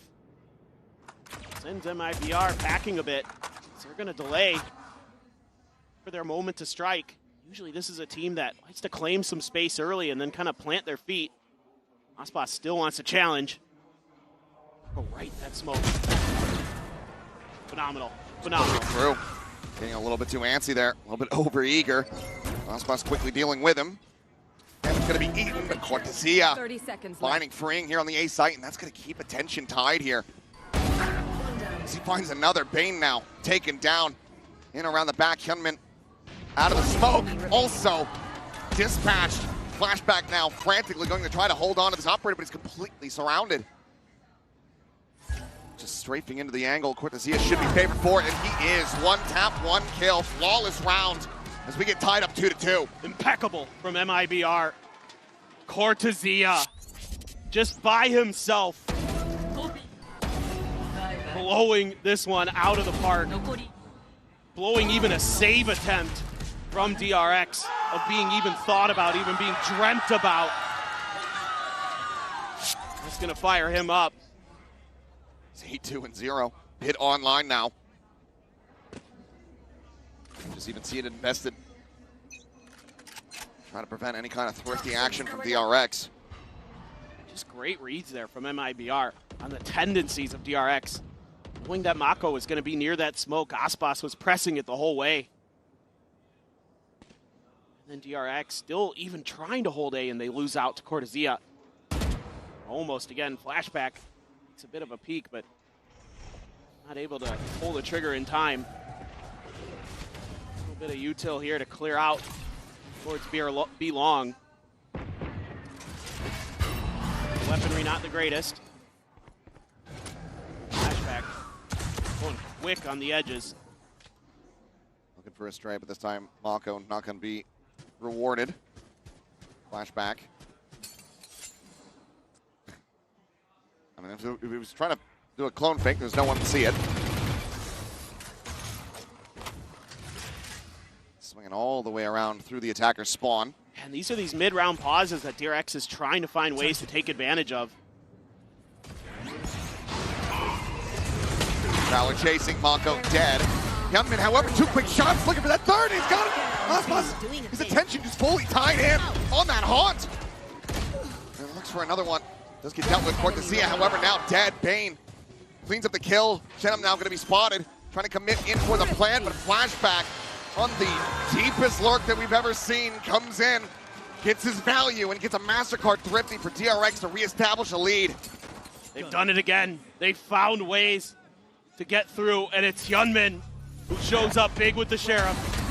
30 seconds left. Being a little bit patient there, and Vayne gets into the mix. 30 seconds left. Spike down. Solid stuff. Bit delayed on the final, but Aspas is desperately trying to get rid of that haunt, but it is his undoing. Massive round from Hyunmin. There's once again pressure over towards Showers. 3 players stacked up on A. Vayne just going to be clearing the clone. As all the rest of MIBR on the approach into Hookah. Showstopper here for Aspas. Even though they take the Hookah space, they're going to shift their weight over to the other side of B, towards Long, try to challenge Vayne. Checking to confirm. We're not too sure on the number of players. Showstopper coming through, and it's right at Bane's speed. Aspas eating some damage, but once again, able to find the value, finding the kill. Cortesia starting to push his way forward. Riding alongside this enemy Viper wall here within Hookah. Mako does get tagged down. Slow down. Saturate over towards guard, and convergent paths as well. Just going to be invested. They quickly try to exit, at least pull back over towards the teleporter. What damage suffered though? Hyunmin down to 8. Now the teleport play coming in and flashback, needing to deliver. Narrowly makes his way into the dimensional drift, makes his exit. But where does he go from here? 30 seconds All left. of MIBR encroaching on this position, gives it another check. Heals out of the ultimate. Spike planted. Scoped in, but Aspas really needs to try to push for this one, but Chen up Cortesia, both going to be taken down. Verno now dead! Aspas with 13 HP. He's able to find one. It's a 1v3. And even for the GOAT, it's a bridge too far.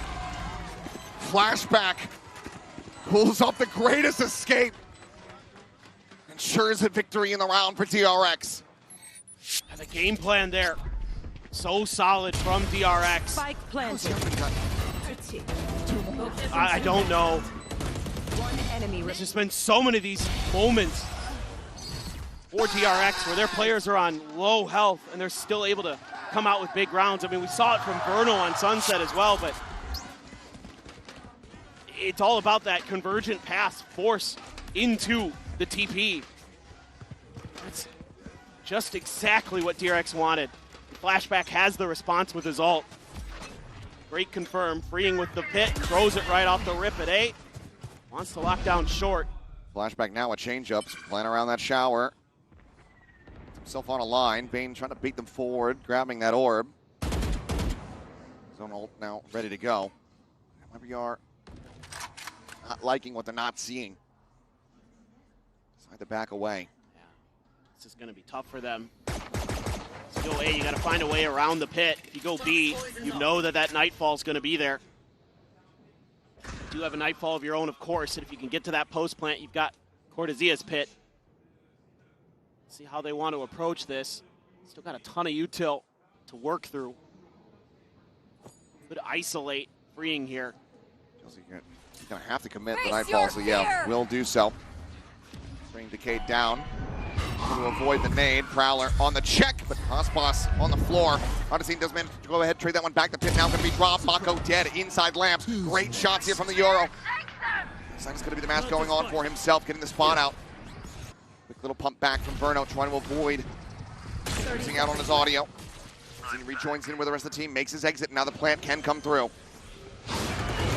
Back still situated over on the opposite side of the map. The blind is there. Verno's going to be taken down. The pit now in play. MIBR trying to get this one across the line, but the pit does not cover the plant. Push someone to a different angle though, but Hyunmin barrels his way through lamps. Now suddenly Cortesia has to drop it. Instantly finds the shot. Flashback taken down. The 1v2. Some damage dealt, is trying to whittle away, trying to eliminate, isolate as much as he can, but Baines is playing on a line. They have him down so very low, the defuse being stuck. He's got to try to break it, but he cannot. DRX maintaining control, maintaining composure. Now get themselves up 5-2. How have they done it again? In a man disadvantage. Freeing there does well to get one, but a nice follow-up. So it's a 3v4, but these Prowlers have been on point from Bane to set up his duelists. What a showing he has had here at Champions, no matter how this turns out. Bane has been stellar. And a little bit scary for sure, but PRX able to snatch a round away from MIBR where they commit their ults. And that breaks their cycle a bit, and DRX is going to be coming into a slightly better one. Work cut out for them here in this timeout. Fraud needing to establish some control here within the players. Have to remember what DRX was doing to be able to get that massive lead, I believe a 10-2 half versus G2 on this very map into a 13-7 closeout. Changing up the setups here, moving Flashback around the map, but also just hitting some absolutely disgusting shots. Crazy shots. And just they're really on point with some of their decision making with their util. In particular, the ults have been really nice. Hyunmin's almost into another convergent paths. Both Mako and Jenam, the Brims, going to be one away from their ults. But, yeah, DRX has been so tricky with these setups. This is another TP crunch. And it works. Very well being. On's going to be cleared though. It seems like told Flashback, if you're thinking about teleporting, don't do it. There's a lot of them. It's too many. Too many for the op. It's going to be the orb tank here. Orbital Strike online for Jenam. Some thrifty magic for MIBR would be a great way to try to get themselves back into this, but like you're pointing out here, Flashback is taking some very deep space out towards Fountain. Exactly. And Mako got his ult off the orb take on the other side of the map, so now he rotates over, has his strike. Maybe delay or get a kill on a plant. Sidestep from Freeing. Noise being made. Flashback's just going. He's just expecting that in the long run, this is going to be an A hit. So he can just keep kind of shuffling his way forward. So far, he's been correct. But now he's in a position where even if they rotate back to B, they're going to have to deal with that one way or another. Saw timing. Molly out from Mako. Really trusting that this is going to be that A hit. Flashback still set up behind. The approach getting ready to come through. Poison Orb blooming here from Freeing, which gets zoned away briefly by the paint shell. Orbital Strike over towards the showers to try to clear it out. Venom still having one of his own, but Aspas having a hell of a shot. Takes down Freeing. Bane trying to maintain control, maintain the line. Gets his spike dropped here within lamps. The approach now from Flashback as the Orbital Strike does come through, but Jenam gets shut down. 10 seconds left. Over the teleporter, Flashback into the open, tucking in behind the box, flashing his way out to safety. This other team just does not have the time to try to get this plant in. Will save a Phantom, but nothing more. DRX continue on their streak. Oh, Bane with a monstrous double kill in U-Haul to stall out this hit. It looked like MIBR was working a thrifty of their own, and it just gets cut short. You know, DRX there playing U-Haul the whole way. And even still, MIBR able to barrel their way in, using that Fade utility relatively well, but it's that early space again from Flashback that puts the backstab in, takes the wind out of your lungs. Mako still killless as we go in round 9. He's been more than happy to put the weight on his teammate's shoulders. Flashback, long last, going to be punished here. It's a great angle, expecting that he has to check the box first. He's gotten away with so very much, but now has to force the attention from Freeing as well. Great kill from Artizine. 4v5 now for DRX to try to maintain this win streak. Trying to control this operator. Maybe catch him off guard. Ping Rotates out and away. Freeing not going to be able to get a catch here. But similarly to what Flashback was doing in the previous round, this is going to be Freeing getting an immense amount of information. Being for the moment. Tucked over there. Throws out the haunt. He joins alongside Mako. They're within the site. Convergent paths going to be sent. Mako playing forward. Everybody just slowed down. There's 37 seconds remaining. Backpedaling across over towards Freeing. Working on the opposite side of short. 30 seconds left. Here's the footsteps. Do they anticipate this at all? Starting now to push up. Hyunmin getting closer. And Zenom does incredibly well. So aware to turn back. Zaspas up and over the top. Catches Hyunmin asleep. A 2v5 and no real way to try to play this one out. With the operator also stranded. DRX going to tuck back and go for the save as MIBR will be able to get themselves a third round win. This is a nice one from MIBR. Able to take that off angle, reading that Flashback was going to want to be pushing again, just like he did in the previous round, reading that it was going to be on the other side of the map. DRX really changing things up round over round. Not going to be grabbed here by Cortezia. Expect that that's going to be passed over to Aspas in the next one, potentially. Sometimes you do hang on to it and keep it in the back lines, but... And then the heads-up play from Zenom to be ready for that flank, to be ready for it to be so quick, too. That's tremendous work. Still 3 more rounds in this half to try to see if they can get it tied up 6-6. Oh, man. What a turn. Beautiful. Absolutely saves him in the round. Fantastic awareness from Zenom.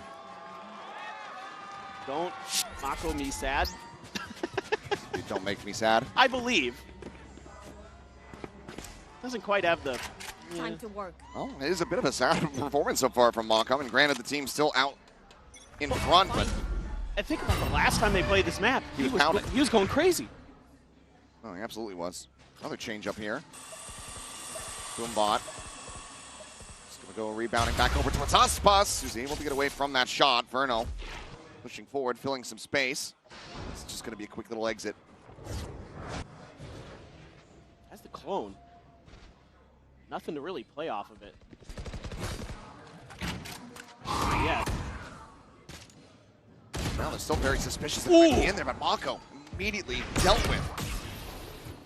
Clone does get popped, but Aspas gets the confirmation. Everything's cleared out, and Cortezia finds another fantastic reaction. Payne now taken down. 2-player advantage here for the side of MIBR. Slated to close the gap even further. Just winning some huge fights out in the open.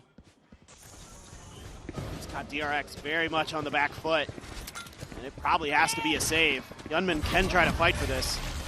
He's going to be marked. Cracked right back inside of the tube, and he's going to be spammed out. Cortezia wise to where he was going. Comes up with the kill there. Like you said, the save now to be called.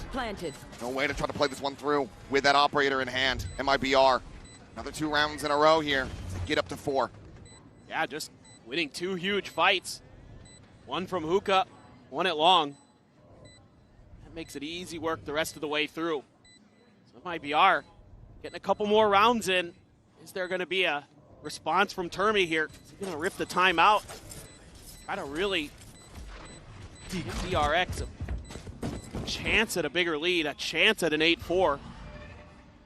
He's just going to trust in Mako. Keep leading these troops. Oh, bit of hesitation there. Flashback now at risk. Tries to go for the flick. Has to drop down. Artesian on the hunt. Verno will be the one to find it. Green to try to hold on to his gun here frantically. Tucking it around the corners. Wallbang shots come his way. He holds it. The op is lost. Exactly what MIBR needed. What a nice little step up from Verno. Yeah, saw that refract going through because of the catch on the haunt. Nicely done. Yeah, and indeed, timeout from Termi. I think probably just telling him to be a little bit more patient at the beginning of the rounds. Like, you can find your timings for these lurks. MIBR is still being very slow. Play it safe. Play for some trades, maybe, if any of that early aggression, but now MIBR starting to get the feel for the way that DRX is maneuvering, especially on the edges of the map. They've kind of figured out the initial game plan, so now it's time for plan B here for DRX. And you're going to be close to a showstopper nightfall for Verno and Aspas. A little bit away from your next ult cycle for DRX. Flashback's probably going to get his one way or another. The question is, what is he going to do in this round? He doesn't have any money. They can't carry the operator over. Despite the fact that he's currently top fragging alongside Hyunmin, they're not giving him a gun. At least not yet. There we go. There we go. Here's the change up. Fring says, all right, I'll take the judge. Man, if they can't get this round to go. It's going to be dire straits. Yeah. MIBR, 6 and 6.5 would be fantastic for them. And aggressive positioning. Yup, carried over here by Artisan, taking that into his own hands. He's got the read. Looking for a punish, and yes, very suspicious about this location in the corner.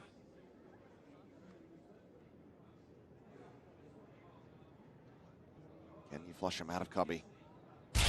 Across the other way. Spot there on a Fring, but damage not to be found. Burning out on the green bump and flashback. He's somehow just not ready for it. He doesn't even find a single bullet. Ooh. Right here. That is just dodging everything. Yeah. Like Sam Jackson in Pulp Fiction. Cortezia continues to just have laser sight focus. Mako trying his hand at this one, but just has to back away.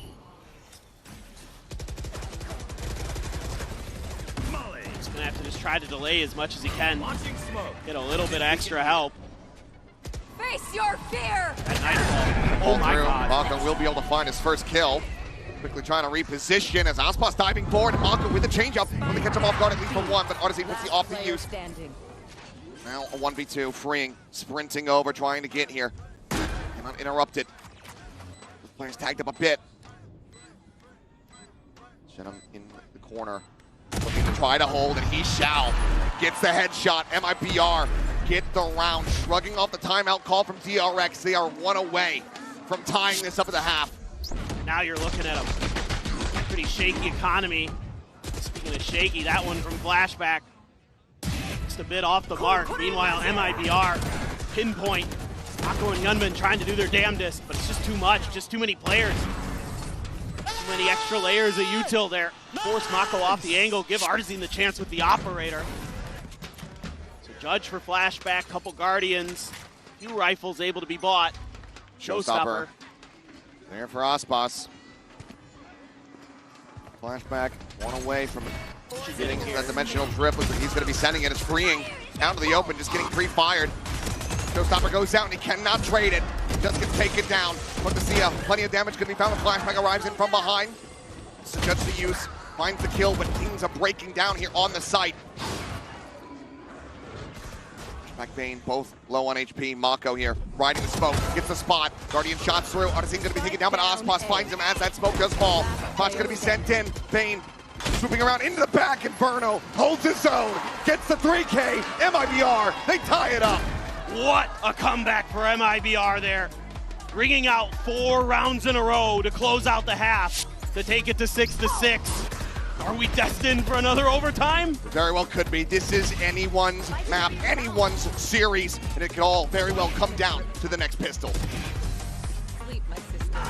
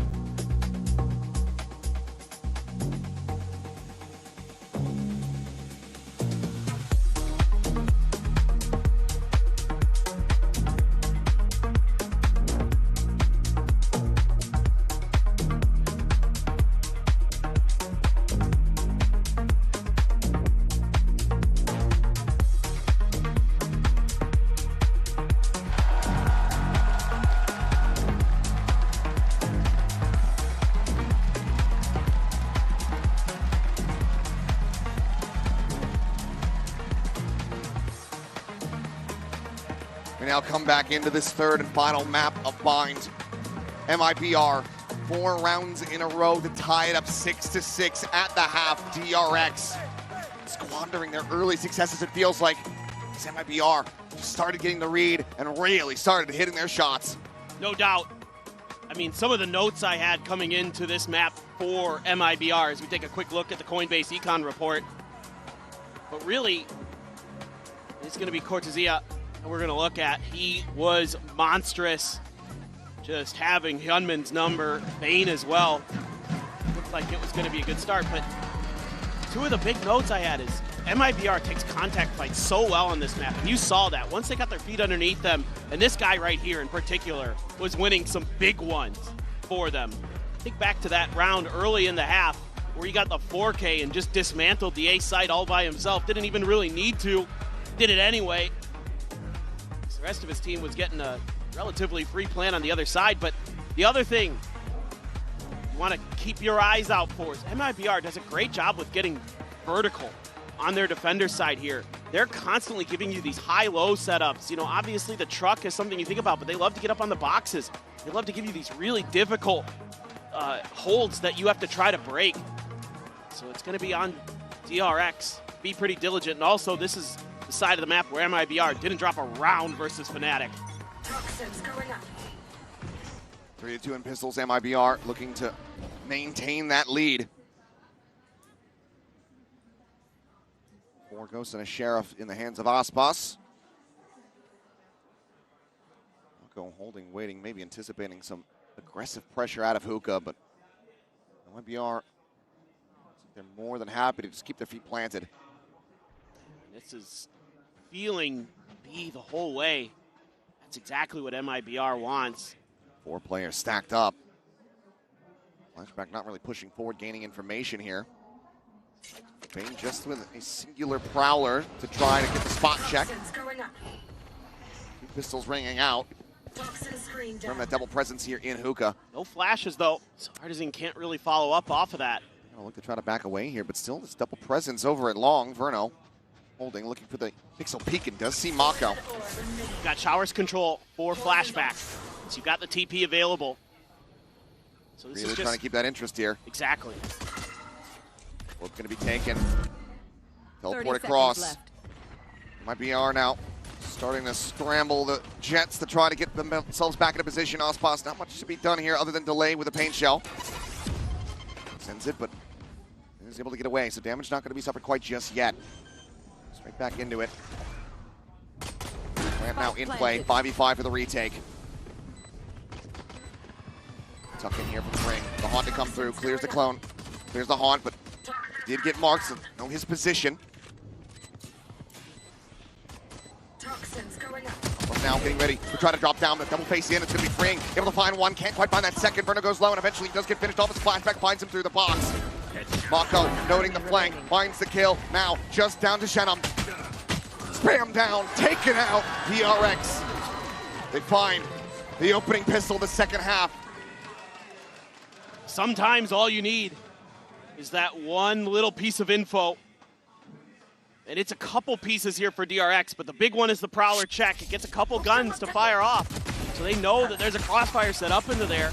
And with Flashback having free showers control for so long in that round, they know that they can put a couple players up into Long, keep the attention long enough that they can get over to the other side way before MIBR has a chance. And yes, they can delay a little bit with the util, but that's going to be extra util. They don't have to clear spots in the post plant. DRX so good in the post plant, in those crossfires. It's another B stack here for MIBR, but more free shower space. Flashback is very happily taking. Call to rotate could just come through. Spike now going to get scooped up, and yes, DRX making the shift back over towards short. Let's see if Cortezia can do any damage here.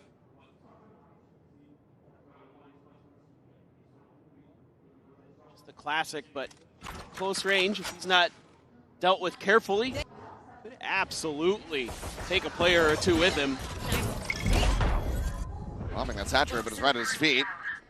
Cortezia able to get away from this one.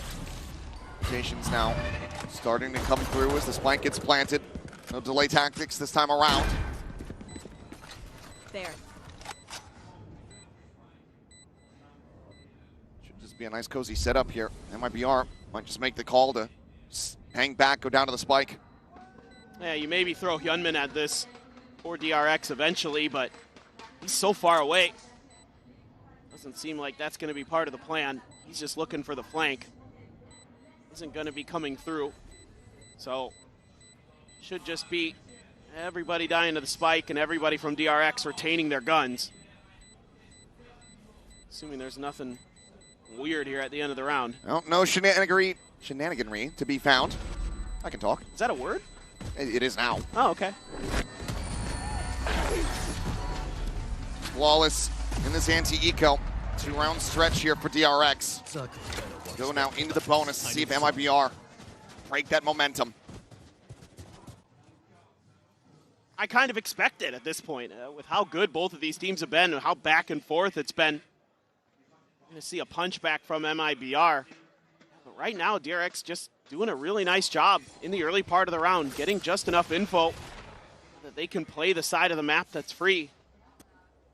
This time, flashback again, seemingly going to be taking a look at Showers with that Guardian, but he's going to be challenged. Smoke out early, though. That's from Mako to set him up. Ooh, ooh, ooh. Yeah, some minor damage there on the Cortezia. Prowler pretty much lets him know that they did get a little bit of damage. Flashback just holding on the opposite side of that smoke. Partizan seems so aware, though. Has to be. Plus up and over the top and on the jiggle peak. A little bit of damage could have been suffered. Express tagged up as well. DRX so far, though, not able to find any kind of kills. Flashback gets a little bit further in and finds even more damage. At the same time, Fring, he's slotted up just outside of lamps. I don't think that anyone from MIBR has a single clue.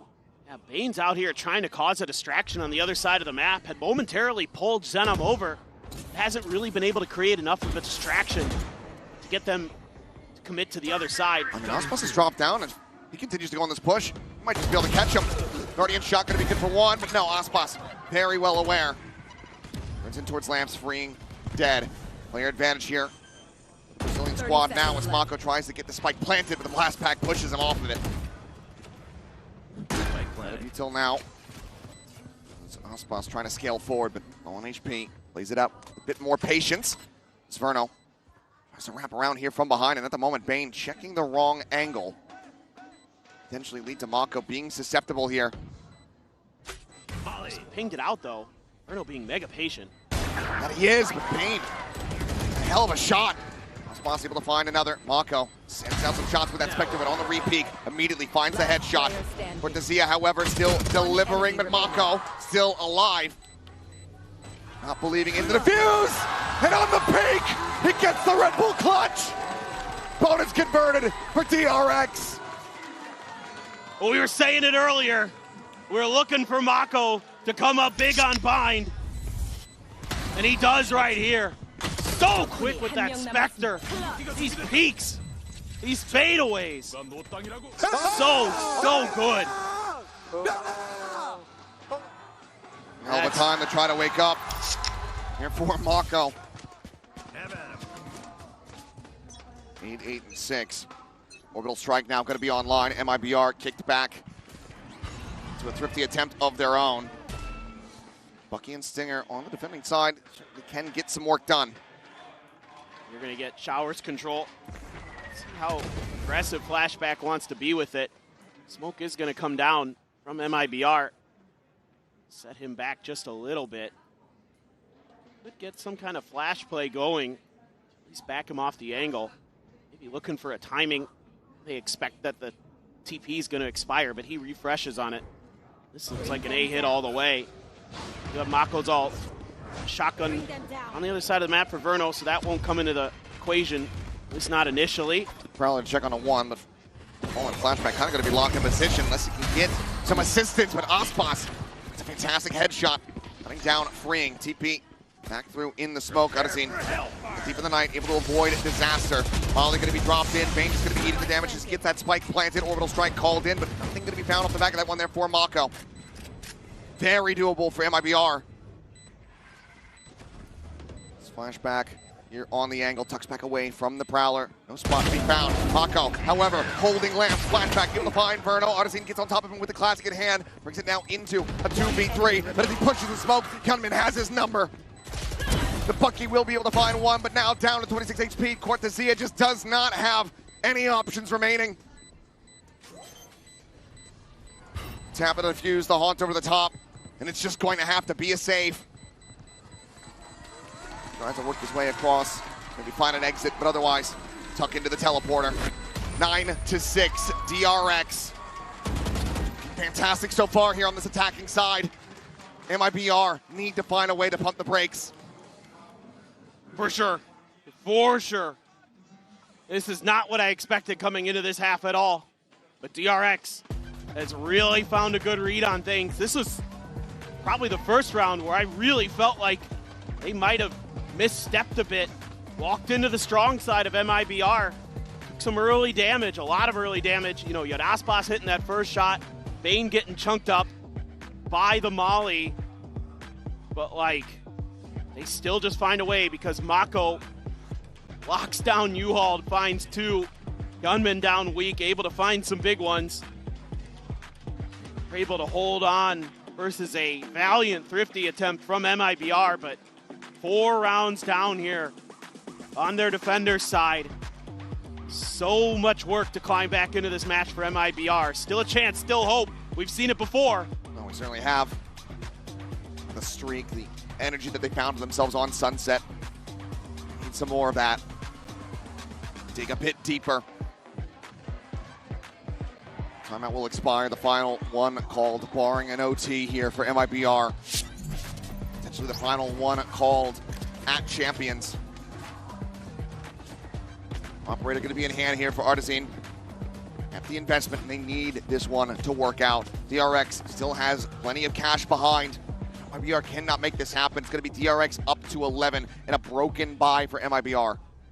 Exactly. That operator being entrusted in Artisan's hands. He's going to be locking down short A with it, but at least initially, this looks B all the way here. Prowler, that doesn't tell you too much. Bane's been sending Util over here even when it's been an A-side hit. The second one, still no movement from MIBR on the map. Cortezia, they're going to need him to come up big again. Way lane forward. Tries to hit the saturate. Drop down does come through though. Cortezia able to escape, life intact. Snake Bite here at the ready, sends it over towards Garden. Tucks back over towards the box, but just dropped down into the seas. Okay, however, will expire as DRX just haven't really found a way in. It's been just a dump of util from both sides. The one that MIBR certainly profit from. Yeah, they're going to spread the map a bit now. But you don't have any control on the other side. So you have to clear everything behind you, and that's exactly what they're doing. Spike is still in hand. Here for Mako. This end up being a TP play here, perhaps. Ball going up. Prowler getting the spot. God, that TP would be risky. Just jump across. At the same time, Aspas. 30 seconds left. Dead here on the site. Striking out. Past Dice, but Artisan able to strike back. Finds Hyunmin.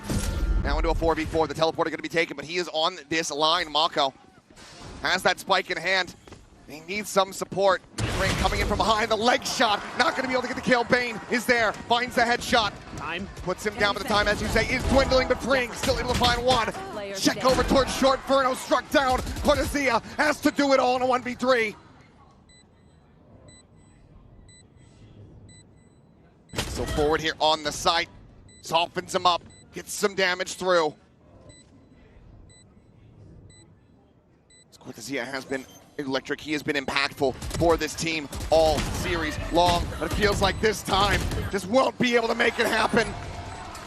11-6, DRX, 2 rounds away from punching their ticket into the top 4 for the first time since 2022. I mean, the patience, the coordination from DRX coming through so nicely in this round.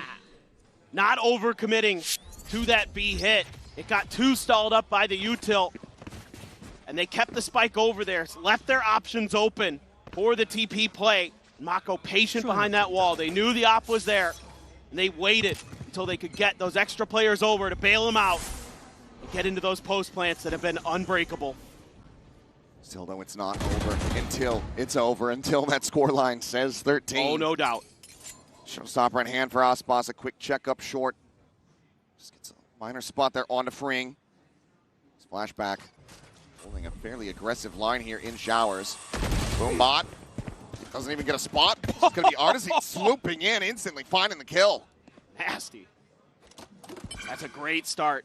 Now, I think as DRX, should be thinking about trying to pick up the pace a little bit somewhere on the map, but they're maybe misreading the situation. Thinking that it could have just been the Yoru solo. Oh, what a find for Hyunmin. Doesn't even hit him with the saturate, just is able to find that headshot right there through the bottom of the window.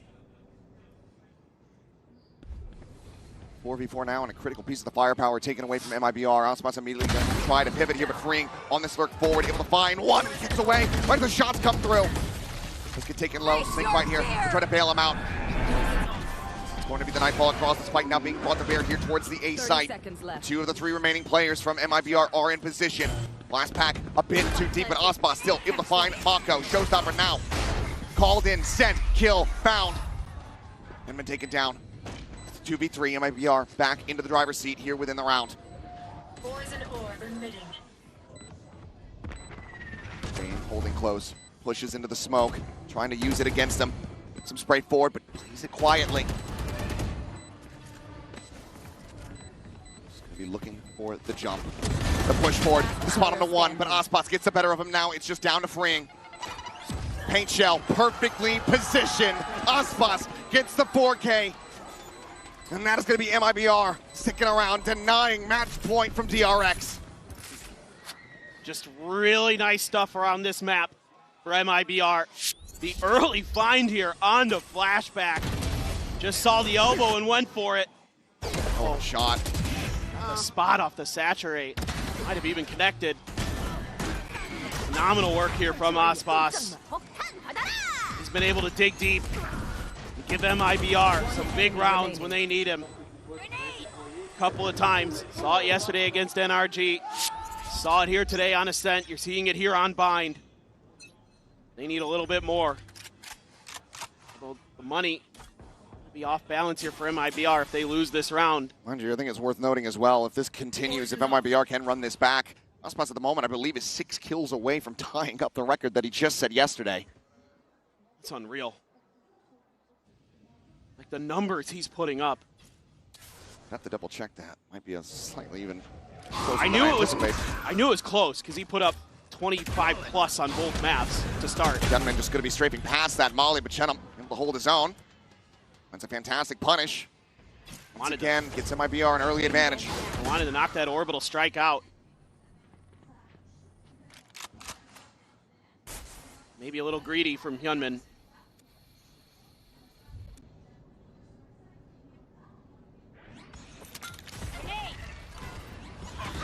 Shell sent, orbital strike to greet them here at the door. Forces the exits. They've not gone far. Flashback now.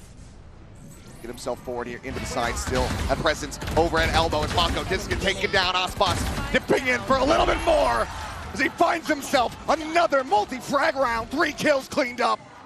He is keeping them afloat. Just great presence of mind from the MIBR players. Mako, yeah. Excuse me, Ospas here doing a great job, but it's the kill that can't be found on the Zhenom. Kind of throws a spanner in the works here. DRX was committed B the whole way. DRX wants to take some time. Use the last time out here of regulation to try to avoid that overtime again. Now MIBR is streaking, and you've got to put a stop to it. You have come oh so close now. You don't want to give them any extra breathing room. You're going to have so many ults as DRX. Economy's going to be a little bit off. So you're going to have to kind of scrape together some semblance of a buy potentially if you think that you can commit with these ults. Turn this thing around to give yourself that match point. Send yourself into that 3rd, 4th place match. That's what this is all on. And Fraud looking to rally MIBR. Gonna keep them in this, keep this momentum rolling, keep this hot streak going.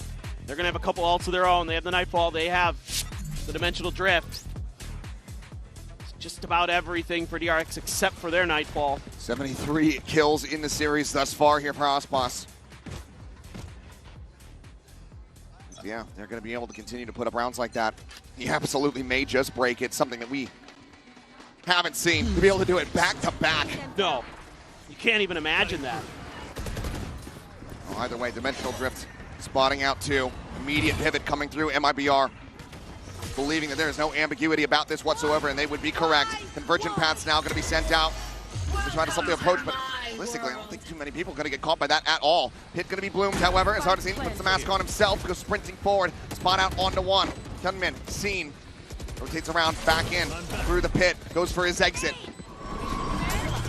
Nade lobbed up over the top, Bane, the Cade down low, still managing to find one, but Chenem, Cortesia, Aspas all fighting back. Bring sends out the bite, finding one, Aspas going to be struck down, the orbital strike going to be called in, but Mako now all alone, fishing, finding one with the defuse, being stuck, has to clear the angle, has to clear Chenem, and he cannot! Stellar pace from MIBR here. The Nightfall, so impactful. The Dimensional Drift, getting all the information they need to start flooding through the pit. They clear showers. Aspas goes diving on top of the box, finds a big kill. And that orbital strike can't find anything, but Freeing trying to get the hell out of there.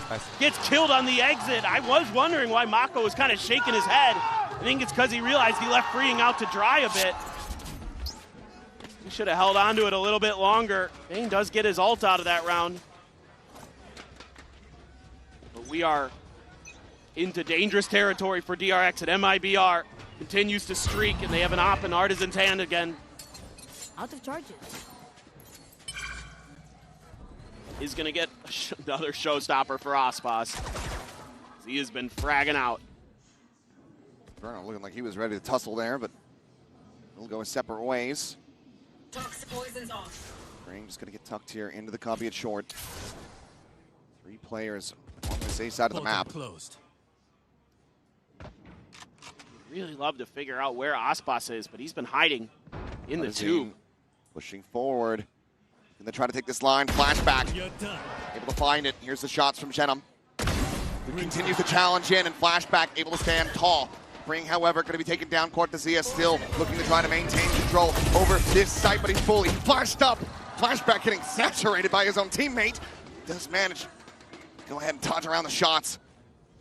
3 kills for him. Spike now planted. Nightfall going through, gets a connection only onto Verno. Aspas here. Likely still needs to find a bit more to try to invest the showstopper. Smoke and shower dissipating. The op scooped up, and flashback gets the jump peak. It is on for the ace. Goes for the quick little flick. Cannot find it. Swaps to the Vandal. Hyunmin trying to bait him in. But Aspas completely, utterly contained. Dead. The ace is there. DRX are up to match point. What a round from Flashback. He's had a little bit of trouble at times in the showers, but this time there is none. A beautiful clone flash play. Even though he gets saturated, still finds the kill. And the ace onto Aspas to seal the deal. It's just a wise nod here from Termi. Acknowledging the efforts here of his team, but it is still not over yet. Time to jump. That pit is there for the defending Viper. The showstopper is still not burned. There is no breathing easy until the series is done.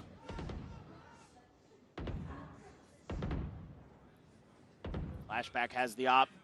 They just take more space than the showers. These are really the rounds that have been difference makers for DRX, is relying on this Yoru. He's going to be one away from his ult. TP's out. Might be able to get the Dimensional Drift if they can successfully march forward, assuming it hasn't already been claimed. It is not. So that's going to be another big ult for them. Aspas still with that showstopper. He's rotating over. He's going to have something to say about this. Could he make a play off this tap? No, going to hold on. Flashback going to pass the op over to Mako and go in. Swap of the rough weaponry, the Dimensional Drift now going through. Might have spotted that paint crash coming out. of Hookah. So we have information on the enemy Yoru. Either way, Showstopper is out. Flashback is just right there in front of it. Gemmin now going to be taken down. Shenum able to find the shots on the Bane in this round. Has certainly gotten away from DRX. Mako to try to collect that spike. Looks like he is able to do so. It's undetected in that regard. But he is nowhere near being able to try to get a plant. 10 seconds left. None either. Just takes the teleporter across. He's got to save. Oh, I thought for a second. Oh, this is worse. Ooh, grabs that up. Look to see though, unable to find it. The operator does go ahead and get carried over, but MIBR still breathing, still fighting, still persevering. Trying to claw their way back in to another overtime. Beautiful read here. All the right pieces in place. Knowing that after that second orb tap, that Flashback was going to be going for the ult. They're in a perfect position to smother out that V hit. It's been the area where DRX hasn't been able to really find too much success. Back into the A well we go. Challenge.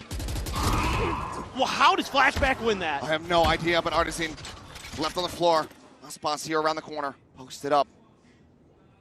Posted on top, but DRX, they get the kill, they pump the brakes, they slow things down on this approach. These are these high setups, playing with the verticality of the map that MIBR likes. They're going to put Aspas into a trusted position. Could very well go on red. Gemmin does have that Bucky. If he goes diving forward over towards Lamps, if he doesn't check to that right-hand side. Exactly. Absolutely could be. Two players potentially from DRX getting dismantled. Prowler, however, he gets the scout, the push out, Flashback still surviving. Push forward into the smoke, Shenum trying to fill some space. But he's just gonna get timing shot, Bane just getting a read. 5-2, MIBR. It's all down to Verno, the Cortesia.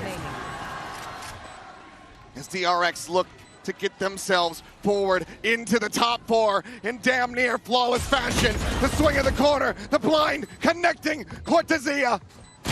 Needing to do it all, but he cannot! DRX get it done in 3! They advance to the top 4, where they will once again participate in the RX Derby. The sins of a bygone era forgiven. For the first time since Champions Istanbul, DRX pushes past that 5th, 6th spot at a global event. They have finally broken the curse after oh so long. A step further than these players have ever been before, aside from Mako, has had a taste of that success, and he's been hungry for it ever since. Had to sit back, had to watch his former teammates in Stacks and Buzz go on to win an international. And he's saying, this is my time. I'm gonna give it my damnedest.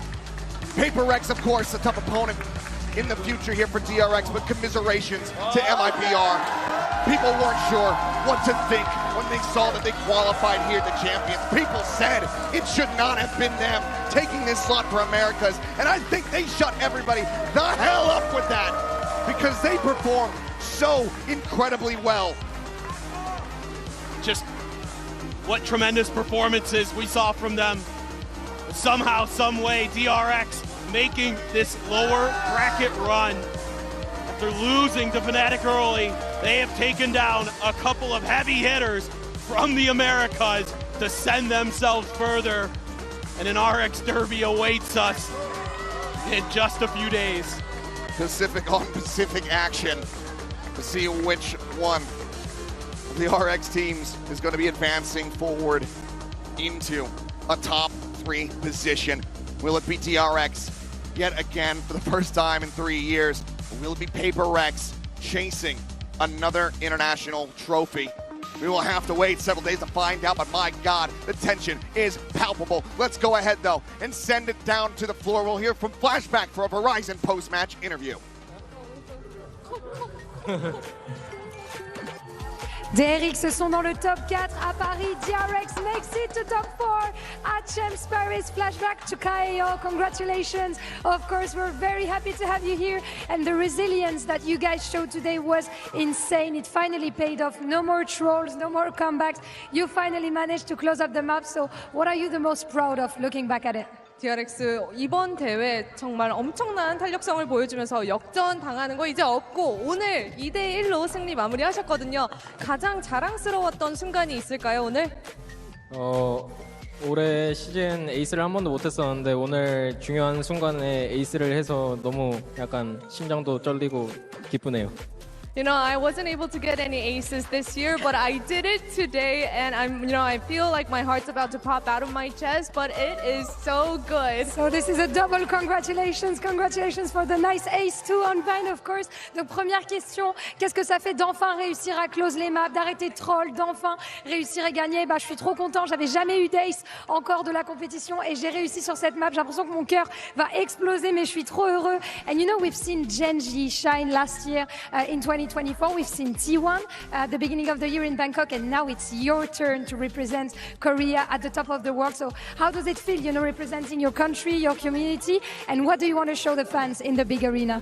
2024년에는 젠지가 한국을 대표했고 올해 초에는 T1이 빛나는데 이제는 DRX의 차례가 왔습니다. 더 큰 무대 탑4에서 어떤 모습을 보여주고 싶으신가요? 그냥 전체적으로 저희 한국이 되게 FPS가 강하다는 걸 좀 보여주고 싶고 저희 팀 모두가 이제 즐길 수 있는 경기 만들고 싶습니다. You know, I just want to show that Korea is a really, really strong FPS country and that we are just going to have fun and it will be a floor for us to just, you know, show off that we can actually have fun on stage. Yeah, and you guys are having fun on stage for sure, and we can see that. Une deuxième question, c'était au tour de Genji de briller pour la Corée en 2024. T1 au début d'année, c'est enfin le tour de DRX. Donc qu'est-ce que ça fait de représenter son pays? Et ben, je suis trop fière. J'ai envie de montrer qu'on peut s'amuser, qu'on est une région, un pays très très fort à Valorant, et je pense que ça s'est vu. And last question, you're going to be facing PRX in the lower bracket, so you're going to have to sentinel diff Davai. Do you have anything you want to tell him before the match? 또 익숙한 상대 PRX를 만나게 되고 같은 감시자 다바이 선수를 만나게 됩니다. 다바이 선수에게 하고 싶은 말이 있으실까요? 오늘 경기도 너무 수고했고 다음에 같이 만나는데 좀 재밌는 경기 만들고 싶습니다. 파이팅 같이. 파이팅. Did you get that? Yeah. You know, congrats on your win today, and let's have fun together. Fighting means let's go. So good luck to both of us. Good luck to both of us. Very nice words from you, Flashback. Donc dernière question, tu vas devoir affronter PRX et peut-être Sentinel Div Davai. Donc est-ce que tu as un mot pour lui? Et ben j'ai envie de dire, ça va être toujours un beau match. C'est une très belle équipe. Bravo à votre victoire pour aujourd'hui et bonne chance finalement, bonne chance à nous deux. Thank you so much, Flashback. Shkaeo again. Kamsahamnida. Thank you for the translation, Bella, of course. And we're gonna. This was our last day at Les Arènes, by the way. So thank you for having us on stage for these past 3 weeks, and we'll meet you in a few days at Accor Arena. Follow us. And there you have it, folks. DRX managed to punch their ticket to the big event next week. GB along with Brent here. We're going to have Hyunmin joining us in a little bit to talk about that game. But let's talk about just well, first things first. Like, let's do some commiserations real fast for MIBR. Yeah. Because, this was a team that they weren't even supposed to be here. And they got here by champs points. That's what I mean. 4th seed of America, and they went all the way. They came this far. I think they will reflect on this and be quite proud of themselves. But at the end of the day, one team had to win, one team had to lose, and the team that won ended up breaking all sorts of margins as well. So listen, we got to see DRX finally breaking that 5-6 curse. Yeah, and it's exciting. And now we have someone from DRX joining us here now. It's Hyunmin. What's up, buddy? How you doing? Oh, we got to turn on his mic real fast, guys. We got to see. I think we got the right mic. We'll see. There we go. I'm doing fine. Good. Congratulations on the win. That must have been very stressful. Yeah, so we were up 9-3 on the first map, but we lost, and we were able to come back the second and third map. So one thing I noticed every single time, because we would walk up here when you guys would come out to like kind of talk in between maps, it felt like the spirit, the joy, you guys were always happy coming out, even in the losses. Was that purposeful? Did you guys want to make sure that you were keeping a positive mentality and the spirits high across this series? So when we came into this tournament because it was like a underdog feeling. Yeah. So we came as like the 4th seed for Pacific. So our mindset was let's just have fun every game, like win or lose. Yeah. So I think that was our mindset today. Yeah, I mean, it clearly shows you guys are so confident out there. I think I was a little bit worried watching you guys after your losses when you got knocked down as well, wondering if you're going to be able to bounce back mentally. But it seems like the whole team is popping off, firing off on all cylinders. Like sometimes it takes, you know, that extra effort from some individuals, but your team overall, like, have you felt that in terms of the culture? Like you already said, I guess it's been, you know, you've just been taking it one game at a time. But do you feel like there's something different about this event here and now, especially now that you made top 4? It's actually surprising that we're top 4. Yeah. Yeah. Was that the goal of the team coming into it? Like, how far did you guys want to push?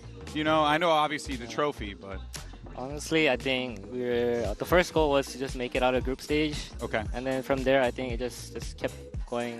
Like, let's just win our next game. Yeah. One game at a time. Yeah. No, makes a lot of sense. You personally were playing amazing, by the way. Do you feel like this team has kind of set you up for success in the long run in your career? Because this is the first time that I've really been introduced to you, and everything that I've seen, you're unbelievable, bro. Like, truly a phenomenal player. So do you feel like there's more to give for you as well as you get ready for the big event? I still think that I'm not showing my best performance. Wow. But I think when excited to see what your best is then. Yeah. I think if I can reach my full potential, I think we can be a much better team. Yeah, and thoughts on playing against MIBR, their style, coming into this one, going up against Aspas as well. Was there any, you know, like added pressure, feeling like, hey, I'm going up against this guy who many consider to be one of the greatest of all time? After we made playoffs, as a team, we knew that every team that was left was like a very, very strong team. Yeah. So we just came into every game thinking that it might be a hard game. We need to fight for the win, and I think that was our mindset. Okay. Okay. Yeah, honestly, you guys have been popping off as well. I know PRX was saying that they were crediting you guys for helping them as well a lot. Have you been scrimming against them a lot as partners? Not much. Sometimes we do scrim them. I think, I guess, playing with each other, we just learn a lot more together. Yeah, for sure. Yeah, are you excited to play them again in the lows then, as like this regional matchup between the two of you? It sucks that we have to meet up and one of us lose, but I think we just have a fun game. Yeah. Do you feel like you guys are a better team now than even when you guys were facing against them in the regular season? Yeah, I think we're a much better team now. Yeah? Yeah. Awesome, man. Hey, dude, I'm really happy for you. Congratulations. Thank you. And are you excited to play in front of all those people? Yeah. It's going to be intense, Yeah, but I have no doubt that you're going to meet the moment, man. What we were seeing from you today, if you say that's not your best, then, brother, when we see your best, I cannot wait. I truly cannot. Yeah, but thank you so much for joining us, guys. Of course, this is Huntman here with joining us. We got to say goodbye to MIBR, of course, the squad who fought tooth and nail in the Americas to get to this point, but they fought valiantly without a doubt. But in the end, though, right, and also Heretics, do want to give commiserations to Heretics as well. One hell of a year for them, too. A lot of ups and a lot of downs, but we'll, of course, be seeing them, hopefully, you know, a lot of these players going into next year, right, Brent? Yeah, for sure. I think Heretics as well, obviously they're going to be disappointed where they landed here because they reached such high peaks on the previous year. I mean, they made the back-to-back finals. They weren't able to bring it over the line then. Yeah. But I think it's difficult to quantify because they're probably going to be always comparing themselves to the previous year. But at the end of the day, they also made it further than they really ever have this year. Yeah. And so that's really what they're going to have to measure themselves off of. I hope they do at least and they don't beat themselves up too much. And MIBR, I mean, I was hearing it from Frod before they even got here. They didn't expect to be at champs. They didn't really think they deserved to be at champs, but they said they were going to make the most of it. This is definitely them making the most of it. Oh, I mean, listen, sure. they went far. They put up incredible performances against some of the best teams in this tournament. Yep. So I think they can be reflecting on this and be proud of the performance overall. And listen, they went up against PRX when you guys are just firing and popping off, Yeonmin, on all fronts, to be honest. Really putting it together. Like, the inexperience doesn't show at all with your roster. You wouldn't think that you have, like, a lot of rookies in your team based on how often you're able to drag it back from deficit rounds as well. Yeah. Yeah. Hey man, we're just bigging you up. We're just gassing you up before you go onto that stage. One question though. Yeah. Are we gonna see a hat change for A-Core Arena? Or are you gonna stick with the same hat? So after Giant X lost, Westside gave me a message and said, keep the legacy alive for the wingman. Yeah. That's so cool. So I think I'll just keep on wearing my wingman hat. Nice. All right, well, do it for Westside. Do it for the homies. That's awesome stuff there. Well, that's going to do it for us, folks. And there you can see Friday, big matches across the board. Our upper bracket final as well as our lower semis, where you'll see this guy on stage going up against PRX. That's going to do it for us here at Les Arènes. I think I got it right the last time. Don't ask me. Come on, Brent. I relied on you. I'm from the UK. Don't ask me. A big thank you to everyone who came out here to join us to watch some of the greatest Valorant be played on the international stage. But we have so much more to show you, and we'll see you on Friday at the A-Core Arena. See you then.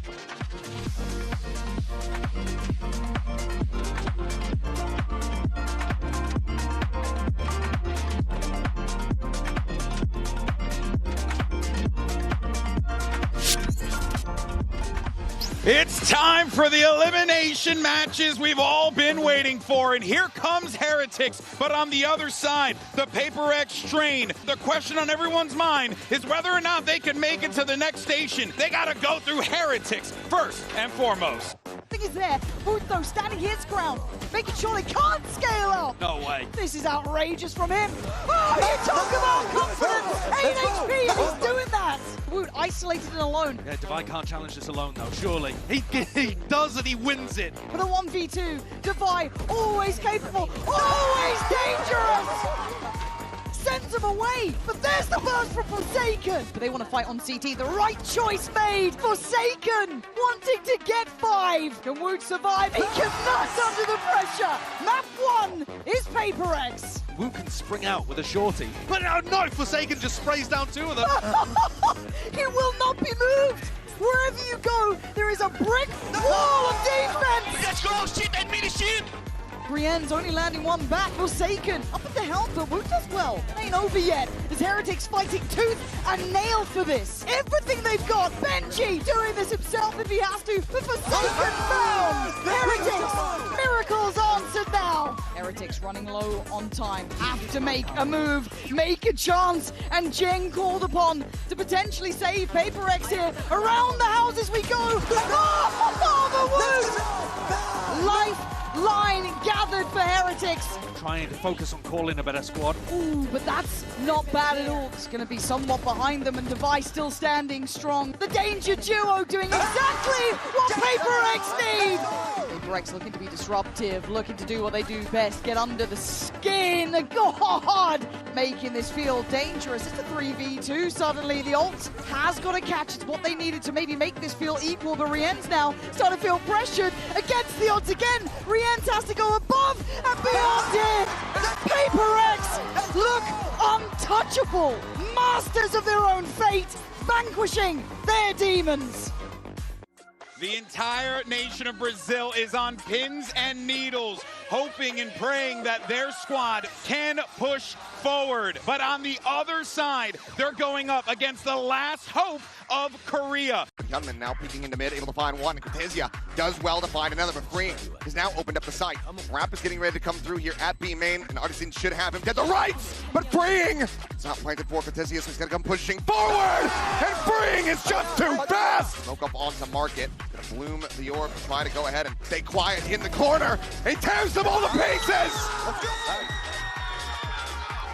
Frantically trying to find this damage. Verno quickly scaling forward in behind them, and no one's paying attention. He's just running at him. The swoop coming in, Freeing. He's actually able to find Cortezia as well as Shannon, but Verno still alive, still breathing, still dragging. PRX gets smothered out of Sunset. His MIBR recover in the biggest way possible. Push coming through, and there's the shutdown. Both of them utilizing him so well, but Bane able to collect as he run out of bullets, but he's down to 8 HP. Young Gun, the Green Celsius versus the GOAT himself, and he's had him outdone. Try to get Gunman out of this fight, and he's done just that. The knive's now going to be popped. Looking for this check. As Freeing loses his head. Aspas looks to send this into OT, and he has. Unbelievable. Going over towards Switch, but freeing, tucking in to a different position, able to find two, who are now going to be broken. Bane finds the eliminations, and suddenly it's just Verno, and he cannot make it happen. Y'all better strap in, because this series is not over yet. So judge the use. Finds the kill, but things are breaking down here on the site. Aspas finds him as that smoke does fall. Pot's gonna be sent in. Bane swooping around in the back, and Verno holds his own. MIBR, they tie it up. Mako sends out some shots with that Spectre, but on the repeat, immediately finds the headshot. Cortesia, however, still delivering, but Mako still alive. Not believing into the fuse, and on the peak, he gets the ripple clutch. They try to take this line, flashback, able to find it. Here's the shot from Chenem. He continues to challenge in, and flashback able to stand tall. Smoke and shower dissipating. The op scooped up and flashback. But Aspas completely, utterly contained. Dead. The ace is there. PRX get it done in 3. They advance to the top 4, where they will once again participate in the RX Derby.